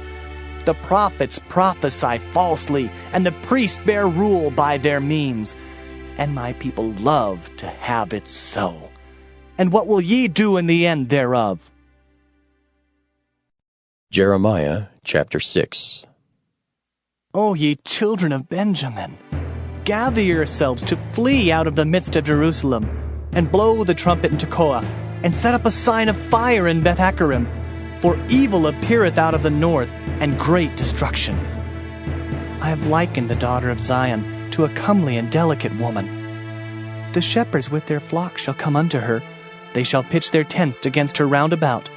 They shall feed every one in his place. Prepare ye war against her. Arise, and let us go up at noon. Woe unto us, for the day goeth away, for the shadows of the evening are stretched out. Arise, and let us go by night, and let us destroy her palaces. For thus hath the Lord of hosts said, Hew ye down trees, and cast a mount against Jerusalem. This is the city to be visited. She is holy oppression in the midst of her. As a fountain casteth out her waters, so she casteth out her wickedness. Violence and spoil is heard in her. Before me continually is grief and wounds. Be thou instructed, O Jerusalem, lest my soul depart from thee, lest I make thee desolate, a land not inhabited. Thus saith the Lord of hosts, They shall thoroughly glean the remnant of Israel as a vine. Turn back thine hand as a grape gatherer into the baskets. To whom shall I speak and give warning that they may hear? Behold, their ear is uncircumcised, and they cannot hearken. Behold, the word of the Lord is unto them a reproach. They have no delight in it. Therefore, I am full of the fury of the Lord. I am weary with holding in. I will pour it out upon the children abroad, and upon the assembly of young men together. For even the husband with the wife shall be taken, the aged with him that is full of days. And their houses shall be turned unto others, with their fields and wives together. For I will stretch out my hand upon the inhabitants of the land, saith the Lord. For from the least of them even unto the greatest of them, every one is given to covetousness. And from the prophet even unto the priest, every one dealeth falsely. They have healed also the hurt of the daughter of my people slightly, saying, Peace, peace, when there is no peace. Were they ashamed when they had committed abomination? Nay, they were not at all ashamed, neither could they blush. Therefore they shall fall among them that fall. At the time that I visit them, they shall be cast down, saith the Lord. Thus saith the Lord, Stand ye in the ways and see, and ask for the old paths, where is the good way, and walk therein, and ye shall find rest for your souls. But they said, We will not walk therein. Also I set watchmen over you, saying, Hearken to the sound of the trumpet. But they said, We will not hearken. Therefore hear, ye nations, and know, O congregation, what is among them. Hear, O earth, behold, I will bring evil upon this people, even the fruit of their thoughts, because they have not hearkened unto my words, nor to my law, but rejected it. To what purpose cometh there to me incense from Sheba, and the sweet cane from a far country? Your burnt offerings are not acceptable, nor your sacrifices sweet unto me. Therefore, thus saith the Lord, Behold, I will lay stumbling blocks before this people, and the fathers and the sons together shall fall upon them. The neighbor and his friend shall perish. Thus saith the Lord, Behold, a people cometh from the north country, and a great nation shall be raised from the sides of the earth. They shall lay hold on bow and spear. They are cruel and have no mercy. Their voice roareth like the sea, and they ride upon horses, set in array as men for war against thee, O daughter of Zion. We have heard the fame thereof. Our hands wax feeble. Anguish hath taken hold of us, and pain as of a woman in travail. Go not forth into the field, nor walk by the way, for the sword of the enemy and fear is on every side. O daughter of my people, gird thee with sackcloth, and wallow thyself in ashes. Make thee mourning as for an only son, most bitter lamentation, for the spoiler shall suddenly come upon us. I have set thee for a tower and a fortress among my people, that thou mayest know and try their way. They are all grievous revolters, walking with slanders. They are brass and iron. They are all corrupters. The bellows are burned. The lead is consumed of the fire. The founder melteth in vain, for the wicked are not plucked away. Reprobate silver shall men call them, because the Lord hath rejected them. Jeremiah chapter 7. The word that came to Jeremiah from the Lord, saying, Stand in the gate of the Lord's house, and proclaim there this word, and say, Hear the word of the Lord, all ye of Judah that enter in at these gates to worship the Lord. Thus saith the Lord of hosts, the God of Israel, Amend your ways and your doings, and I will cause you to dwell in this place. Trust ye not in lying words, saying, The temple of the Lord, the temple of the Lord. The temple of the Lord are these.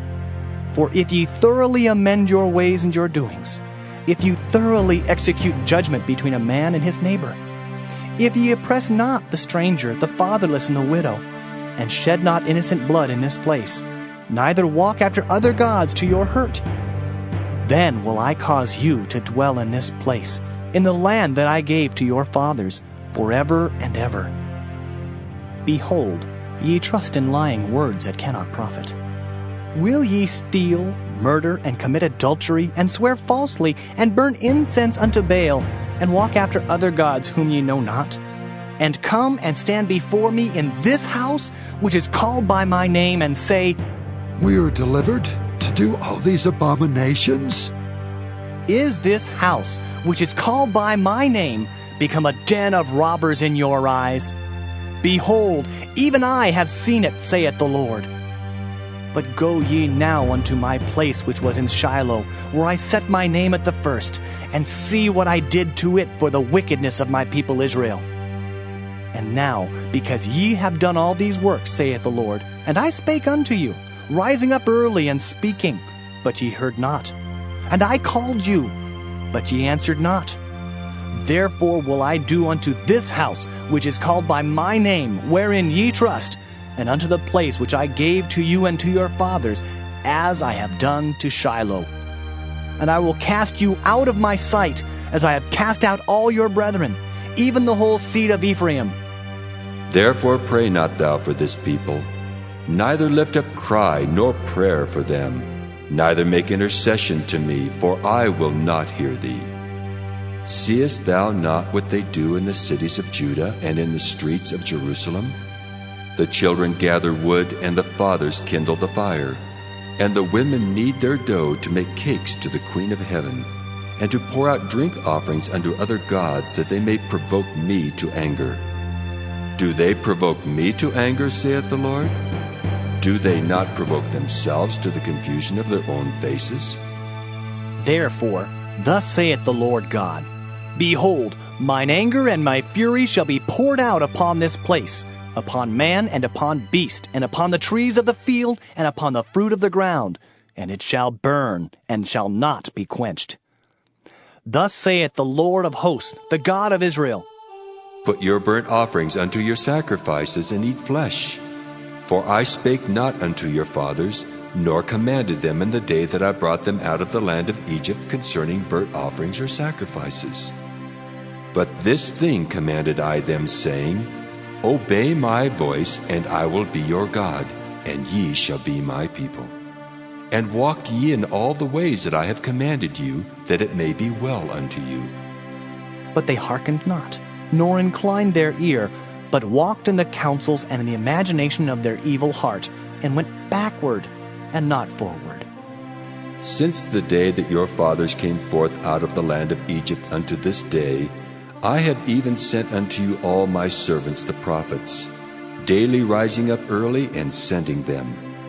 Yet they hearkened not unto me, nor inclined their ear, but hardened their neck. They did worse than their fathers. Therefore thou shalt speak all these words unto them, but they will not hearken to thee. Thou shalt also call unto them, but they will not answer thee. But thou shalt say unto them, This is a nation that obeyeth not the voice of the Lord their God, nor receiveth correction. Truth is perished and is cut off from their mouth. Cut off thine hair, O Jerusalem, and cast it away, and take up a lamentation on high places. For the Lord hath rejected and forsaken the generation of his wrath. For the children of Judah have done evil in my sight, saith the Lord. They have set their abominations in the house which is called by my name, to pollute it. And they have built the high places of Tophet, which is in the valley of the son of Hinnom, to burn their sons and their daughters in the fire, which I commanded them not, neither came it into my heart. Therefore, behold, the days come, saith the Lord, that it shall no more be called Tophet, nor the valley of the son of Hinnom, but the valley of slaughter. For they shall bury in Tophet till there be no place. And the carcasses of this people shall be meat for the fowls of the heaven, and for the beasts of the earth, and none shall fray them away. Then will I cause to cease from the cities of Judah, and from the streets of Jerusalem, the voice of mirth and the voice of gladness, the voice of the bridegroom and the voice of the bride, for the land shall be desolate. Jeremiah chapter 8. At that time, saith the Lord, they shall bring out the bones of the kings of Judah and the bones of his princes, and the bones of the priests and the bones of the prophets, and the bones of the inhabitants of Jerusalem out of their graves. And they shall spread them before the sun and the moon, and all the hosts of heaven, whom they have loved, and whom they have served, and after whom they have walked, and whom they have sought, and whom they have worshipped. They shall not be gathered nor be buried. They shall be for dung upon the face of the earth.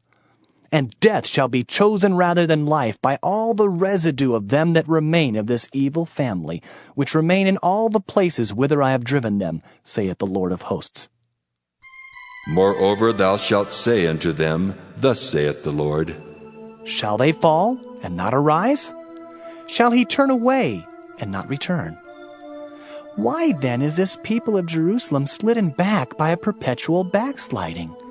They hold fast deceit. They refuse to return.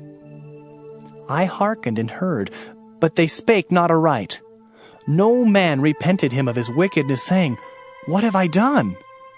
Every one turned to his course, as the horse rusheth into the battle. Yea, the stork in the heaven knoweth her appointed times, and the turtle and the crane and the swallow observe the time of their coming. But my people know not the judgment of the Lord. How do ye say, We are wise, and the law of the Lord is with us? Lo, certainly in vain made he it. The pen of the scribes is in vain. The wise men are ashamed. They are dismayed and taken. Lo, they have rejected the word of the Lord, and what wisdom is in them? Therefore will I give their wives unto others, and their fields to them that shall inherit them. For every one, from the least even unto the greatest, is given to covetousness. From the prophet even unto the priest, every one dealeth falsely. For they have healed the hurt of the daughter of my people slightly, saying, Peace, peace, when there is no peace. Were they ashamed when they had committed abomination? Nay, they were not at all ashamed, neither could they blush. Therefore shall they fall among them that fall. In the time of their visitation they shall be cast down, saith the Lord. I will surely consume them, saith the Lord. There shall be no grapes on the vine, nor figs on the fig tree, and the leaf shall fade, and the things that I have given them shall pass away from them. Why do we sit still? Assemble yourselves, and let us enter into the defense cities, and let us be silent there. For the Lord our God hath put us to silence, and given us water of gall to drink, because we have sinned against the Lord. We looked for peace, but no good came, and for a time of health, and behold, trouble. The snorting of his horses was heard from Dan. The whole land trembled at the sound of the neighing of his strong ones, for they are come, and have devoured the land and all that is in it, the city and those that dwell therein. For behold, I will send serpents, cockatrices among you, which will not be charmed, and they shall bite you, saith the Lord. When I would comfort myself against sorrow, my heart is faint in me. Behold, the voice of the cry of the daughter of my people because of them that dwell in a far country. Is not the Lord in Zion? Is not her king in her? Why have they provoked me to anger with their graven images and with strange vanities? The harvest is past, the summer is ended, and we are not saved. For the hurt of the daughter of my people am I hurt. I am black. Astonishment hath taken hold on me. Is there no balm in Gilead? Is there no physician there? Why then is not the health of the daughter of my people recovered? Jeremiah chapter 9. Oh, that my head were waters, and mine eyes a fountain of tears, that I might weep day and night for the slain of the daughter of my people. Oh, that I had in the wilderness a lodging place of wayfaring men, that I might leave my people and go from them. For they be all adulterers, an assembly of treacherous men, and they bend their tongues like their bow for lies. But they are not valiant for the truth upon the earth, for they proceed from evil to evil, and they know not me, saith the Lord. Take ye heed every one of his neighbor, and trust ye not in any brother. For every brother will utterly supplant, and every neighbor will walk with slanders. And they will deceive every one his neighbor, and will not speak the truth. They have taught their tongue to speak lies, and weary themselves to commit iniquity. Thine habitation is in the midst of deceit. Through deceit they refuse to know me, saith the Lord. Therefore, thus saith the Lord of hosts, Behold, I will melt them and try them. For how shall I do for the daughter of my people? Their tongue is as an arrow shot out, it speaketh deceit. One speaketh peaceably to his neighbor with his mouth, but in heart he layeth his wait. Shall I not visit them for these things, saith the Lord? Shall not my soul be avenged on such a nation as this? For the mountains will I take up a weeping and wailing, and for the habitations of the wilderness a lamentation, because they are burned up, so that none can pass through them. Neither can men hear the voice of the cattle. Both the fowl of the heavens and the beast are fled.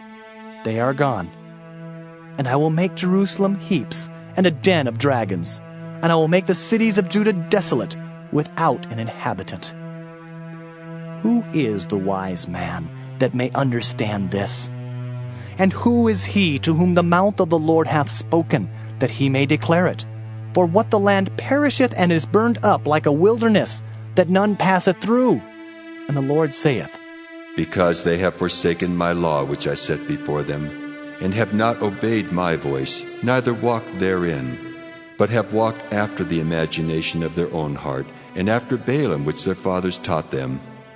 Therefore thus saith the Lord of hosts, the God of Israel, Behold, I will feed them, even this people, with wormwood, and give them water of gall to drink. I will scatter them also among the heathen, whom neither they nor their fathers have known. And I will send a sword after them till I have consumed them. Thus saith the Lord of hosts, Consider ye, and call for the mourning women, that they may come, and send for cunning women, that they may come. And let them make haste and take up a wailing for us, that our eyes may run down with tears, and our eyelids gush out with waters. For a voice of wailing is heard out of Zion. How are we spoiled! We are greatly confounded because we have forsaken the land, because our dwellings have cast us out. Yet hear the word of the Lord, O ye women, and let your ear receive the word of his mouth, and teach your daughters wailing, and every one her neighbor lamentation. For death is come up into our windows, and is entered into our palaces, to cut off the children from without, and the young men from the streets.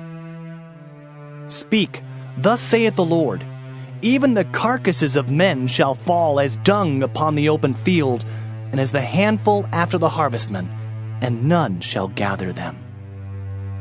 Thus saith the Lord, Let not the wise man glory in his wisdom, neither let the mighty man glory in his might. Let not the rich man glory in his riches, but let him that glorieth glory in this, that he understandeth and knoweth me, that I am the Lord which exercise loving kindness, judgment, and righteousness in the earth. For in these things I delight, saith the Lord. Behold, the days come, saith the Lord, that I will punish all them which are circumcised with the uncircumcised, Egypt and Judah, and Edom and the children of Ammon and Moab, and all that are in the utmost corners that dwell in the wilderness. For all these nations are uncircumcised, and all the house of Israel are uncircumcised in the heart. Jeremiah chapter 10. Hear ye the word which the Lord speaketh unto you, O house of Israel. Thus saith the Lord, Learn not the way of the heathen, and be not dismayed at the signs of heaven, for the heathen are dismayed at them. For the customs of the people are vain.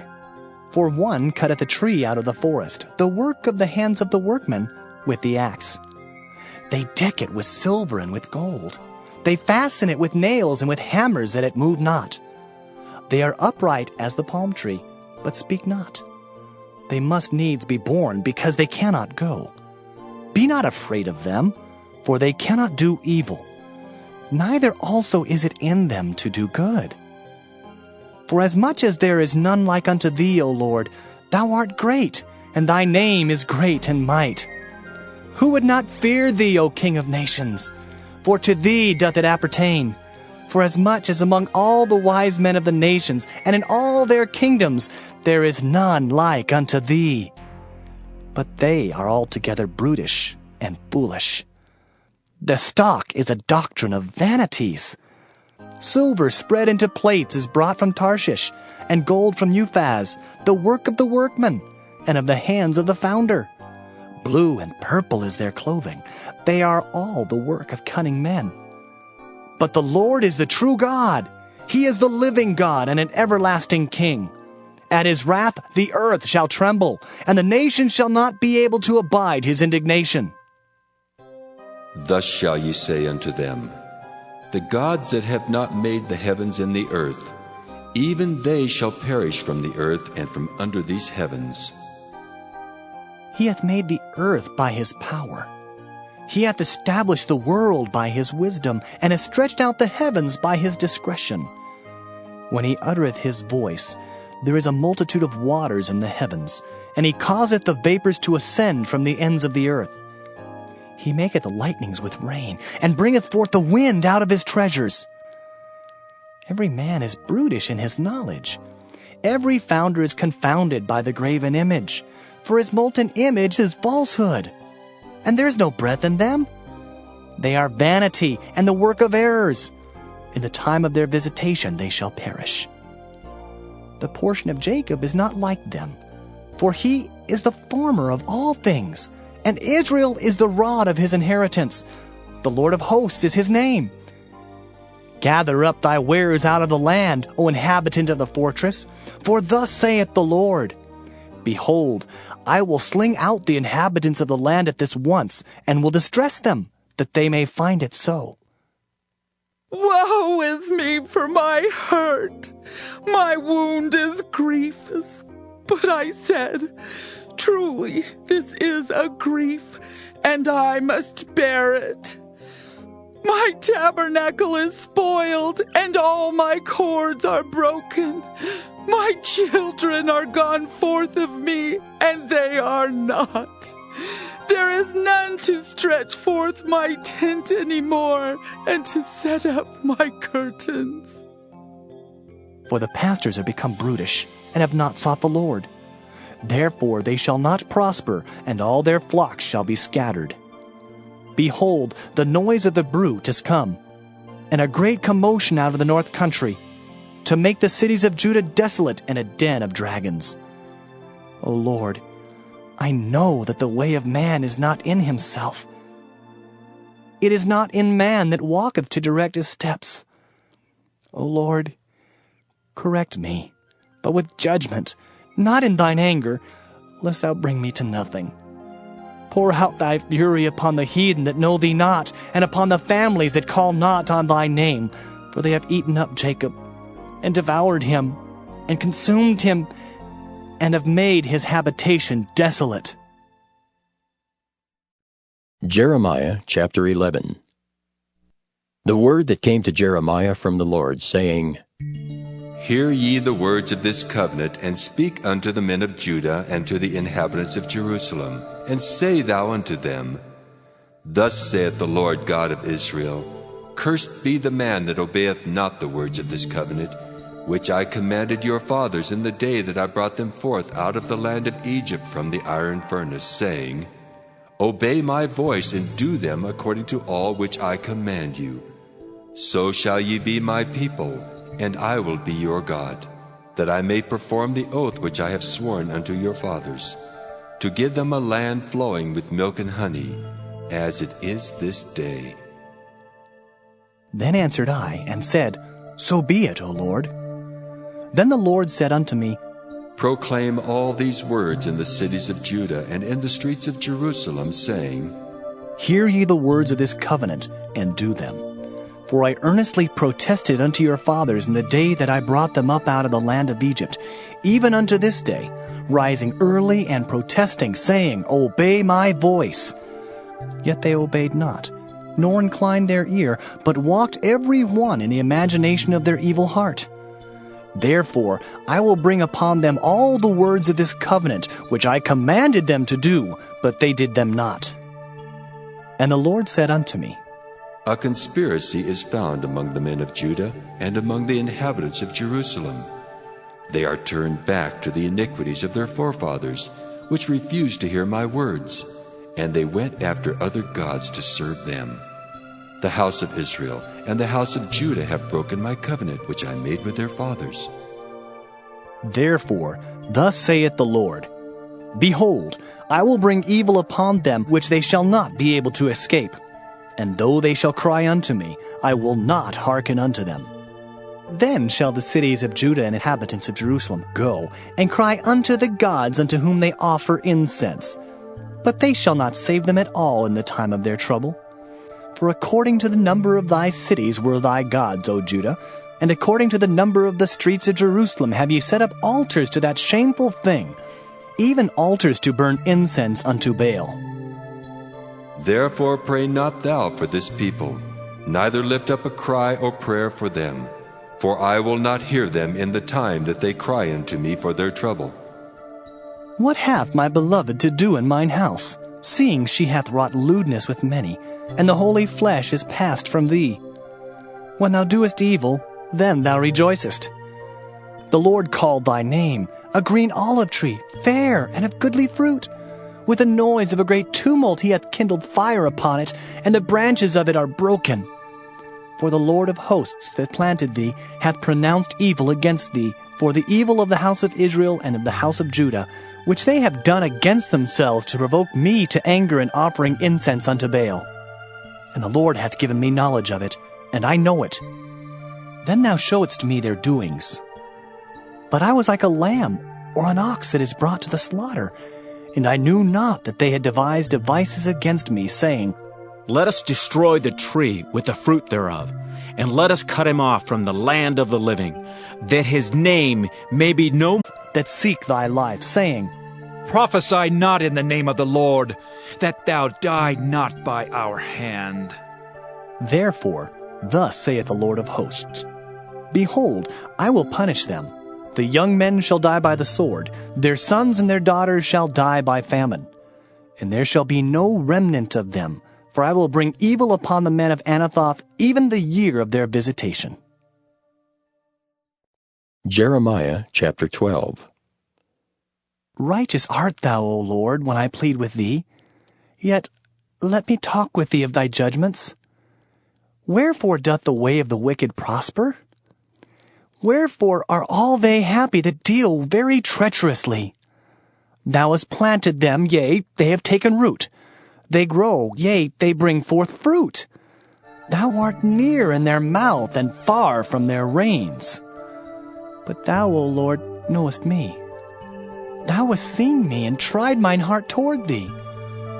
Pull them out like sheep for the slaughter, and prepare them for the day of slaughter. How long shall the land mourn, and the herbs of every field wither for the wickedness of them that dwell therein? The beasts are consumed, and the birds, because they said, He shall not see our last end. If thou hast run with the footmen, and they have wearied thee, then how canst thou contend with horses? And if in the land of peace wherein thou trustedst they wearied thee, then how wilt thou do in the swelling of Jordan? For even thy brethren and the house of thy father, even they have dealt treacherously with thee. Yea, they have called a multitude after thee. Believe them not, though they speak fair words unto thee. I have forsaken mine house. I have left mine heritage. I have given the dearly beloved of my soul into the hand of her enemies. Mine heritage is unto me as a lion in the forest. It crieth out against me. Therefore have I hated it. Mine heritage is unto me as a speckled bird. The birds round about are against her. Come ye, assemble all the beasts of the field, come to devour. Many pastors have destroyed my vineyard. They have trodden my portion underfoot. They have made my pleasant portion a desolate wilderness. They have made it desolate, and being desolate it mourneth unto me. The whole land is made desolate, because no man layeth it to heart. The spoilers are come upon all high places through the wilderness. For the sword of the Lord shall devour from the one end of the land even to the other end of the land. No flesh shall have peace. They have sown wheat, but shall reap thorns. They have put themselves to pain, but shall not profit. And they shall be ashamed of your revenues because of the fierce anger of the Lord. Thus saith the Lord against all mine evil neighbors that touch the inheritance which I have caused my people Israel to inherit. Behold, I will pluck them out of their land, and pluck out the house of Judah from among them. And it shall come to pass, after that I have plucked them out, I will return, and have compassion on them, and will bring them again, every man to his heritage, and every man to his land. And it shall come to pass, if they will diligently learn the ways of my people, to swear by my name, the Lord liveth, as they taught my people to swear by Baal, then shall they be built in the midst of my people. But if they will not obey, I will utterly pluck up and destroy that nation, saith the Lord. Jeremiah chapter 13. Thus saith the Lord unto me, Go and get thee a linen girdle, and put it upon thy loins, and put it not in water. So I got a girdle according to the word of the Lord, and put it on my loins. And the word of the Lord came unto me the second time, saying, Take the girdle that thou hast got, which is upon thy loins, and arise. Go to Euphrates, and hide it there in a hole of the rock. So I went and hid it by Euphrates, as the Lord commanded me. And it came to pass after many days that the Lord said unto me, Arise, go to Euphrates, and take the girdle from thence, which I commanded thee to hide there. Then I went to Euphrates, and digged, and took the girdle from the place where I had hid it. And behold, the girdle was marred. It was profitable for nothing. Then the word of the Lord came unto me, saying, Thus saith the Lord, After this manner will I mar the pride of Judah, and the great pride of Jerusalem.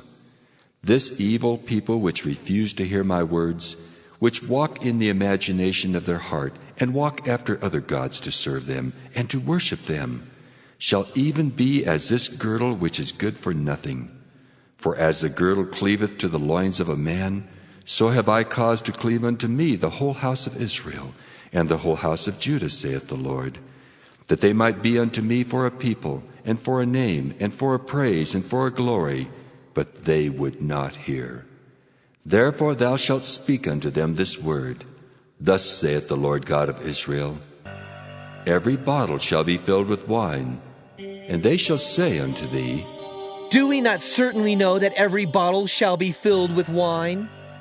Then shalt thou say unto them, Thus saith the Lord, Behold, I will fill all the inhabitants of this land, even the kings that sit upon David's throne, and the priests and the prophets, and all the inhabitants of Jerusalem, with drunkenness.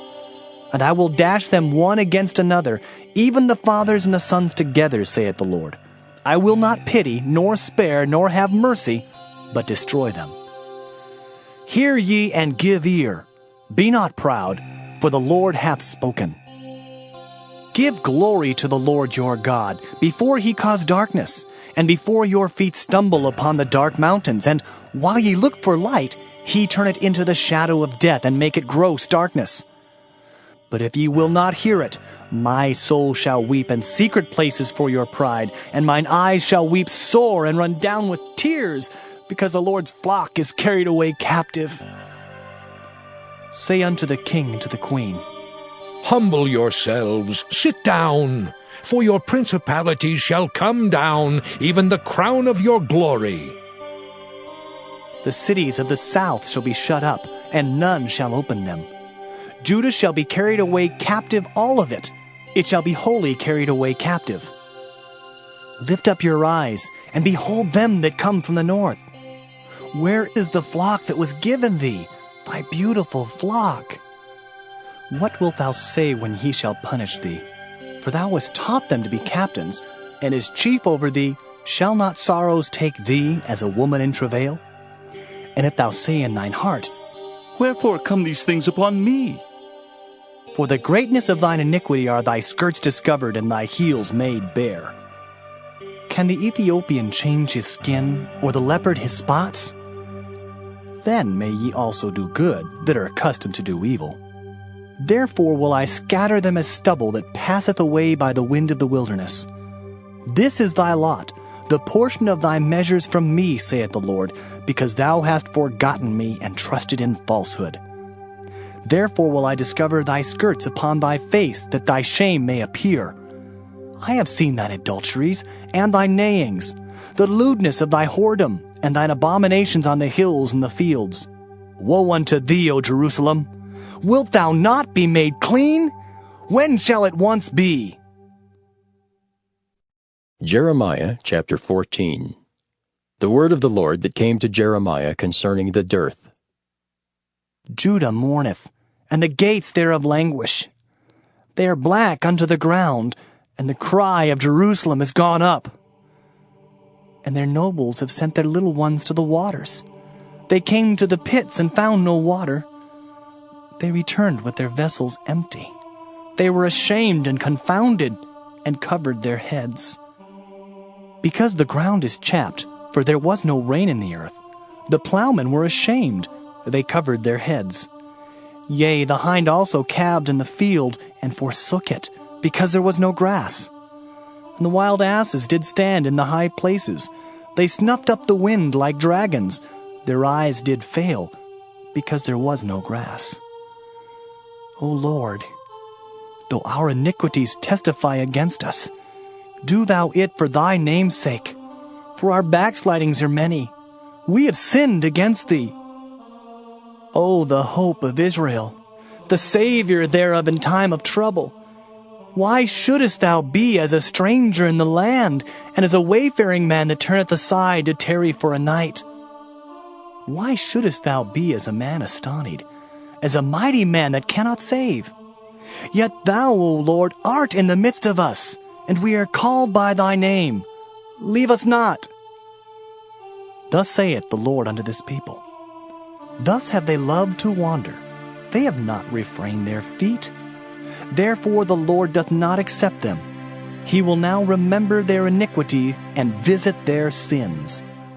Then said the Lord unto me, Pray not for this people for their good. When they fast, I will not hear their cry. And when they offer burnt offering and an oblation, I will not accept them. But I will consume them by the sword, and by the famine, and by the pestilence. Then said I, Ah, Lord God, behold, the prophets say unto them, Ye shall not see the sword, neither shall ye have famine, but I will give you assured peace in this place. Then the Lord said unto me, The prophets prophesy lies in my name. I sent them not, neither have I commanded them, neither spake unto them. They prophesy unto you a false vision and divination, and a thing of naught, and the deceit of their heart. Therefore, thus saith the Lord concerning the prophets that prophesy in my name, and I sent them not. Yet they say, Sword and famine shall not be in this land. By sword and famine shall those prophets be consumed.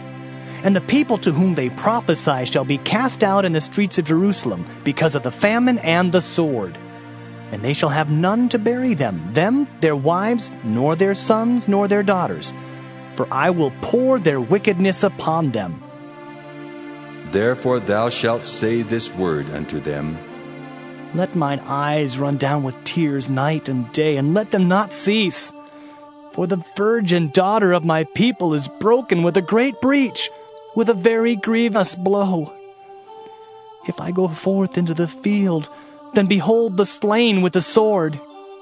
And if I enter into the city, then behold them that are sick with famine.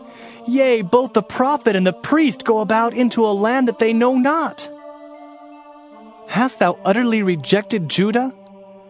Hath thy soul loathed Zion? Why hast thou smitten us, and there is no healing for us? We looked for peace, and there is no good, and for the time of healing, and behold, trouble. We acknowledge, O Lord, our wickedness, and the iniquity of our fathers, for we have sinned against thee. Do not abhor us. For thy name's sake, do not disgrace the throne of thy glory. Remember, break not thy covenant with us. Are there any among the vanities of the Gentiles that can cause rain? Or can the heavens give showers? Art not thou he, O Lord our God? Therefore, we will wait upon thee, for thou hast made all these things. Jeremiah chapter 15. Then said the Lord unto me, Though Moses and Samuel stood before me, yet my mind could not be toward this people. Cast them out of my sight, and let them go forth. And it shall come to pass, if they say unto thee, Whither shall we go forth? Then thou shalt tell them, Thus saith the Lord, Such as are for death, to death, and such as are for the sword, to the sword, and such as are for the famine, to the famine, and such as are for the captivity, to the captivity. And I will appoint over them 4 kinds, saith the Lord, the sword to slay, and the dogs to tear, and the fowls of the heaven and the beasts of the earth to devour and destroy. And I will cause them to be removed into all kingdoms of the earth, because of Manasseh the son of Hezekiah king of Judah, for that which he did in Jerusalem. For who shall have pity upon thee, O Jerusalem? Or who shall bemoan thee? Or who shall go aside to ask how thou doest? Thou hast forsaken me, saith the Lord. Thou art gone backward. Therefore will I stretch out my hand against thee and destroy thee. I am weary with repenting. And I will fan them with a fan in the gates of the land. I will bereave them of children. I will destroy my people, since they return not from their ways. Their widows are increased to me above the sand of the seas. I have brought upon them against the mother of the young men a spoiler at noonday.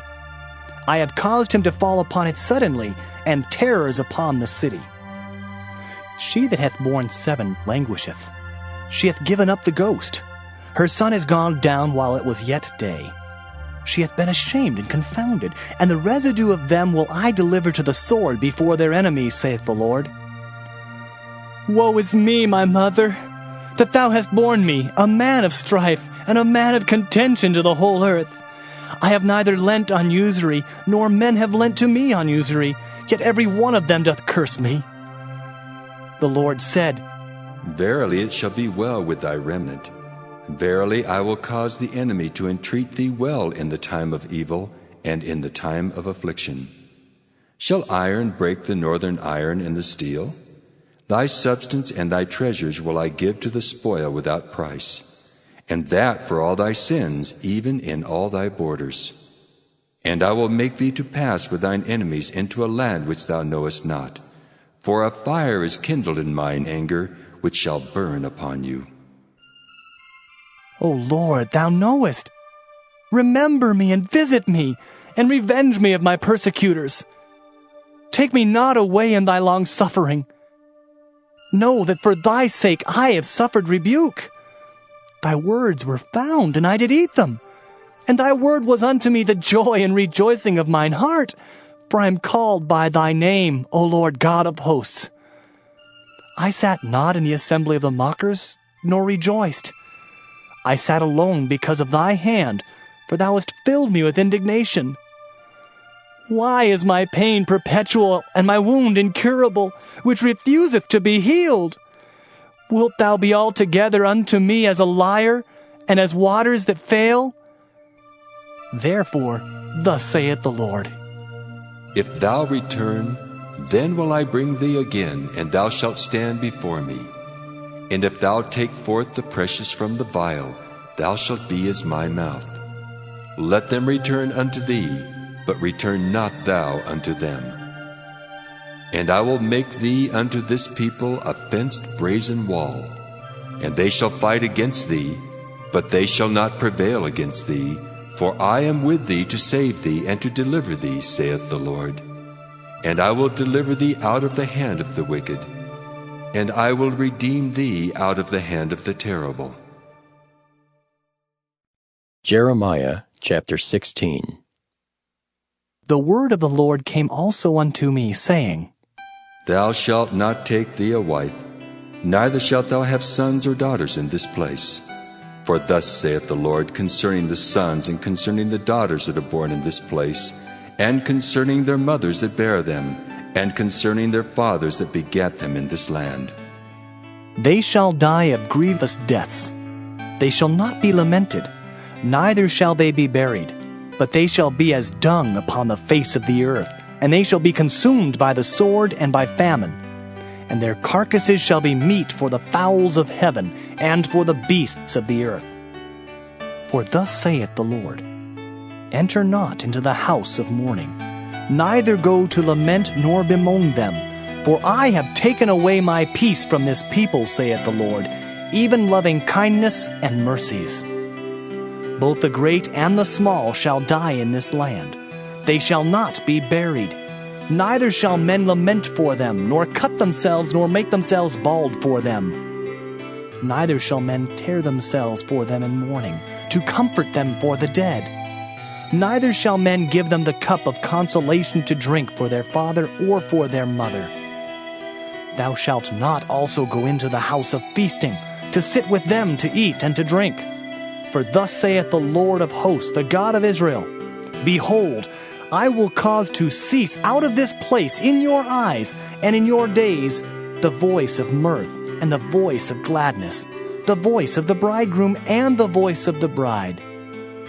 And it shall come to pass, when thou shalt show this people all these words, and they shall say unto thee, Wherefore hath the Lord pronounced all this great evil against us? Or what is our iniquity? Or what is our sin that we have committed against the Lord our God? Then shalt thou say unto them, Because your fathers have forsaken me, saith the Lord, and have walked after other gods, and have served them, and have worshipped them, and have forsaken me, and have not kept my law. And ye have done worse than your fathers. For behold, ye walk every one after the imagination of his evil heart, that they may not hearken unto me. Therefore will I cast you out of this land into a land that ye know not, neither ye nor your fathers. And there shall ye serve other gods day and night, where I will not show you favor. Therefore, behold, the days come, saith the Lord, that it shall no more be said, The Lord liveth, that brought up the children of Israel out of the land of Egypt. But the Lord liveth, that brought up the children of Israel from the land of the north, and from all the lands whither he had driven them. And I will bring them again into their land that I gave unto their fathers. Behold, I will send for many fishers, saith the Lord, and they shall fish them. And after will I send for many hunters, and they shall hunt them from every mountain, and from every hill, and out of the holes of the rocks.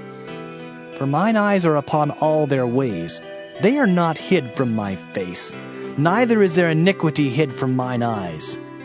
And first I will recompense their iniquity and their sin double, because they have defiled my land. They have filled mine inheritance with the carcasses of their detestable and abominable things. O Lord, my strength and my fortress, and my refuge in the day of affliction. The Gentiles shall come unto thee from the ends of the earth, and shall say, Surely our fathers have inherited lies, vanity, and things wherein there is no profit. Shall a man make gods unto himself, and they are no gods? Therefore, behold, I will this once cause them to know. I will cause them to know mine hand and my might, and they shall know that my name is the Lord. Jeremiah chapter 17. The sin of Judah is written with a pen of iron, and with the point of a diamond. It is graven upon the table of their heart, and upon the horns of your altars, whilst their children remember their altars and their groves by the green trees upon the high hills. O my mountain in the field, I will give thy substance and all thy treasures to the spoil, and thy high places for sin throughout all thy borders. and thou, even thyself, shalt discontinue from thine heritage that I gave thee. And I will cause thee to serve thine enemies in the land which thou knowest not. For ye have kindled a fire in mine anger, which shall burn forever. Thus saith the Lord, Cursed be the man that trusteth in man, and maketh flesh his arm, and whose heart departeth from the Lord. For he shall be like the heath and the desert, and shall not see when good cometh, but shall inhabit the parched places in the wilderness, in a salt land, and not inhabited. Blessed is the man that trusteth in the Lord, and whose hope the Lord is. For he shall be as a tree planted by the waters, and that spreadeth out her roots by the river, and shall not see when heat cometh. But her leaves shall be green, and shall not be careful in the year of drought, neither shall cease from yielding fruit. The heart is deceitful above all things, and desperately wicked. Who can know it? I, the Lord, search the heart. I try the reins, even to give every man according to his ways and according to the fruit of his doings. As a partridge sitteth on eggs, and hatcheth them not, so he that getteth riches, and not by right, shall leave them in the midst of his days, and at his end shall be a fool. A glorious high throne from the beginning is the place of our sanctuary. O Lord, the hope of Israel, all that forsake thee shall be ashamed, and they that depart from me shall be written in the earth, because they have forsaken the Lord, the fountain of living waters. Heal me, O Lord, and I shall be healed. Save me, and I shall be saved, for thou art my praise. Behold, they say unto me, Where is the word of the Lord? Let it come now. As for me, I have not hastened from being a pastor to follow thee, neither have I desired the woeful day. Thou knowest. That which came out of my lips was right before thee. Be not a terror unto me. Thou art my hope in the day of evil. Let them be confounded that persecute me, but let not me be confounded. Let them be dismayed, but let not me be dismayed. Bring upon them the day of evil, and destroy them with double destruction. Thus said the Lord unto me, Go, and stand in the gate of the children of the people, whereby the kings of Judah come in, and by which they go out, and in all the gates of Jerusalem, and say unto them, Hear ye the word of the Lord, ye kings of Judah, and all the inhabitants of Jerusalem that enter in by these gates. Thus saith the Lord, Take heed to yourselves, and bear no burden on the Sabbath day, nor bring it in by the gates of Jerusalem. Neither carry forth a burden out of your houses on the Sabbath day, neither do ye any work, but hallow ye the Sabbath day, as I commanded your fathers. But they obeyed not, neither inclined their ear, but made their neck stiff, that they might not hear nor receive instruction. And it shall come to pass, if ye diligently hearken unto me, saith the Lord, to bring in no burden through the gates of this city on the Sabbath day, but hallow the Sabbath day, to do no work therein. Then shall there enter into the gates of this city kings and princes sitting upon the throne of David, riding in chariots and on horses, they and their princes, the men of Judah, and the inhabitants of Jerusalem, and this city shall remain forever. And they shall come from the cities of Judah, and from the places about Jerusalem, and from the land of Benjamin, and from the plain, and from the mountains, and from the south, bringing burnt offerings, and sacrifices, and meat offerings, and incense, and bringing sacrifices of praise unto the house of the Lord. But if ye will not hearken unto me to hallow the Sabbath day, and not to bear a burden, even entering in at the gates of Jerusalem on the Sabbath day, then will I kindle a fire in the gates thereof, and it shall devour the palaces of Jerusalem, and it shall not be quenched. Jeremiah chapter 18. The word which came to Jeremiah from the Lord, saying, Arise, and go down to the potter's house, and there I will cause thee to hear my words. Then I went down to the potter's house, and behold, he wrought a work on the wheels. And the vessel that he made of clay was marred in the hand of the potter. So he made it again, another vessel, as seemed good to the potter to make it. Then the word of the Lord came to me, saying, O house of Israel, cannot I do with you as this potter, saith the Lord? Behold, as the clay is in the potter's hand, so are ye in mine hand, O house of Israel. At what instant I shall speak concerning a nation, and concerning a kingdom, to pluck up and to pull down and to destroy it. If that nation, against whom I have pronounced, turn from their evil, I will repent of the evil that I thought to do unto them. And at what instant I shall speak concerning a nation, and concerning a kingdom, to build and to plant it. If it do evil in my sight, that it obey not my voice, then I will repent of the good wherewith I said I would benefit them. Now therefore go to, speak to the men of Judah and to the inhabitants of Jerusalem, saying, Thus saith the Lord, Behold, I frame evil against you, and devise a device against you. Return ye now every one from his evil way, and make your ways and your doings good. And they said, There is no hope. But we will walk after our own devices, and we will every one do the imagination of his evil heart.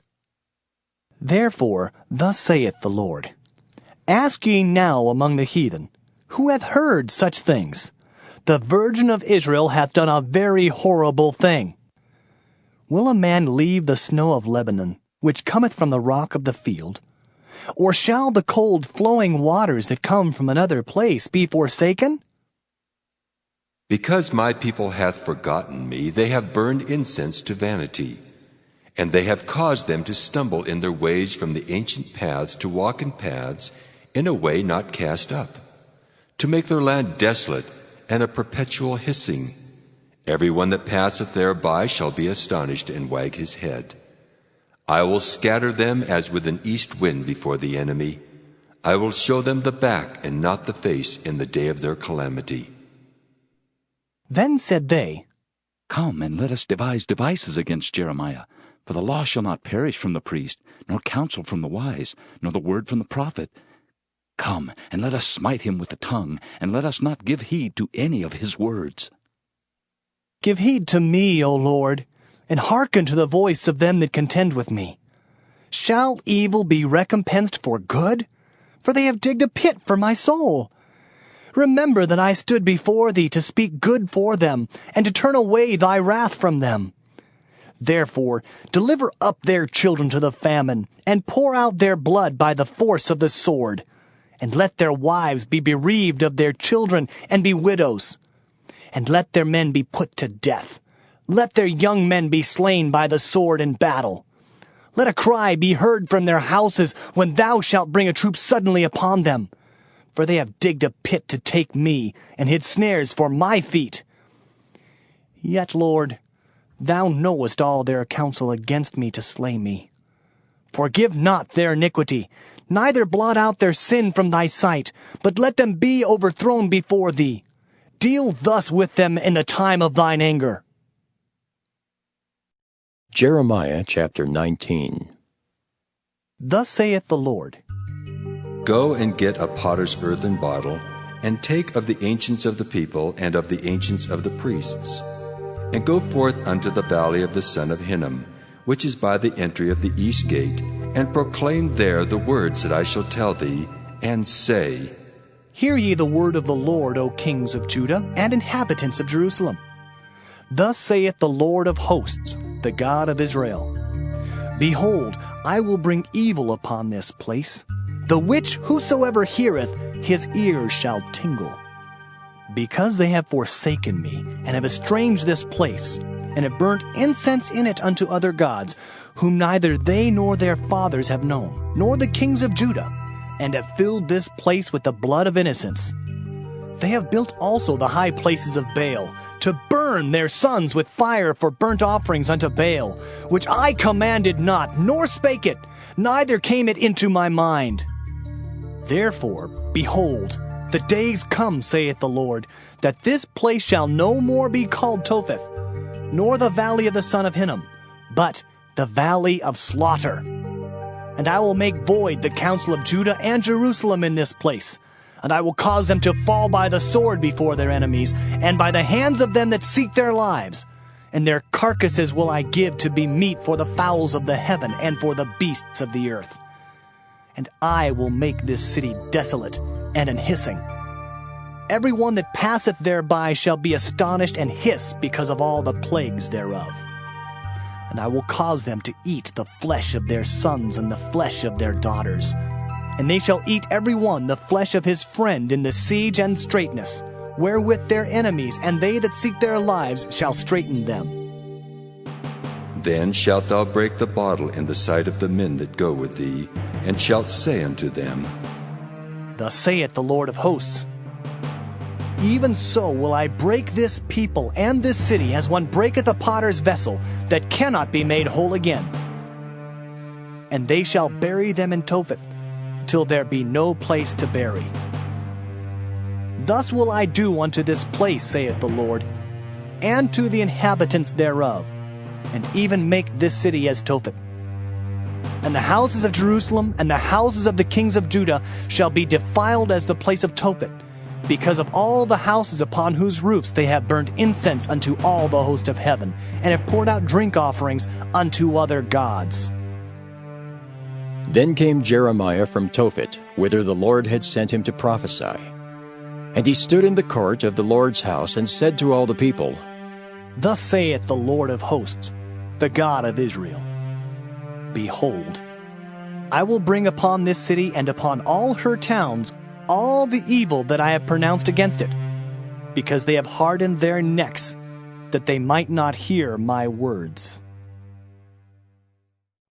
Jeremiah chapter 20.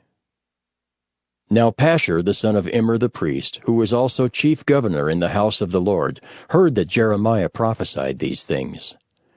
Then Pashur smote Jeremiah the prophet, and put him in the stocks that were in the high gate of Benjamin, which was by the house of the Lord. And it came to pass on the morrow that Pashur brought forth Jeremiah out of the stocks. Then said Jeremiah unto him, The Lord hath not called thy name Pashur, but Magor-Missabib. For thus saith the Lord, Behold, I will make thee a terror to thyself, and to all thy friends, and they shall fall by the sword of their enemies, and thine eyes shall behold it. And I will give all Judah into the hand of the king of Babylon, and he shall carry them captive into Babylon, and shall slay them with the sword.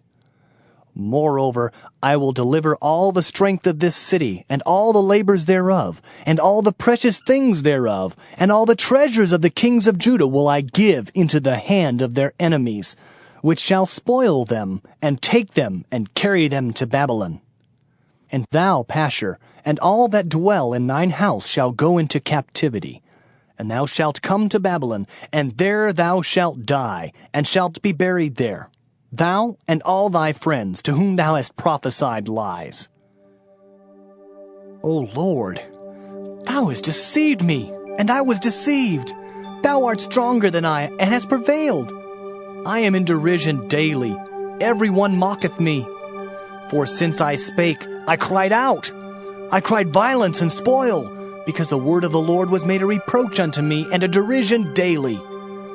Then I said, I will not make mention of him, nor speak any more in his name. But his word was in mine heart as a burning fire, shut up in my bones, and I was weary with forbearing, and I could not stay. For I heard the defaming of many, fear on every side. Report, say they, and we will report it. All my familiars watched for my halting, saying, Peradventure he will be enticed, and we shall prevail against him, and we shall take our revenge on him. But the Lord is with me as a mighty terrible one. Therefore my persecutors shall stumble, and they shall not prevail. They shall be greatly ashamed, for they shall not prosper.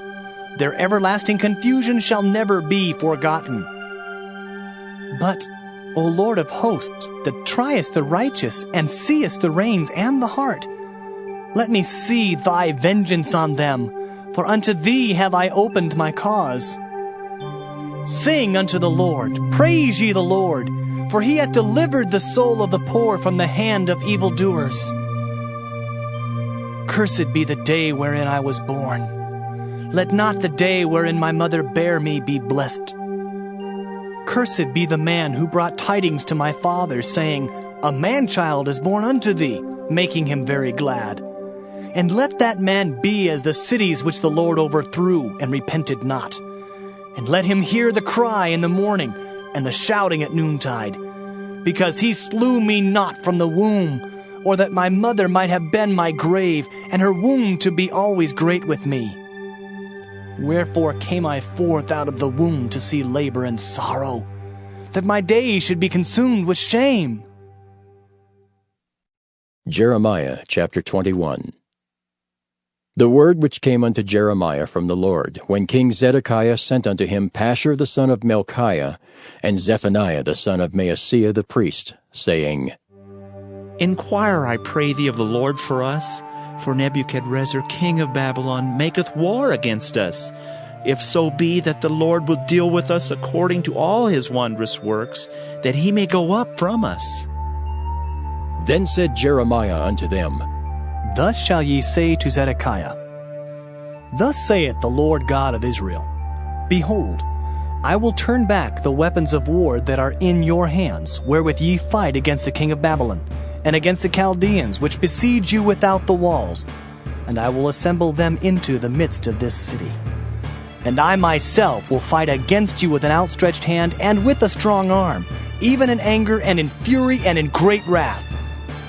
And I will smite the inhabitants of this city, both man and beast. They shall die of a great pestilence.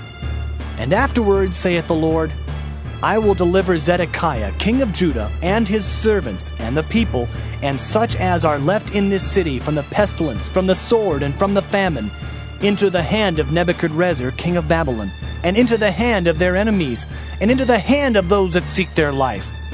And he shall smite them with the edge of the sword.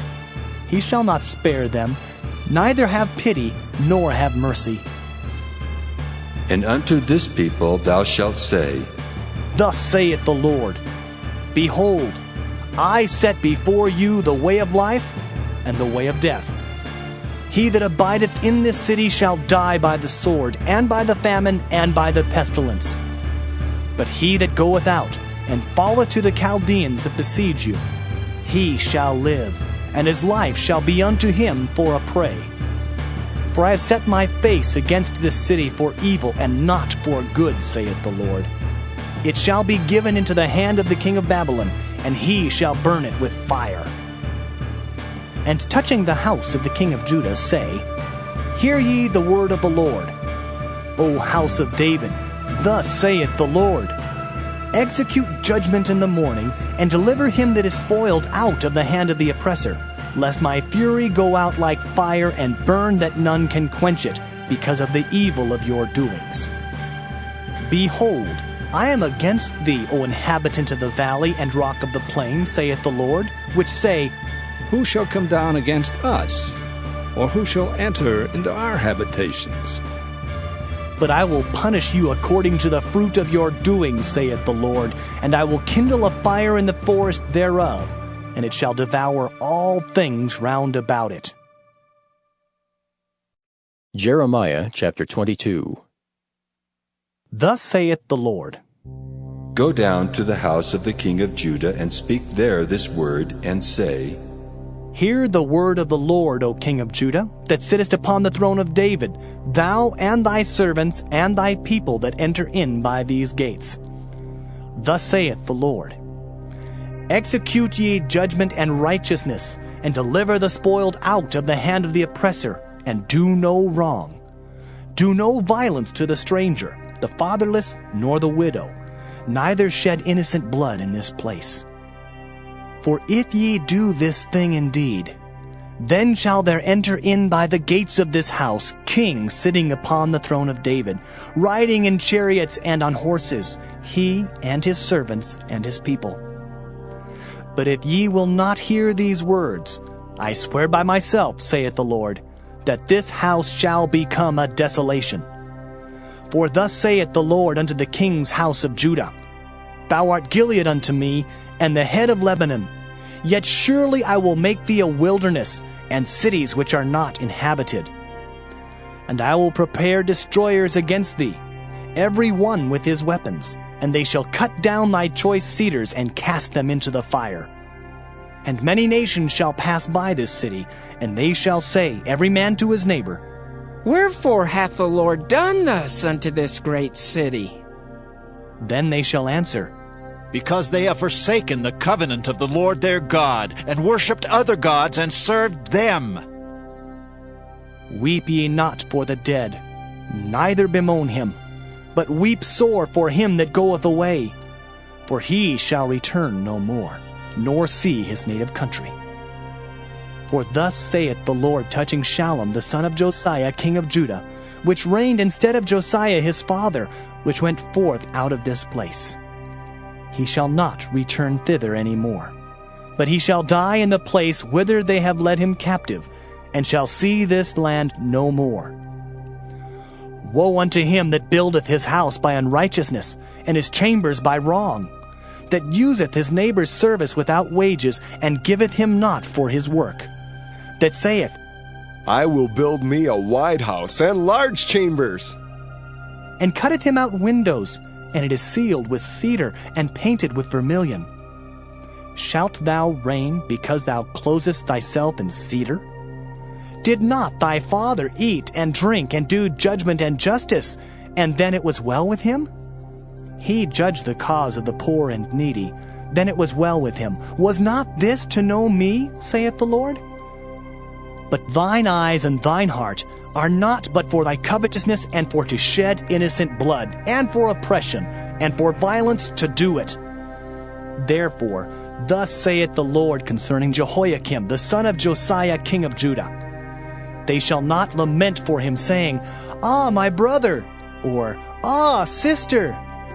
They shall not lament for him, saying, Ah, Lord, or Ah, his glory. He shall be buried with the burial of an ass, drawn and cast forth beyond the gates of Jerusalem. Go up to Lebanon and cry, and lift up thy voice in Bashan, and cry from the passages, for all thy lovers are destroyed. I spake unto thee in thy prosperity, but thou saidst, I will not hear. This hath been thy manner from thy youth, that thou obeyedst not my voice. The wind shall eat up all thy pastors, and thy lovers shall go into captivity. Surely then shalt thou be ashamed and confounded for all thy wickedness. O inhabitant of Lebanon, that makest thy nest in the cedars, how gracious shalt thou be when pangs come upon thee, the pain as of a woman in travail. As I live, saith the Lord, though Coniah the son of Jehoiakim king of Judah were the signet upon my right hand, yet would I pluck thee thence. And I will give thee into the hand of them that seek thy life, and into the hand of them whose face thou fearest, even into the hand of Nebuchadrezzar king of Babylon, and into the hand of the Chaldeans. And I will cast thee out, and thy mother that bare thee, into another country, where ye were not born, and there shall ye die. But to the land whereunto they desire to return, thither shall they not return. Is this man Coniah a despised, broken idol? Is he a vessel wherein is no pleasure? Wherefore are they cast out, he and his seed, and are cast into a land which they know not? O earth, earth, earth, hear the word of the Lord. Thus saith the Lord, Write ye this man childless, a man that shall not prosper in his days. For no man of his seed shall prosper, sitting upon the throne of David, and ruling any more in Judah. Jeremiah chapter 23. Woe be unto the pastors that destroy and scatter the sheep of my pasture, saith the Lord. Therefore, thus saith the Lord God of Israel against the pastors that feed my people. Ye have scattered my flock and driven them away, and have not visited them. Behold, I will visit upon you the evil of your doings, saith the Lord. And I will gather the remnant of my flock out of all countries whither I have driven them, and will bring them again to their folds, and they shall be fruitful and increase. And I will set up shepherds over them which shall feed them, and they shall fear no more, nor be dismayed, neither shall they be lacking, saith the Lord. Behold, the days come, saith the Lord, that I will raise unto David a righteous branch, and a king shall reign and prosper, and shall execute judgment and justice in the earth. In his days Judah shall be saved, and Israel shall dwell safely. And this is his name whereby he shall be called, the Lord our righteousness. Therefore, behold, the days come, saith the Lord, that they shall no more say, The Lord liveth, which brought up the children of Israel out of the land of Egypt. But, The Lord liveth, which brought up and which led the seed of the house of Israel out of the north country, and from all countries whither I had driven them. And they shall dwell in their own land. Mine heart within me is broken because of the prophets. All my bones shake. I am like a drunken man, and like a man whom wine hath overcome, because of the Lord, and because of the words of his holiness. For the land is full of adulterers. For because of swearing the land mourneth. The pleasant places of the wilderness are dried up, and their course is evil, and their force is not right. For both prophet and priest are profane. Yea, in my house have I found their wickedness, saith the Lord. Wherefore, their ways shall be unto them as slippery ways in the darkness. They shall be driven on and fall therein. For I will bring evil upon them, even the year of their visitation, saith the Lord. And I have seen folly in the prophets of Samaria. They prophesied in Baal and caused my people Israel to err. I have seen also in the prophets of Jerusalem an horrible thing. They commit adultery and walk in lies. They strengthen also the hands of evildoers, that none doth return from his wickedness. They are all of them unto me as Sodom, and the inhabitants thereof as Gomorrah. Therefore, thus saith the Lord of hosts concerning the prophets, Behold, I will feed them with wormwood, and make them drink the water of gall. For from the prophets of Jerusalem is profaneness gone forth into all the land. Thus saith the Lord of hosts, Hearken not unto the words of the prophets that prophesy unto you. They make you vain. They speak a vision of their own heart, and not out of the mouth of the Lord. They say still unto them that despise me, The Lord hath said, Ye shall have peace. And they say unto every one that walketh after the imagination of his own heart, No evil shall come upon you. For who hath stood in the counsel of the Lord, and hath perceived and heard his word? Who hath marked his word and heard it? Behold, a whirlwind of the Lord is gone forth in fury, even a grievous whirlwind. It shall fall grievously upon the head of the wicked. The anger of the Lord shall not return until he have executed, until he have performed the thoughts of his heart. In the latter days ye shall consider it perfectly. I have not sent these prophets, yet they ran. I have not spoken to them, yet they prophesied. But if they had stood in my counsel, and had caused my people to hear my words, then they should have turned them from their evil way, and from the evil of their doings. Am I a God at hand, saith the Lord, and not a God afar off? Can any hide himself in secret places that I shall not see him, saith the Lord?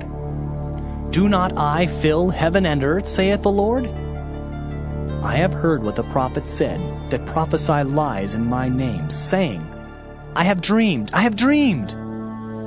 How long shall this be in the heart of the prophets that prophesy lies? Yea, they are prophets of the deceit of their own heart, which think to cause my people to forget my name by their dreams which they tell every man to his neighbor, as their fathers have forgotten my name for Baal. The prophet that hath a dream, let him tell a dream. And he that hath my word, let him speak my word faithfully. What is the chaff to the wheat, saith the Lord?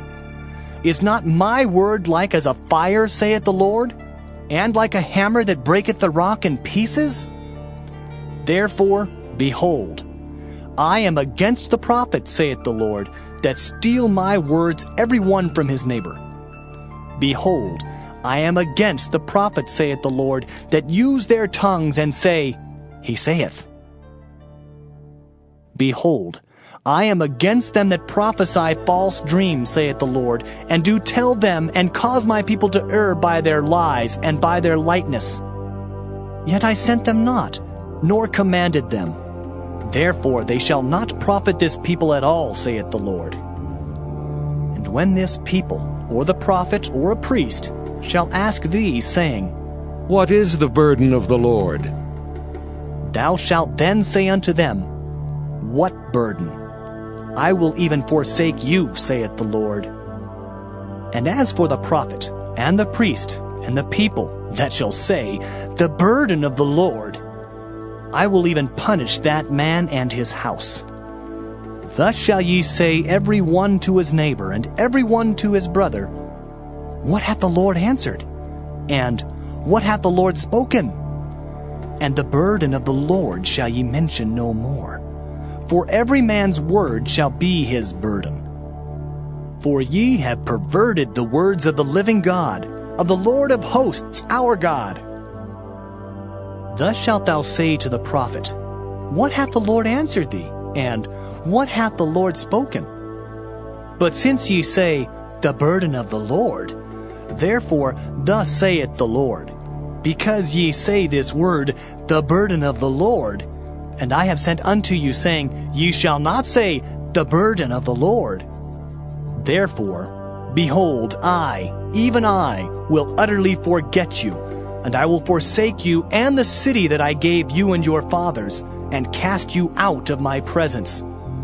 And I will bring an everlasting reproach upon you, and a perpetual shame which shall not be forgotten. Jeremiah chapter 24. The Lord showed me, and behold, 2 baskets of figs were set before the temple of the Lord, after that Nebuchadnezzar king of Babylon had carried away captive Jeconiah the son of Jehoiakim, king of Judah, and the princes of Judah, with the carpenters and smiths from Jerusalem, and had brought them to Babylon. 1 basket had very good figs, even like the figs that are first ripe. And the other basket had very naughty figs, which could not be eaten, they were so bad. Then said the Lord unto me, What seest thou, Jeremiah? And I said, Figs. The good figs, very good, and the evil, very evil, that cannot be eaten, they are so evil.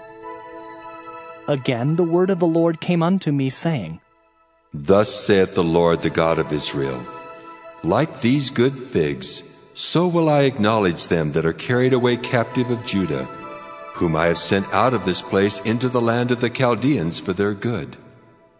For I will set mine eyes upon them for good, and I will bring them again to this land, and I will build them and not pull them down, and I will plant them and not pluck them up. And I will give them an heart to know me, that I am the Lord. And they shall be my people, and I will be their God. For they shall return unto me with their whole heart. And as the evil figs, which cannot be eaten, they are so evil. Surely thus saith the Lord, So will I give Zedekiah the king of Judah, and his princes, and the residue of Jerusalem that remain in this land, and them that dwell in the land of Egypt. And I will deliver them to be removed into all the kingdoms of the earth for their hurt, to be a reproach and a proverb, a taunt and a curse, in all places whither I shall drive them. And I will send the sword, the famine, and the pestilence among them, till they be consumed from off the land that I gave unto them and to their fathers. Jeremiah chapter 25. The word that came to Jeremiah concerning all the people of Judah in the 4th year of Jehoiakim the son of Josiah king of Judah, that was the 1st year of Nebuchadrezzar king of Babylon. The which Jeremiah the prophet spake unto all the people of Judah, and to all the inhabitants of Jerusalem, saying, From the 13th year of Josiah the son of Amon king of Judah, even unto this day, that is the 23rd year, the word of the Lord hath come unto me, and I have spoken unto you, rising early and speaking, but ye have not hearkened. And the Lord hath sent unto you all his servants the prophets, rising early and sending them. But ye have not hearkened, nor inclined your ear to hear. They said, Turn ye again now every one from his evil way, and from the evil of your doings, and dwell in the land that the Lord hath given unto you and to your fathers forever and ever. And go not after other gods to serve them and to worship them. And provoke me not to anger with the works of your hands, and I will do you no hurt. Yet ye have not hearkened unto me, saith the Lord, that ye might provoke me to anger with the works of your hands to your own hurt. Therefore, thus saith the Lord of hosts, Because ye have not heard my words, behold, I will send and take all the families of the north, saith the Lord, and Nebuchadrezzar, the king of Babylon, my servant, and will bring them against this land, and against the inhabitants thereof, and against all these nations round about, and will utterly destroy them, and make them an astonishment, and an hissing, and perpetual desolations. Moreover, I will take from them the voice of mirth and the voice of gladness, the voice of the bridegroom and the voice of the bride, the sound of the millstones and the light of the candle. And this whole land shall be a desolation, and an astonishment. And these nations shall serve the king of Babylon 70 years. And it shall come to pass when 70 years are accomplished, that I will punish the king of Babylon and that nation, saith the Lord, for their iniquity and the land of the Chaldeans, and will make it perpetual desolations. And I will bring upon that land all my words which I have pronounced against it, even all that is written in this book, which Jeremiah hath prophesied against all the nations.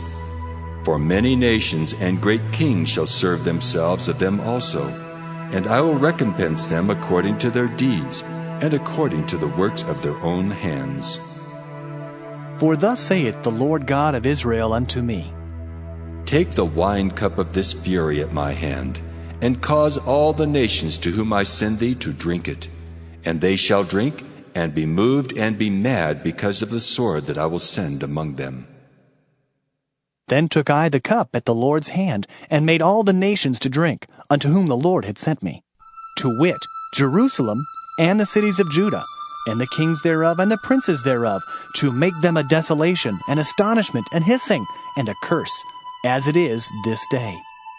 Pharaoh king of Egypt, and his servants, and his princes, and all his people, and all the mingled people, and all the kings of the land of Uz, and all the kings of the land of the Philistines, and Ashkelon, and Azza, and Ekron, and the remnant of Ashdod, Edom, and Moab, and the children of Ammon, and all the kings of Tyrus, and all the kings of Zidon, and the kings of the isles which are beyond the sea, Dedan, and Tema, and Buz, and all that are in the utmost corners, and all the kings of Arabia, and all the kings of the mingled people that dwell in the desert, and all the kings of Zimri, and all the kings of Elam, and all the kings of the Medes, and all the kings of the north, far and near, one with another, and all the kingdoms of the world which are upon the face of the earth. And the king of Sheshach shall drink after them. Therefore thou shalt say unto them, Thus saith the Lord of hosts, the God of Israel, Drink ye and be drunken, and spew and fall and rise no more, because of the sword which I will send among you. And it shall be, if they refuse to take the cup at thine hand to drink, then shalt thou say unto them, Thus saith the Lord of hosts, Ye shall certainly drink. For lo, I begin to bring evil on the city which is called by my name, and should ye be utterly unpunished? Ye shall not be unpunished, for I will call for a sword upon all the inhabitants of the earth, saith the Lord of hosts. Therefore prophesy thou against them all these words, and say unto them, The Lord shall roar from on high, and utter his voice from his holy habitation. He shall mightily roar upon his habitation. He shall give a shout, as they that tread the grapes, against all the inhabitants of the earth.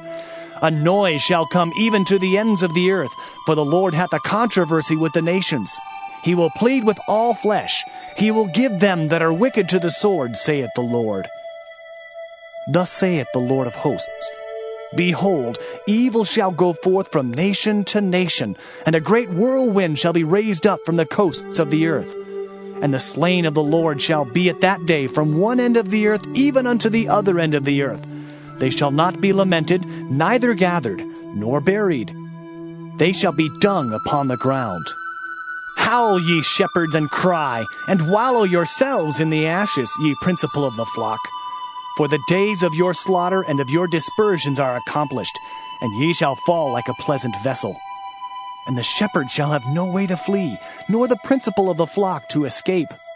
A voice of the cry of the shepherds, and an howling of the principal of the flock shall be heard, for the Lord hath spoiled their pasture. And the peaceable habitations are cut down because of the fierce anger of the Lord. He hath forsaken his covert as the lion, for their land is desolate because of the fierceness of the oppressor, and because of his fierce anger. Jeremiah chapter 26. In the beginning of the reign of Jehoiakim, the son of Josiah king of Judah, came this word from the Lord, saying, Thus saith the Lord, Stand in the court of the Lord's house, and speak unto all the cities of Judah, which come to worship in the Lord's house, all the words that I command thee to speak unto them.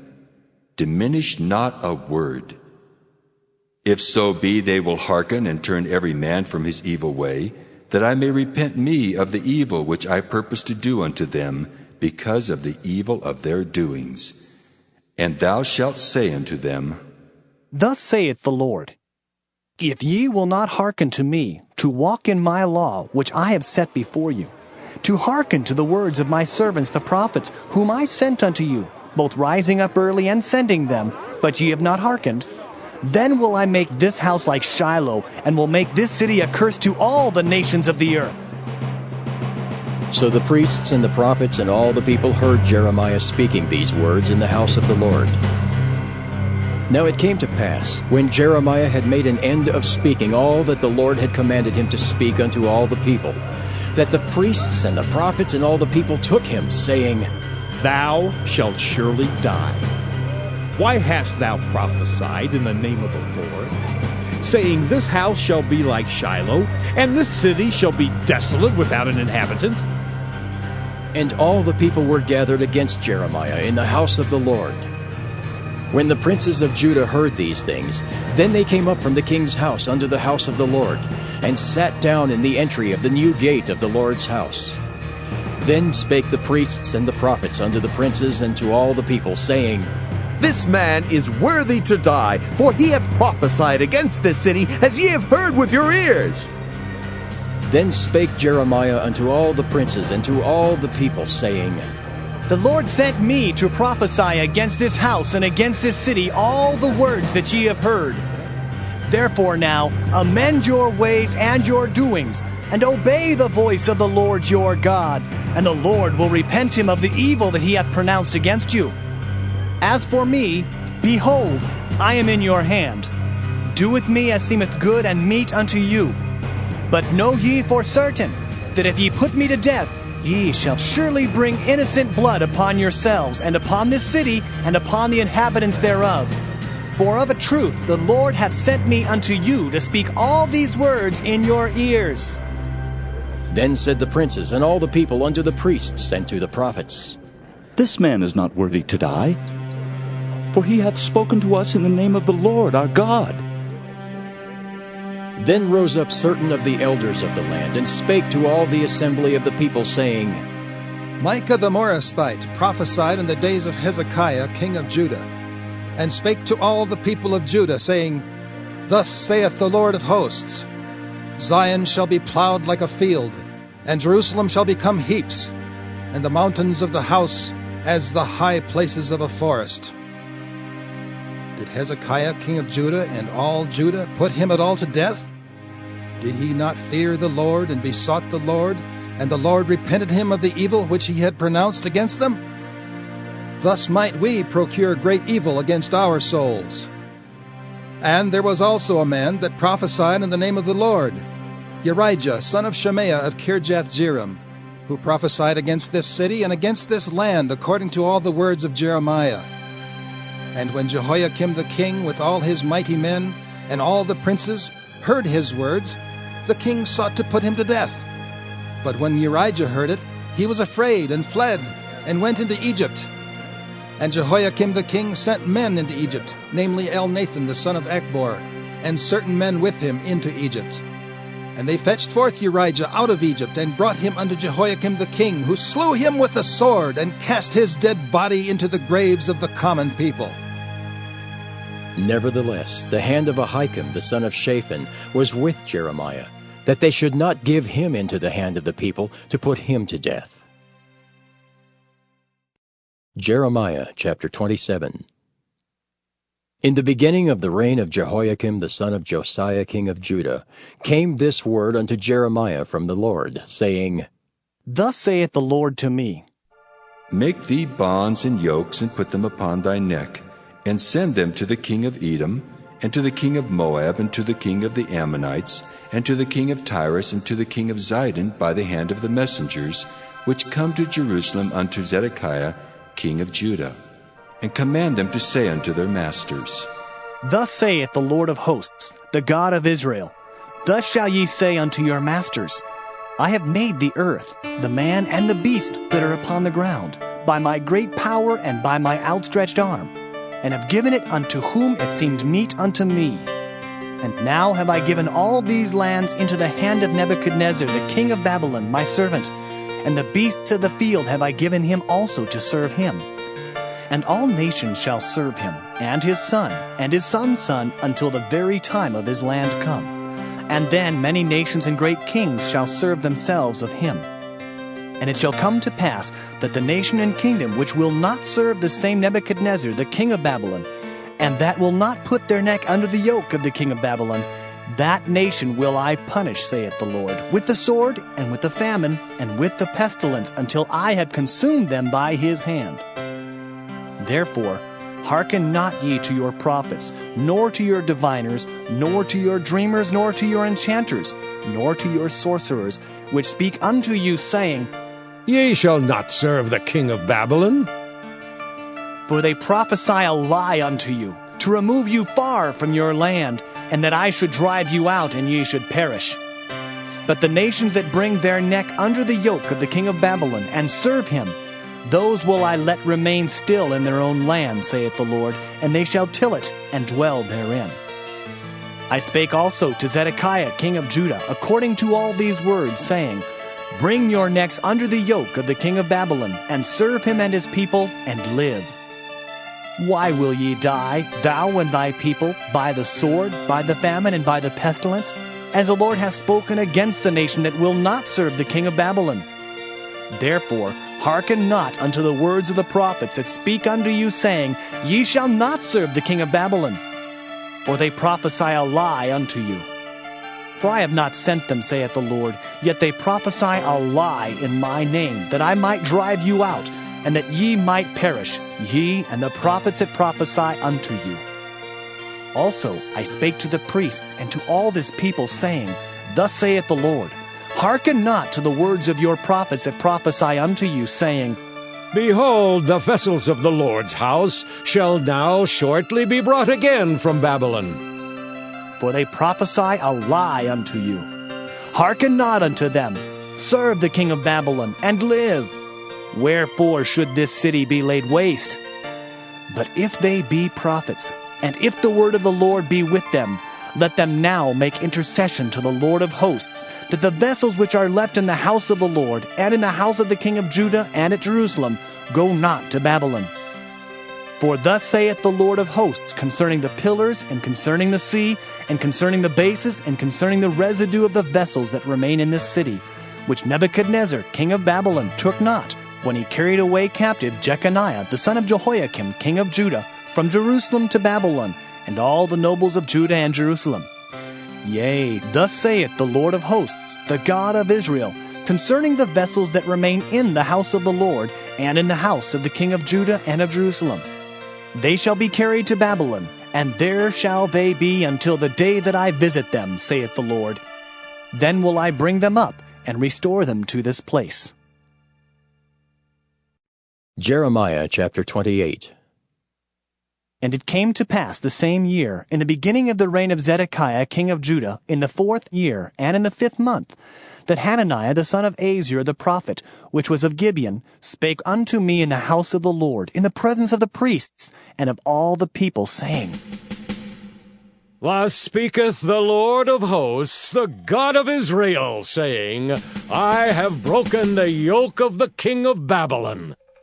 Within 2 full years will I bring again into this place all the vessels of the Lord's house that Nebuchadnezzar, king of Babylon, took away from this place, and carried them to Babylon. And I will bring again to this place Jeconiah, the son of Jehoiakim, king of Judah, with all the captives of Judah that went into Babylon, saith the Lord. For I will break the yoke of the king of Babylon. Then the prophet Jeremiah said unto the prophet Hananiah, in the presence of the priests, and in the presence of all the people that stood in the house of the Lord, even the prophet Jeremiah said, Amen. The Lord do so. The Lord perform thy words which thou hast prophesied, to bring again the vessels of the Lord's house, and all that is carried away captive from Babylon into this place. Nevertheless, hear thou now this word that I speak in thine ears, and in the ears of all the people.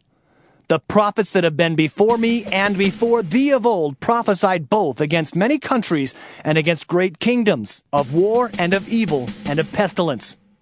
The prophet which prophesieth of peace, when the word of the prophet shall come to pass, then shall the prophet be known, that the Lord hath truly sent him. Then Hananiah the prophet took the yoke from off the prophet Jeremiah's neck and brake it.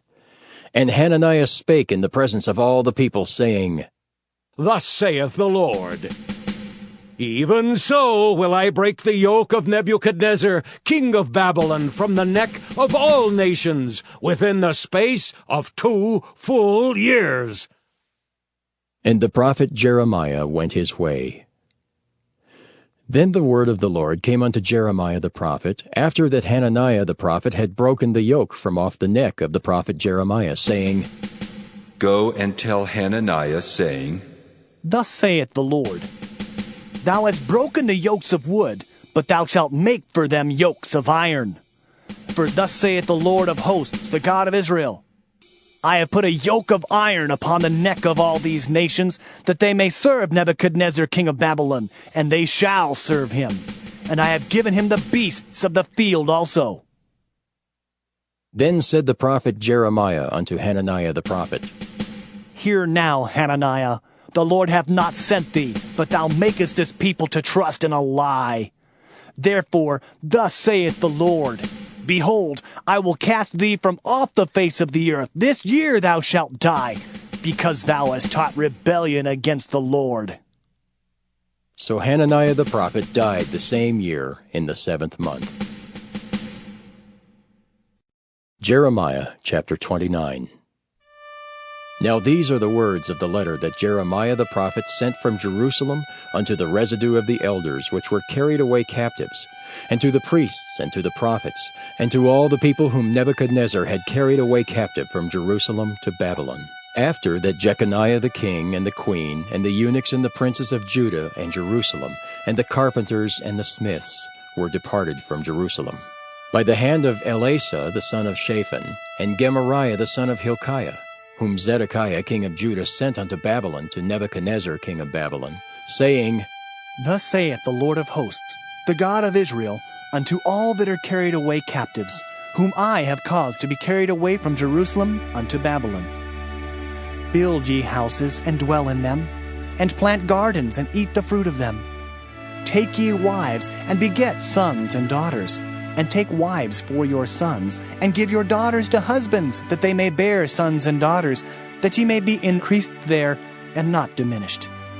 And seek the peace of the city whither I have caused you to be carried away captives, and pray unto the Lord for it. For in the peace thereof shall ye have peace. For thus saith the Lord of hosts, the God of Israel, Let not your prophets and your diviners that be in the midst of you deceive you, neither hearken to your dreams which ye cause to be dreamed. For they prophesy falsely unto you in my name. I have not sent them, saith the Lord. For thus saith the Lord, that after 70 years be accomplished at Babylon, I will visit you, and perform my good word towards you, in causing you to return to this place.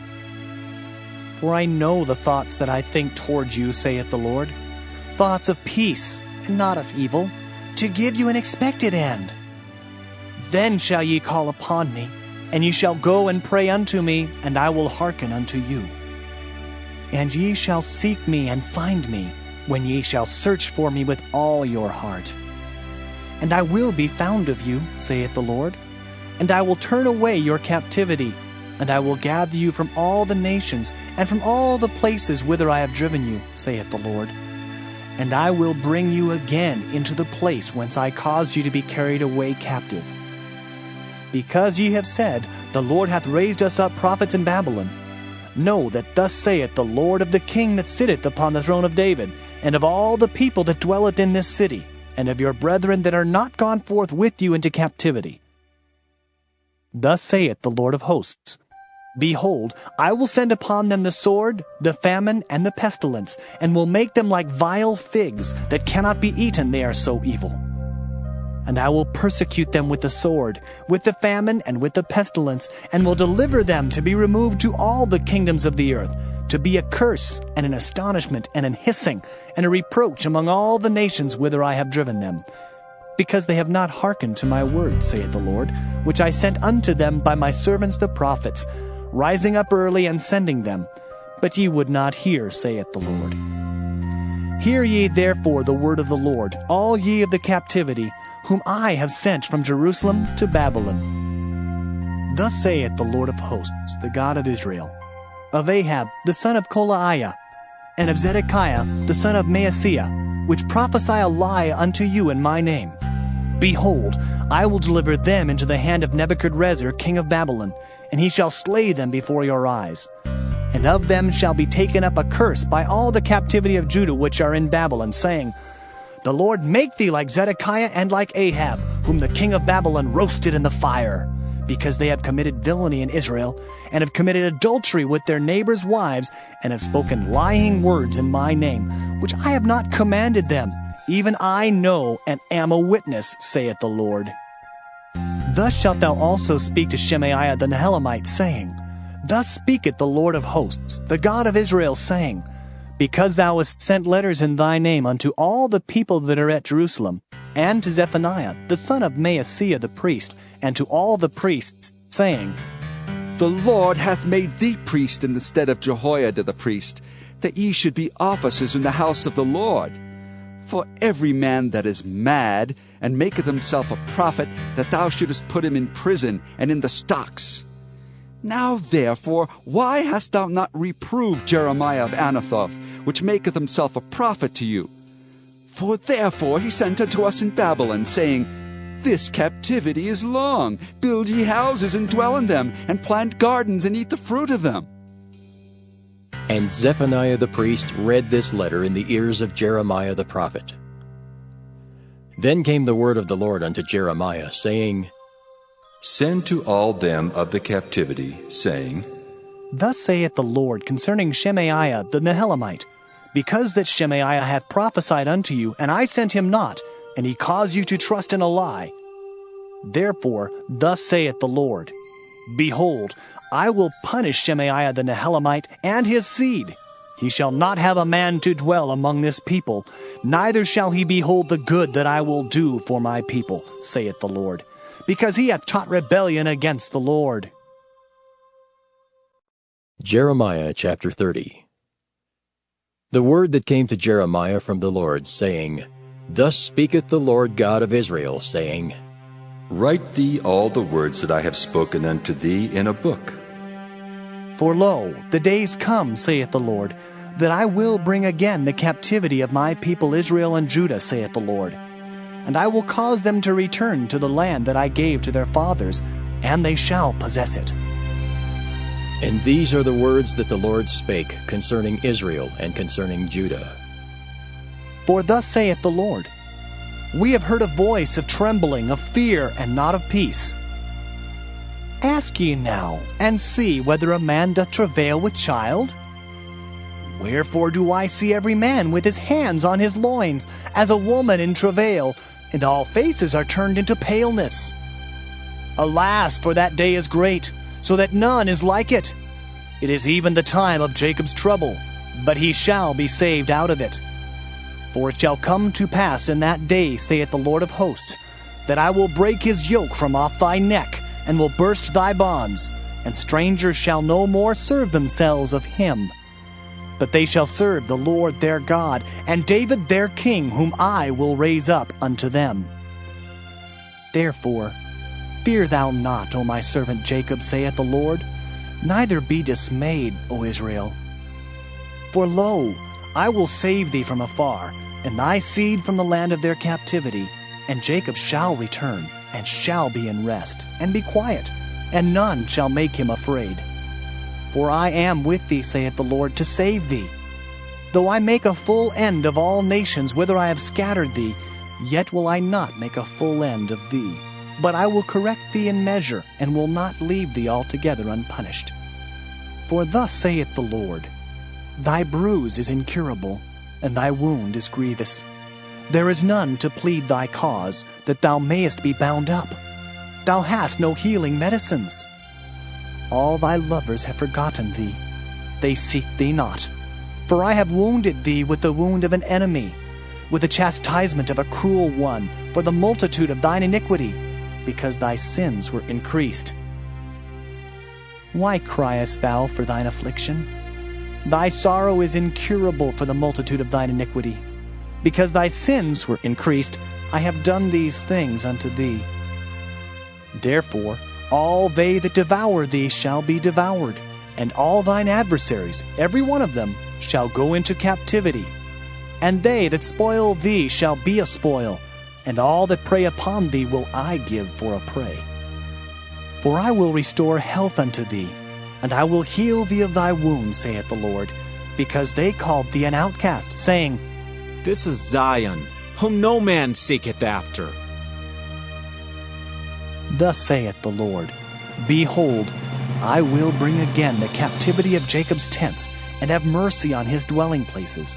And the city shall be builded upon her own heap, and the palace shall remain after the manner thereof. And out of them shall proceed thanksgiving, and the voice of them that make merry, and I will multiply them, and they shall not be few. I will also glorify them, and they shall not be small. Their children also shall be as aforetime, and their congregation shall be established before me, and I will punish all that oppress them. And their nobles shall be of themselves, and their governor shall proceed from the midst of them. And I will cause him to draw near, and he shall approach unto me. For who is this that engaged his heart to approach unto me, saith the Lord? And ye shall be my people, and I will be your God. Behold, the whirlwind of the Lord goeth forth with fury, a continuing whirlwind. It shall fall with pain upon the head of the wicked. The fierce anger of the Lord shall not return until he have done it, and until he have performed the intents of his heart. In the latter days ye shall consider it. Jeremiah chapter 31. At the same time, saith the Lord, will I be the God of all the families of Israel, and they shall be my people. Thus saith the Lord, the people which were left of the sword found grace in the wilderness, even Israel, when I went to cause him to rest.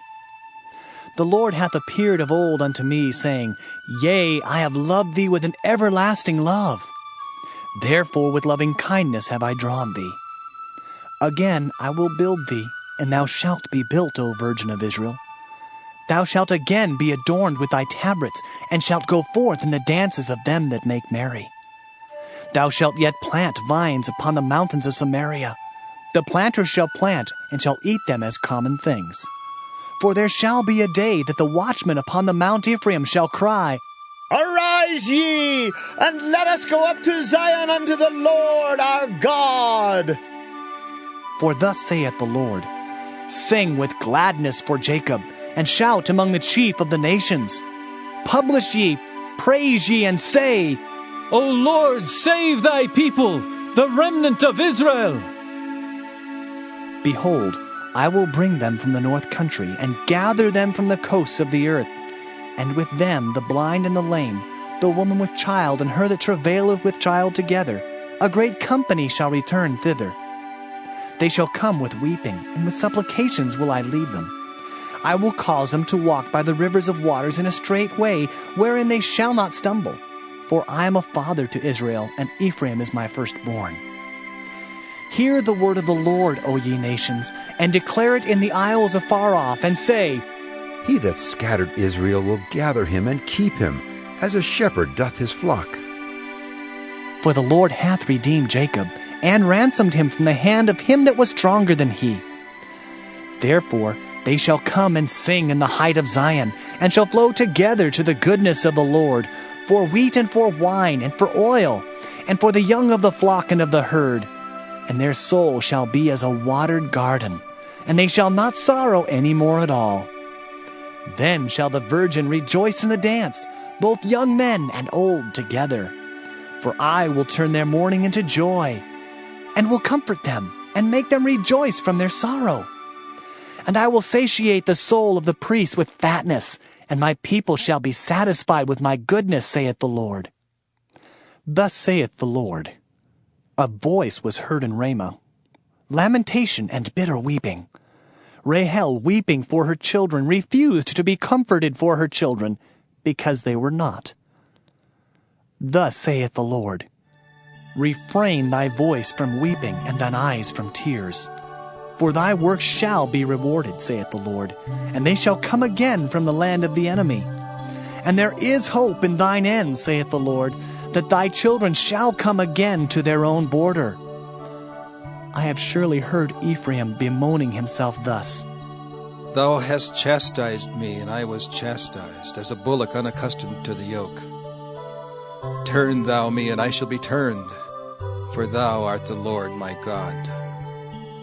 Surely after that I was turned, I repented, and after that I was instructed, I smote upon my thigh. I was ashamed, yea, even confounded, because I did bear the reproach of my youth. Is Ephraim my dear son? Is he a pleasant child? For since I spake against him, I do earnestly remember him still. Therefore my bowels are troubled for him. I will surely have mercy upon him, saith the Lord. Set thee up waymarks, make thee high heaps. Set thine heart toward the highway, even the way which thou wentest. Turn again, O Virgin of Israel, turn again to these thy cities. How long wilt thou go about, O thou backsliding daughter? For the Lord hath created a new thing in the earth. A woman shall compass a man. Thus saith the Lord of hosts, the God of Israel, as yet they shall use this speech in the land of Judah and in the cities thereof, when I shall bring again their captivity. The Lord bless thee, O habitation of justice, and mountain of holiness. And there shall dwell in Judah itself, and in all the cities thereof together, husbandmen, and they that go forth with flocks. For I have satiated the weary soul, and I have replenished every sorrowful soul. Upon this I awaked, and beheld, and my sleep was sweet unto me. Behold, the days come, saith the Lord, that I will sow the house of Israel and the house of Judah with the seed of man and with the seed of beast. And it shall come to pass, that like as I have watched over them to pluck up and to break down, and to throw down and to destroy and to afflict, so will I watch over them to build and to plant, saith the Lord. In those days they shall say no more, The fathers have eaten a sour grape, and the children's teeth are set on edge. But every one shall die for his own iniquity. Every man that eateth the sour grape, his teeth shall be set on edge. Behold, the days come, saith the Lord, that I will make a new covenant with the house of Israel and with the house of Judah, not according to the covenant that I made with their fathers in the day that I took them by the hand to bring them out of the land of Egypt, which my covenant they break, although I was an husband unto them, saith the Lord. But this shall be the covenant that I will make with the house of Israel. After those days, saith the Lord, I will put my law in their inward parts, and write it in their hearts, and will be their God, and they shall be my people. And they shall teach no more every man his neighbor, and every man his brother, saying, Know the Lord.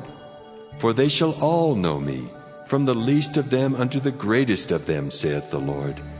For I will forgive their iniquity, and I will remember their sin no more. Thus saith the Lord, which giveth the sun for a light by day, and the ordinances of the moon and of the stars for a light by night, which divideth the sea when the waves thereof roar. The Lord of hosts is his name. If those ordinances depart from before me, saith the Lord, then the seed of Israel also shall cease from being a nation before me forever. Thus saith the Lord, if heaven above can be measured, and the foundations of the earth searched out beneath, I will also cast off all the seed of Israel for all that they have done, saith the Lord. Behold, the days come, saith the Lord, that the city shall be built to the Lord from the tower of Hananeel unto the gate of the corner.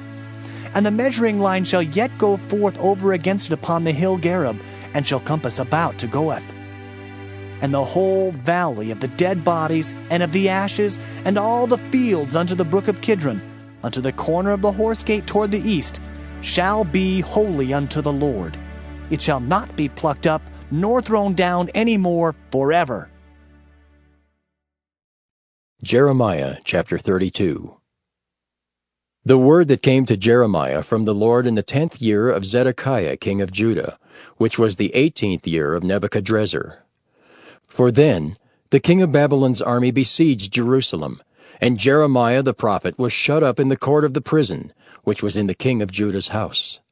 For Zedekiah king of Judah had shut him up, saying, Wherefore dost thou prophesy and say, Thus saith the Lord, Behold, I will give this city unto the hand of the king of Babylon, and he shall take it.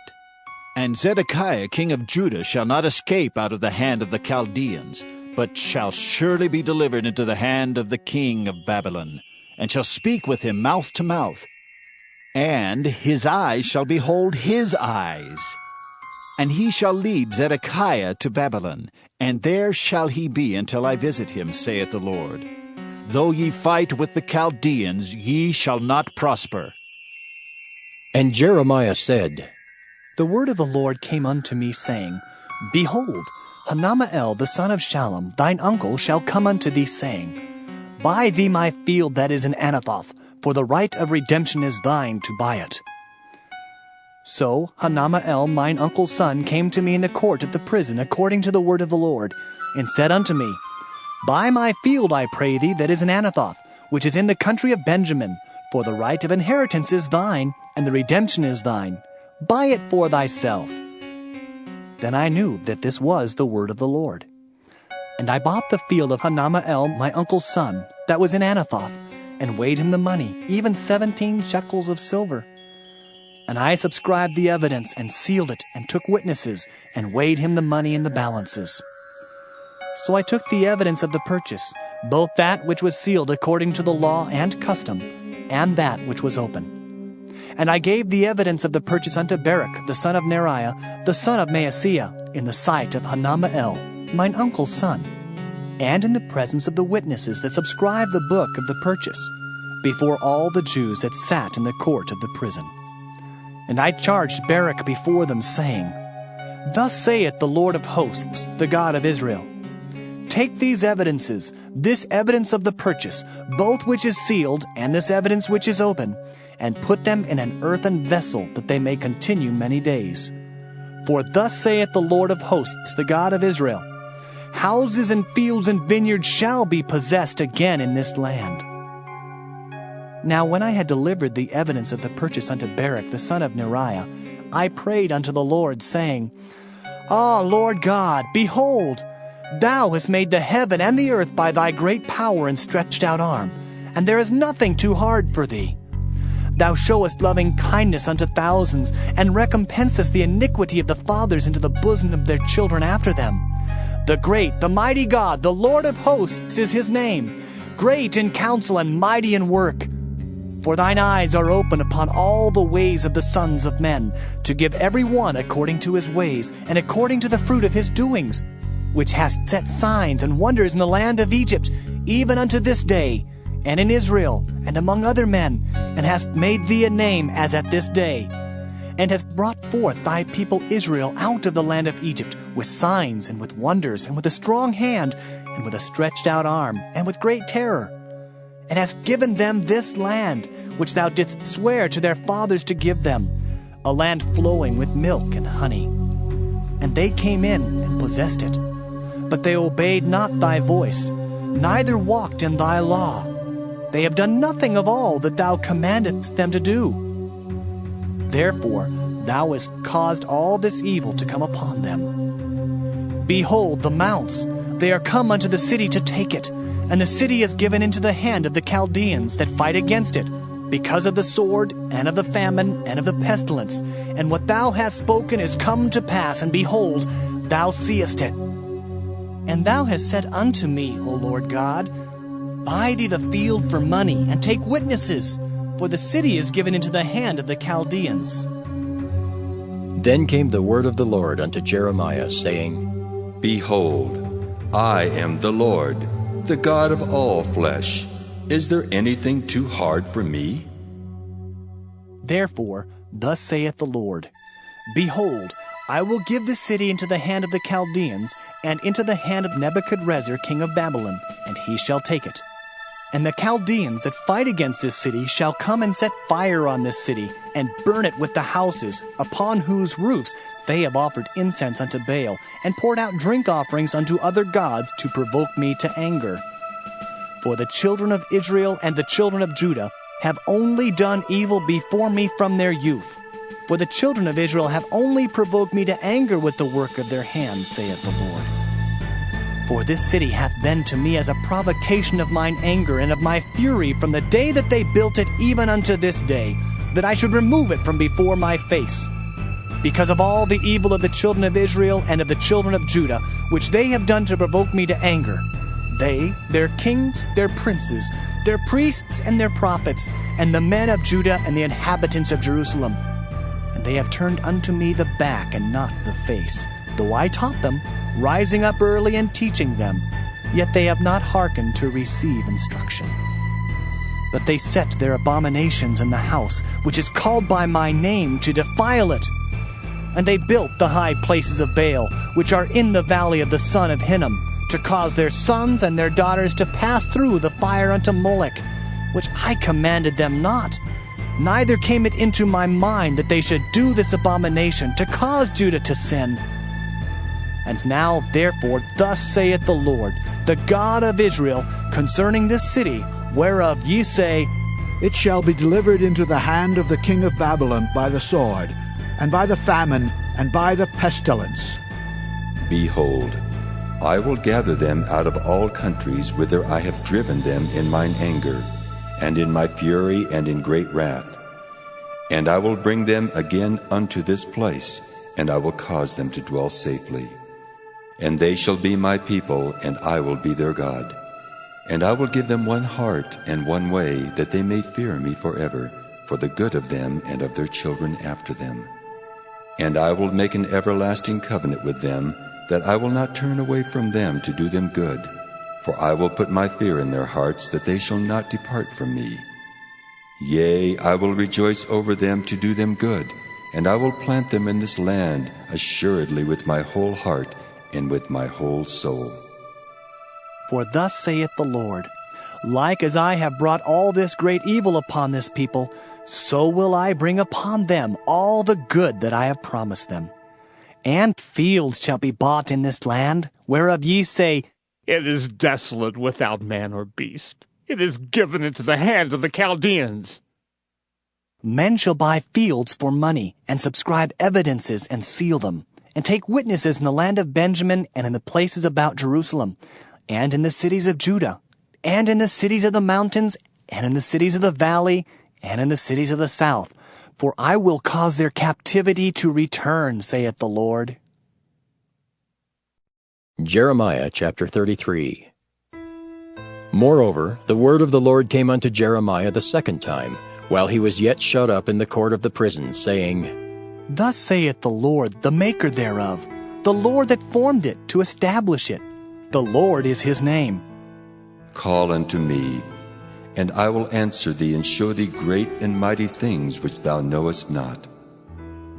For thus saith the Lord, the God of Israel, concerning the houses of this city, and concerning the houses of the kings of Judah, which are thrown down by the mounts and by the sword. They come to fight with the Chaldeans, but it is to fill them with the dead bodies of men, whom I have slain in mine anger and in my fury, and for all whose wickedness I have hid my face from this city. Behold, I will bring it health and cure, and I will cure them, and will reveal unto them the abundance of peace and truth. And I will cause the captivity of Judah and the captivity of Israel to return, and will build them as at the first. And I will cleanse them from all their iniquity, whereby they have sinned against me. And I will pardon all their iniquities, whereby they have sinned, and whereby they have transgressed against me. And it shall be to me a name of joy, a praise and an honor before all the nations of the earth, which shall hear all the good that I do unto them. And they shall fear and tremble for all the goodness and for all the prosperity that I procure unto it. Thus saith the Lord, Again there shall be heard in this place, which ye say shall be desolate without man and without beast, even in the cities of Judah and in the streets of Jerusalem that are desolate, without man and without inhabitant and without beast, the voice of joy and the voice of gladness, the voice of the bridegroom and the voice of the bride, the voice of them that shall say, Praise the Lord of hosts, for the Lord is good, for his mercy endureth forever. And of them that shall bring the sacrifice of praise into the house of the Lord. For I will cause to return the captivity of the land, as at the first, saith the Lord. Thus saith the Lord of hosts, Again in this place, which is desolate without man and without beast, and in all the cities thereof, shall be an habitation of shepherds causing their flocks to lie down. In the cities of the mountains, in the cities of the vale, and in the cities of the south, and in the land of Benjamin, and in the places about Jerusalem, and in the cities of Judah shall the flocks pass again under the hands of him that telleth them, saith the Lord. Behold, the days come, saith the Lord, that I will perform that good thing which I have promised unto the house of Israel and to the house of Judah. In those days and at that time will I cause the branch of righteousness to grow up unto David, and he shall execute judgment and righteousness in the land. In those days shall Judah be saved, and Jerusalem shall dwell safely. And this is the name wherewith she shall be called, the Lord our righteousness. For thus saith the Lord, David shall never want a man to sit upon the throne of the house of Israel. Neither shall the priests, the Levites, want a man before me to offer burnt offerings, and to kindle meat offerings, and to do sacrifice continually. And the word of the Lord came unto Jeremiah, saying, Thus saith the Lord, If ye can break my covenant of the day, and my covenant of the night, and that there should not be day and night in their season, then may also my covenant be broken with David my servant, that he should not have a son to reign upon his throne, and with the Levites, the priests, my ministers. As the host of heaven cannot be numbered, neither the sand of the sea measured, so will I multiply the seed of David my servant, and the Levites that minister unto me. Moreover, the word of the Lord came to Jeremiah, saying, Considerest thou not what this people have spoken, saying, The two families which the Lord hath chosen, he hath even cast them off. Thus they have despised my people, that they should be no more a nation before them. Thus saith the Lord, If my covenant be not with day and night, and if I have not appointed the ordinances of heaven and earth, then will I cast away the seed of Jacob and David my servant, so that I will not take any of his seed to be rulers over the seed of Abraham, Isaac, and Jacob. For I will cause their captivity to return and have mercy on them. Jeremiah chapter 34. The word which came unto Jeremiah from the Lord, when Nebuchadnezzar king of Babylon, and all his army, and all the kingdoms of the earth of his dominion, and all the people fought against Jerusalem, and against all the cities thereof, saying, Thus saith the Lord, the God of Israel, Go and speak to Zedekiah king of Judah, and tell him, Thus saith the Lord, Behold, I will give this city into the hand of the king of Babylon, and he shall burn it with fire. And thou shalt not escape out of his hand, but shalt surely be taken and delivered into his hand. And thine eyes shall behold the eyes of the king of Babylon, and he shall speak with thee mouth to mouth, and thou shalt go to Babylon. Yet hear the word of the Lord, O Zedekiah king of Judah. Thus saith the Lord of thee, Thou shalt not die by the sword, but thou shalt die in peace. And with the burnings of thy fathers, the former kings which were before thee, so shall they burn odors for thee, and they will lament thee, saying, Ah, Lord! For I have pronounced the word, saith the Lord.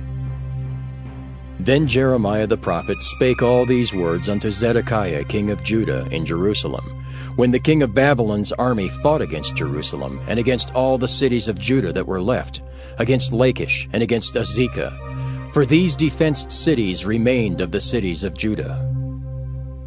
This is the word that came unto Jeremiah from the Lord, after that the king Zedekiah had made a covenant with all the people which were at Jerusalem, to proclaim liberty unto them, that every man should let his manservant, and every man his maidservant, being in Hebrew or in Hebrewish, go free, that none should serve himself of them, to wit of a Jew his brother.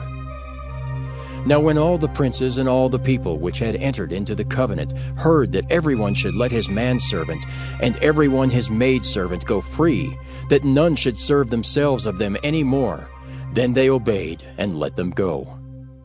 But afterward they turned, and caused the servants and the handmaids whom they had let go free to return, and brought them into subjection for servants and for handmaids. Therefore the word of the Lord came to Jeremiah from the Lord, saying, Thus saith the Lord, the God of Israel, I made a covenant with your fathers in the day that I brought them forth out of the land of Egypt, out of the house of bondmen, saying, At the end of 7 years let ye go every man his brother and Hebrew, which hath been sold unto thee. And when he hath served thee 6 years, thou shalt let him go free from thee. But your fathers hearkened not unto me, neither inclined their ear. And ye were now turned, and had done right in my sight, in proclaiming liberty every man to his neighbor, and ye had made a covenant before me in the house which is called by my name. But ye turned and polluted my name, and caused every man his servant, and every man his handmaid, whom he had set at liberty at their pleasure, to return, and brought them into subjection, to be unto you for servants and for handmaids. Therefore, thus saith the Lord, Ye have not hearkened unto me in proclaiming liberty every one to his brother, and every man to his neighbor. Behold, I proclaim a liberty for you, saith the Lord, to the sword, to the pestilence, and to the famine. And I will make you to be removed into all the kingdoms of the earth. And I will give the men that have transgressed my covenant, which have not performed the words of the covenant which they had made before me, when they cut the calf in twain, and passed between the parts thereof, the princes of Judah and the princes of Jerusalem, the eunuchs and the priests, and all the people of the land, which passed between the parts of the calf.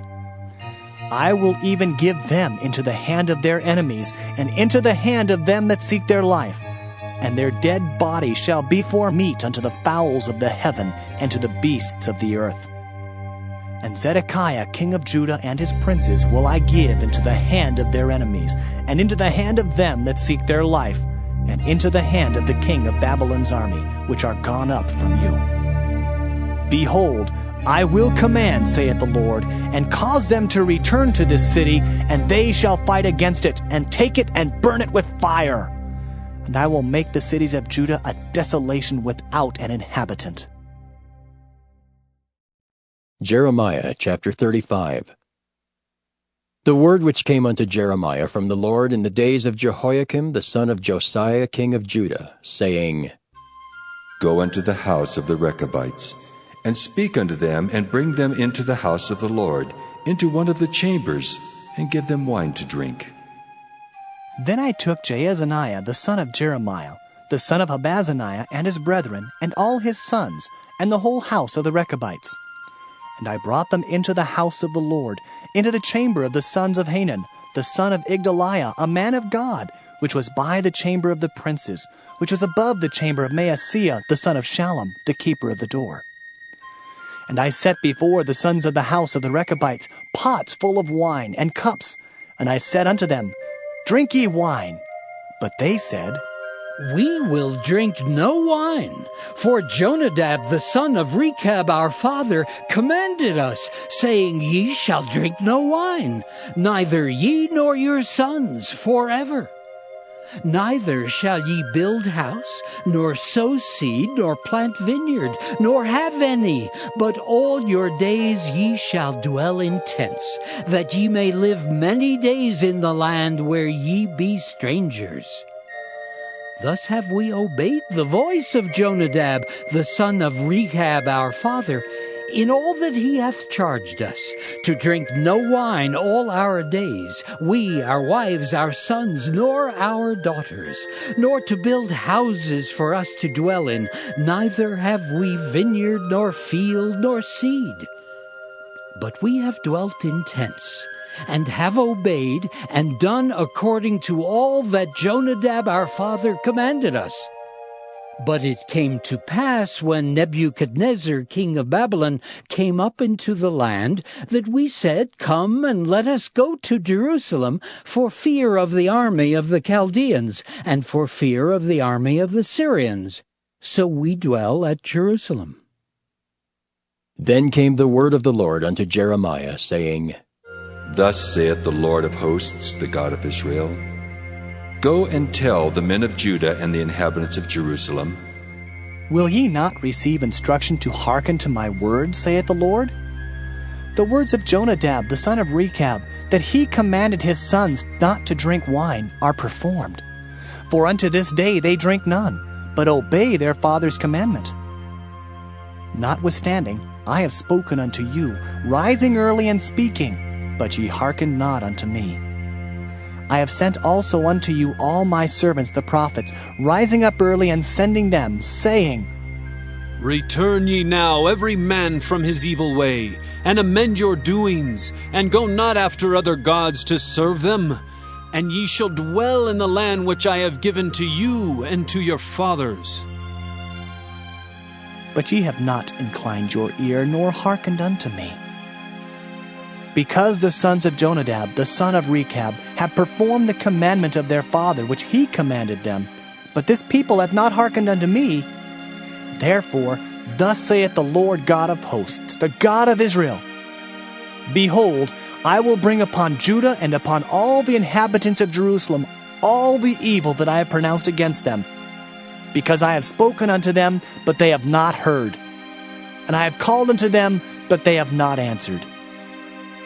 And Jeremiah said unto the house of the Rechabites, Thus saith the Lord of hosts, the God of Israel, Because ye have obeyed the commandment of Jonadab your father, and kept all his precepts, and done according unto all that he hath commanded you.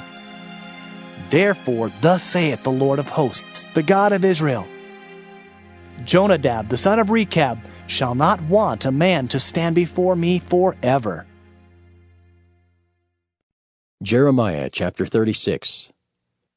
And it came to pass in the 4th year of Jehoiakim, the son of Josiah king of Judah, that this word came unto Jeremiah from the Lord, saying, Take thee a roll of a book, and write therein all the words that I have spoken unto thee against Israel, and against Judah, and against all the nations from the day I spake unto thee, from the days of Josiah, even unto this day.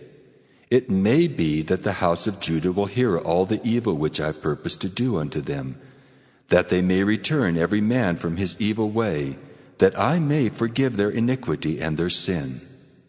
Then Jeremiah called Baruch the son of Neriah, and Baruch wrote from the mouth of Jeremiah all the words of the Lord which he had spoken unto him, upon a roll of a book.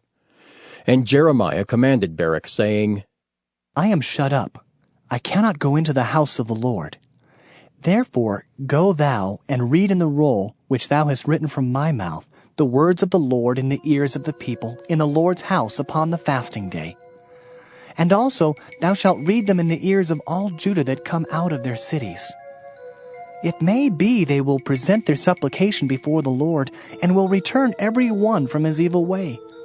For great is the anger and the fury that the Lord hath pronounced against this people. And Baruch the son of Neriah did according to all that Jeremiah the prophet commanded him, reading in the book the words of the Lord in the Lord's house. And it came to pass in the 5th year of Jehoiakim, the son of Josiah king of Judah, in the 9th month, that they proclaimed a fast before the Lord to all the people in Jerusalem, and to all the people that came from the cities of Judah unto Jerusalem. Then read Baruch in the book of the words of Jeremiah in the house of the Lord, in the chamber of Gemariah the son of Shaphan the scribe, in the higher court, at the entry of the new gate of the Lord's house, in the ears of all the people. When Micaiah the son of Gemariah the son of Shaphan had heard out of the book all the words of the Lord, then he went down into the king's house, into the scribe's chamber, and lo, all the princes sat there, even Elishama the scribe, and Delaiah the son of Shemaiah, and Elnathan the son of Achbor, and Gemariah the son of Shaphan, and Zedekiah the son of Hananiah, and all the princes. Then Micaiah declared unto them all the words that he had heard, when Baruch read the book in the ears of the people. Therefore all the princes sent Jehudi the son of Nethaniah, the son of Shelemiah, the son of Cushai, unto Baruch, saying, Take in thine hand the roll wherein thou hast read in the ears of the people, and come. So Baruch the son of Neriah took the roll in his hand, and came unto them. And they said unto him, Sit down now, and read it in our ears. So Baruch read it in their ears. Now it came to pass, when they had heard all the words, they were afraid, both one and other, and said unto Baruch, We will surely tell the king of all these words. And they asked Baruch, saying, Tell us now, how didst thou write all these words at his mouth? Then Baruch answered them, He pronounced all these words unto me with his mouth, and I wrote them with ink in the book. Then said the princes unto Baruch, Go, hide thee, thou and Jeremiah, and let no man know where ye be. And they went into the king, into the court. But they laid up the roll in the chamber of Elishama the scribe, and told all the words in the ears of the king. So the king sent Jehudi to fetch the roll, and he took it out of Elishama the scribe's chamber. And Jehudi read it in the ears of the king, and in the ears of all the princes which stood beside the king. Now the king sat in the winter house in the 9th month, and there was a fire on the hearth burning before him. And it came to pass that when Jehudi had read 3 or 4 leaves, he cut it with the penknife, and cast it into the fire that was on the hearth, until all the roll was consumed in the fire that was on the hearth. Yet they were not afraid, nor rent their garments, neither the king, nor any of his servants that heard all these words. Nevertheless, Elnathan and Delaiah and Gemariah had made intercession to the king, that he would not burn the roll, but he would not hear them. But the king commanded Jerahmeel the son of Hamelech, and Seraiah the son of Azriel, and Shelemiah the son of Abdiel, to take Baruch the scribe and Jeremiah the prophet. But the Lord hid them. Then the word of the Lord came to Jeremiah, after that the king had burned the roll and the words which Baruch wrote at the mouth of Jeremiah, saying, Take thee again another roll, and write in it all the former words that were in the first roll, which Jehoiakim the king of Judah hath burned. And thou shalt say to Jehoiakim, king of Judah, Thus saith the Lord, Thou hast burned this roll, saying, Why hast thou written therein, saying, The king of Babylon shall certainly come and destroy this land, and shall cause to cease from thence man and beast? Therefore, thus saith the Lord of Jehoiakim king of Judah, He shall have none to sit upon the throne of David, and his dead body shall be cast out in the day to the heat, and in the night to the frost. And I will punish him and his seed and his servants for their iniquity. And I will bring upon them and upon the inhabitants of Jerusalem and upon the men of Judah all the evil that I have pronounced against them, but they hearkened not. Then took Jeremiah another roll, and gave it to Baruch the scribe, the son of Neriah, who wrote therein from the mouth of Jeremiah all the words of the book which Jehoiakim king of Judah had burned in the fire. And there were added besides unto them many like words. Jeremiah chapter 37. And King Zedekiah the son of Josiah reigned instead of Coniah the son of Jehoiakim, whom Nebuchadrezzar king of Babylon made king in the land of Judah. But neither he nor his servants nor the people of the land did hearken unto the words of the Lord, which he spake by the prophet Jeremiah. And Zedekiah the king sent Jehucal the son of Shelemiah, and Zephaniah the son of Maaseiah the priest, to the prophet Jeremiah, saying, Pray now unto the Lord our God for us. Now Jeremiah came in and went out among the people, for they had not put him into prison. Then Pharaoh's army was come forth out of Egypt.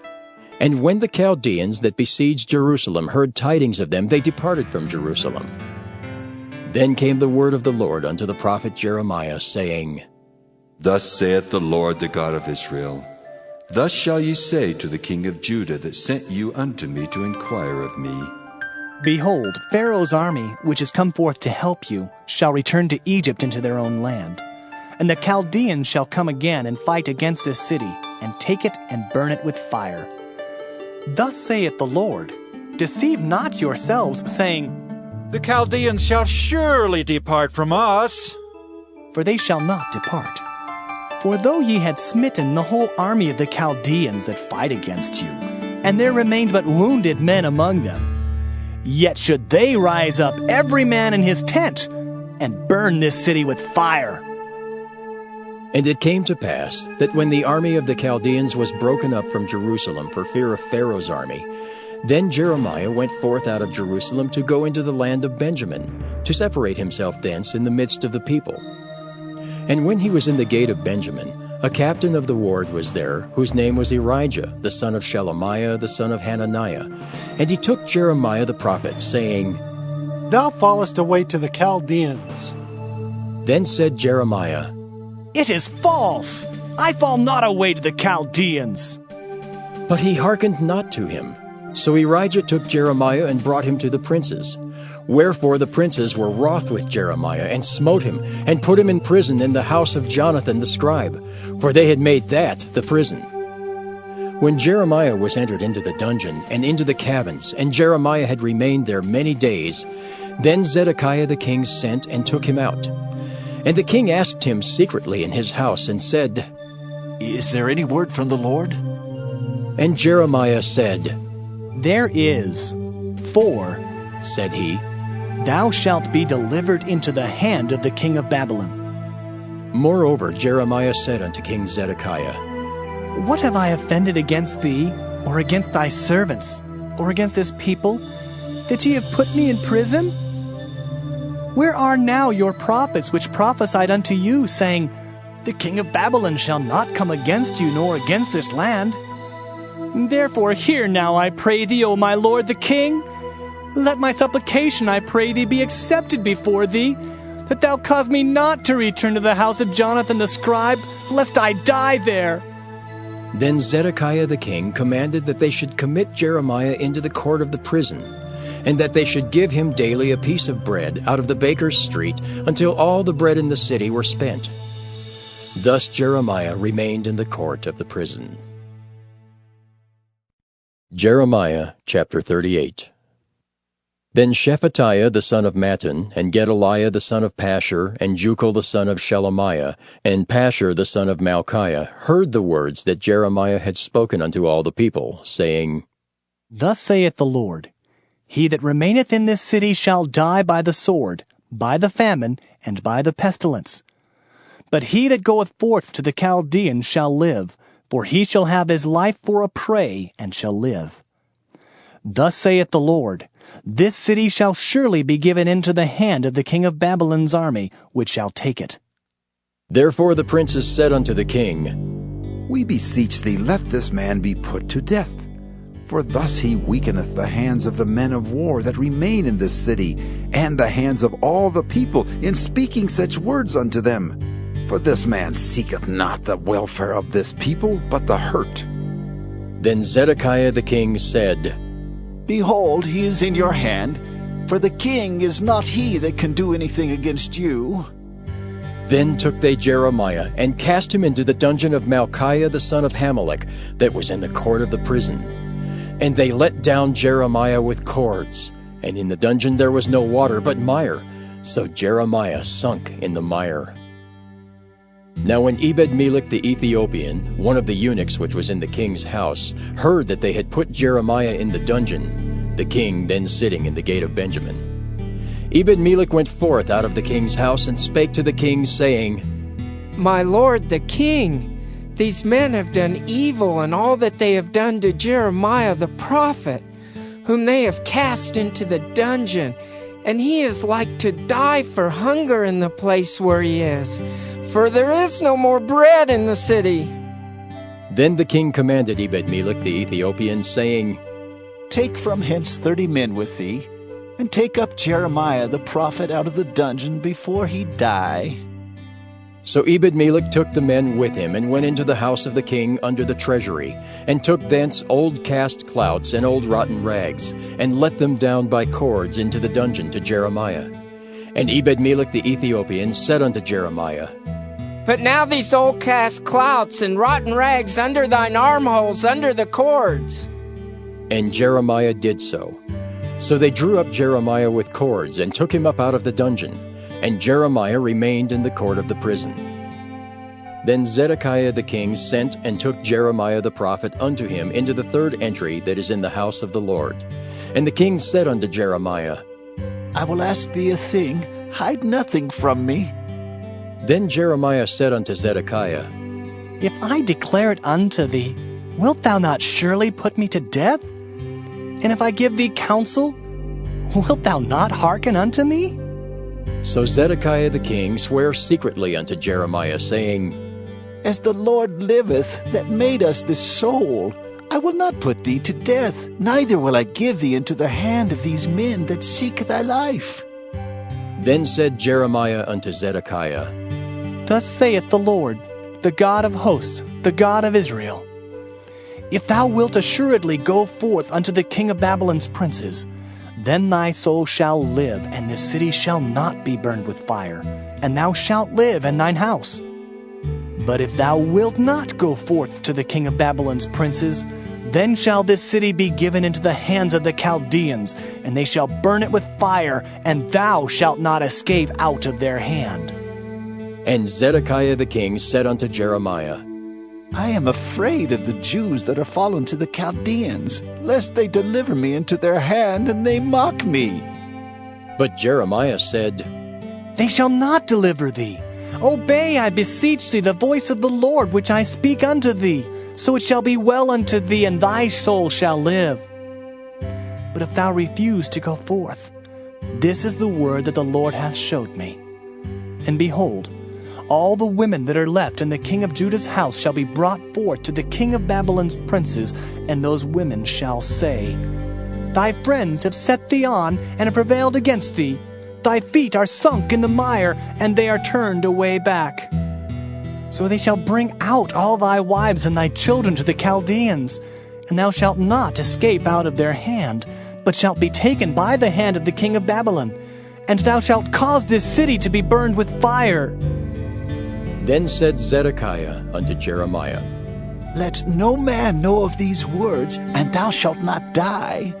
But if the princes hear that I have talked with thee, and they come unto thee and say unto thee, Declare unto us now what thou hast said unto the king. Hide it not from us, and we will not put thee to death. Also what the king said unto thee. Then thou shalt say unto them, I presented my supplication before the king, that he would not cause me to return to Jonathan's house to die there. Then came all the princes unto Jeremiah, and asked him, and he told them according to all these words that the king had commanded. So they left off speaking with him, for the matter was not perceived. So Jeremiah abode in the court of the prison until the day that Jerusalem was taken, and he was there when Jerusalem was taken. Jeremiah chapter 39. In the 9th year of Zedekiah king of Judah, in the 10th month, came Nebuchadrezzar king of Babylon, and all his army against Jerusalem, and they besieged it. And in the 11th year of Zedekiah, in the 4th month, the 9th day of the month, the city was broken up. And all the princes of the king of Babylon came in and sat in the middle gate, even Nergal-Sharezer, Shamgar-Nebo, Sarsekim, Rabsaris, Nergal-Sharezer, Rabmag, with all the residue of the princes of the king of Babylon.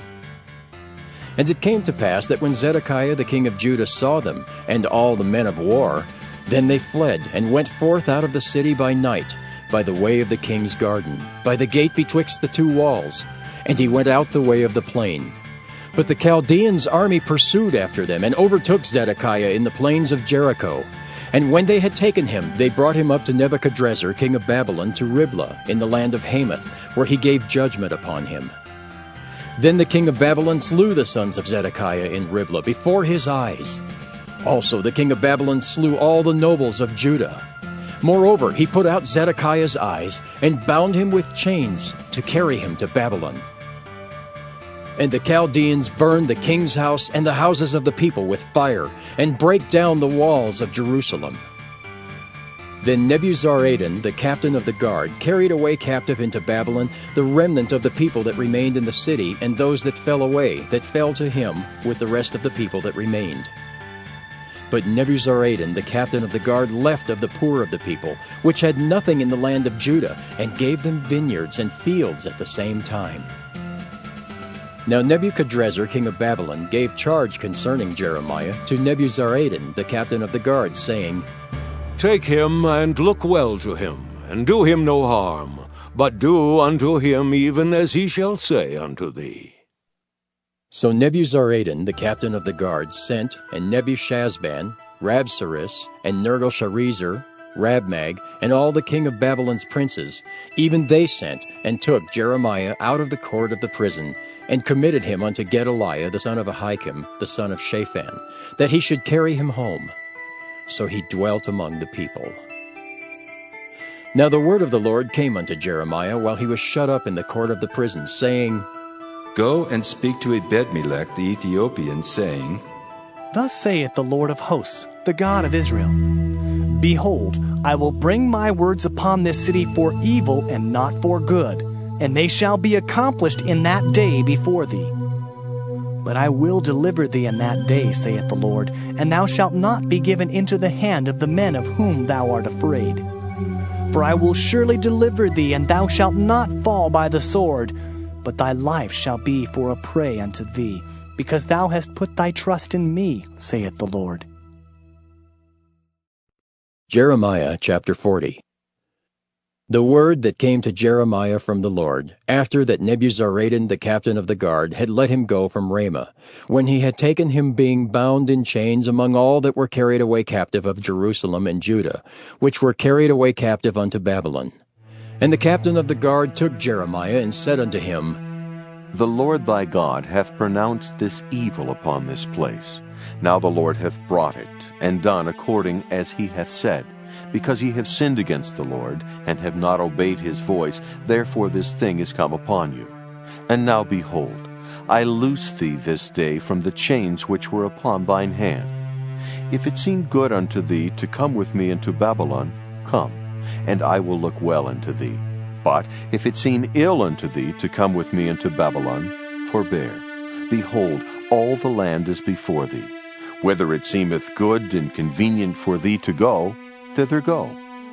Now while he was not yet gone back, he said, Go back also to Gedaliah the son of Ahikam the son of Shaphan, whom the king of Babylon hath made governor over the cities of Judah, and dwell with him among the people.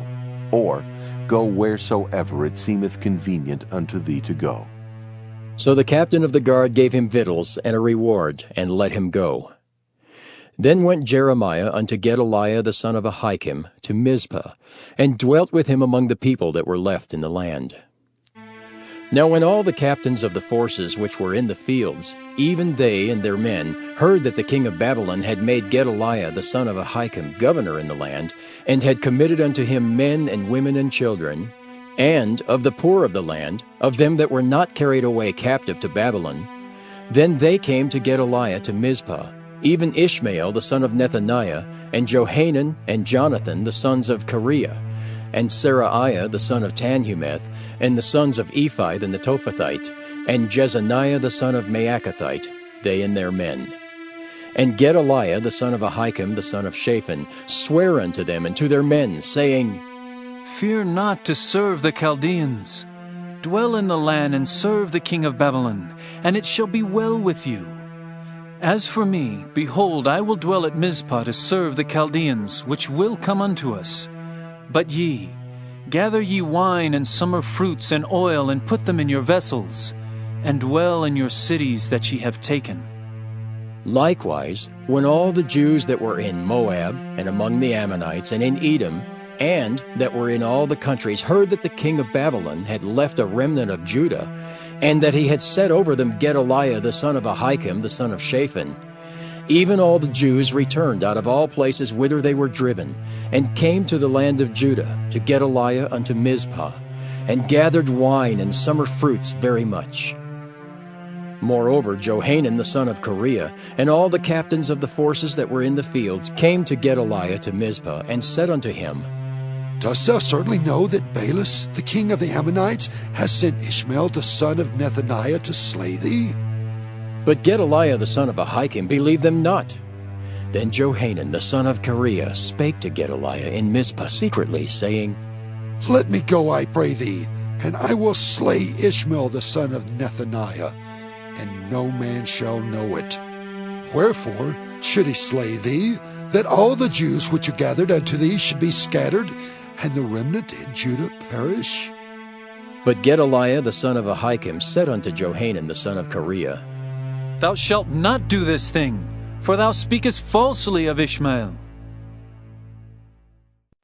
Jeremiah chapter 41. Now it came to pass in the 7th month that Ishmael the son of Nethaniah the son of Elishama of the seed royal, and the princes of the king, even 10 men with him, came unto Gedaliah the son of Ahikam to Mizpah. And there they did eat bread together in Mizpah.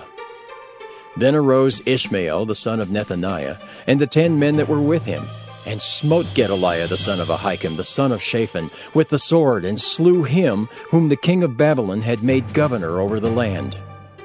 Ishmael also slew all the Jews that were with him, even with Gedaliah at Mizpah, and the Chaldeans that were found there, and the men of war. And it came to pass the 2nd day after he had slain Gedaliah, and no man knew it, that there came certain from Shechem, from Shiloh, and from Samaria, even 80 men, having their beards shaven and their clothes rent, and having cut themselves with offerings and incense in their hand, to bring them to the house of the Lord. And Ishmael the son of Nethaniah went forth from Mizpah to meet them, weeping all along as he went. And it came to pass, as he met them, he said unto them, Come to Gedaliah, the son of Ahikam. And it was so, when they came into the midst of the city, that Ishmael the son of Nethaniah slew them, and cast them into the midst of the pit, he and the men that were with him. But 10 men were found among them that said unto Ishmael, Slay us not, for we have treasures in the field of wheat and of barley, and of oil and of honey. So he forbare, and slew them not among their brethren. Now the pit wherein Ishmael had cast all the dead bodies of the men whom he had slain because of Gedaliah was it which Asa the king had made for fear of Baasha king of Israel. And Ishmael the son of Nethaniah filled it with them that were slain. Then Ishmael carried away captive all the residue of the people that were in Mizpah, even the king's daughters and all the people that remained in Mizpah, whom Nebuzaradan the captain of the guard had committed to Gedaliah the son of Ahikam. And Ishmael the son of Nethaniah carried them away captive, and departed to go over to the Ammonites. But when Johanan the son of Kareah and all the captains of the forces that were with him heard of all the evil that Ishmael the son of Nethaniah had done, then they took all the men and went to fight with Ishmael the son of Nethaniah, and found him by the great waters that are in Gibeon. Now it came to pass that when all the people which were with Ishmael saw Johanan the son of Kareah, and all the captains of the forces that were with him, then they were glad. So all the people that Ishmael had carried away captive from Mizpah cast about and returned, and went unto Johanan the son of Kareah. But Ishmael the son of Nethaniah escaped from Johanan with 8 men, and went to the Ammonites. Then took Johanan the son of Kareah, and all the captains of the forces that were with him, all the remnant of the people whom he had recovered from Ishmael the son of Nethaniah from Mizpah, after that he had slain Gedaliah the son of Ahikam, even mighty men of war, and the women and the children and the eunuchs, whom he had brought again from Gibeon. And they departed and dwelt in the habitation of Kimham, which is by Bethlehem, to go to enter into Egypt, because of the Chaldeans. For they were afraid of them, because Ishmael the son of Nethaniah had slain Gedaliah the son of Ahikam, whom the king of Babylon made governor in the land. Jeremiah chapter 42. Then all the captains of the forces, and Johanan the son of Kareah, and Jezaniah the son of Hoshaiah, and all the people from the least even unto the greatest came near, and said unto Jeremiah the prophet, Let, we beseech thee, our supplication be accepted before thee, and pray for us unto the Lord thy God, even for all this remnant, for we are left but a few of many, as thine eyes do behold us, that the Lord thy God may show us the way wherein we may walk, and the thing that we may do. Then Jeremiah the prophet said unto them, I have heard you. Behold, I will pray unto the Lord your God according to your words, and it shall come to pass that whatsoever thing the Lord shall answer you, I will declare it unto you. I will keep nothing back from you. Then they said to Jeremiah, The Lord be a true and faithful witness between us, if we do not even according to all things for the which the Lord thy God shall send thee to us, whether it be good or whether it be evil. We will obey the voice of the Lord our God to whom we send thee, that it may be well with us when we obey the voice of the Lord our God. And it came to pass, after 10 days, that the word of the Lord came unto Jeremiah. Then called he Johanan the son of Kareah, and all the captains of the forces which were with him, and all the people from the least even to the greatest, and said unto them, Thus saith the Lord, the God of Israel, unto whom ye sent me to present your supplication before him. If ye will still abide in this land, then will I build you and not pull you down, and I will plant you and not pluck you up. For I repent me of the evil that I have done unto you. Be not afraid of the king of Babylon, of whom ye are afraid. Be not afraid of him, saith the Lord, for I am with you to save you and to deliver you from his hand. And I will show mercies unto you, that he may have mercy upon you, and cause you to return to your own land. But if ye say, We will not dwell in this land, neither obey the voice of the Lord your God, saying, No, but we will go into the land of Egypt, where we shall see no war, nor hear the sound of the trumpet, nor have hunger of bread, and there will we dwell.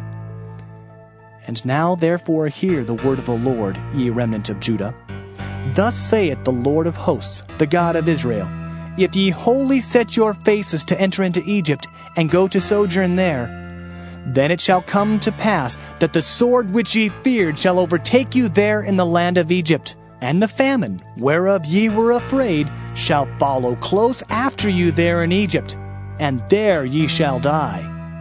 So shall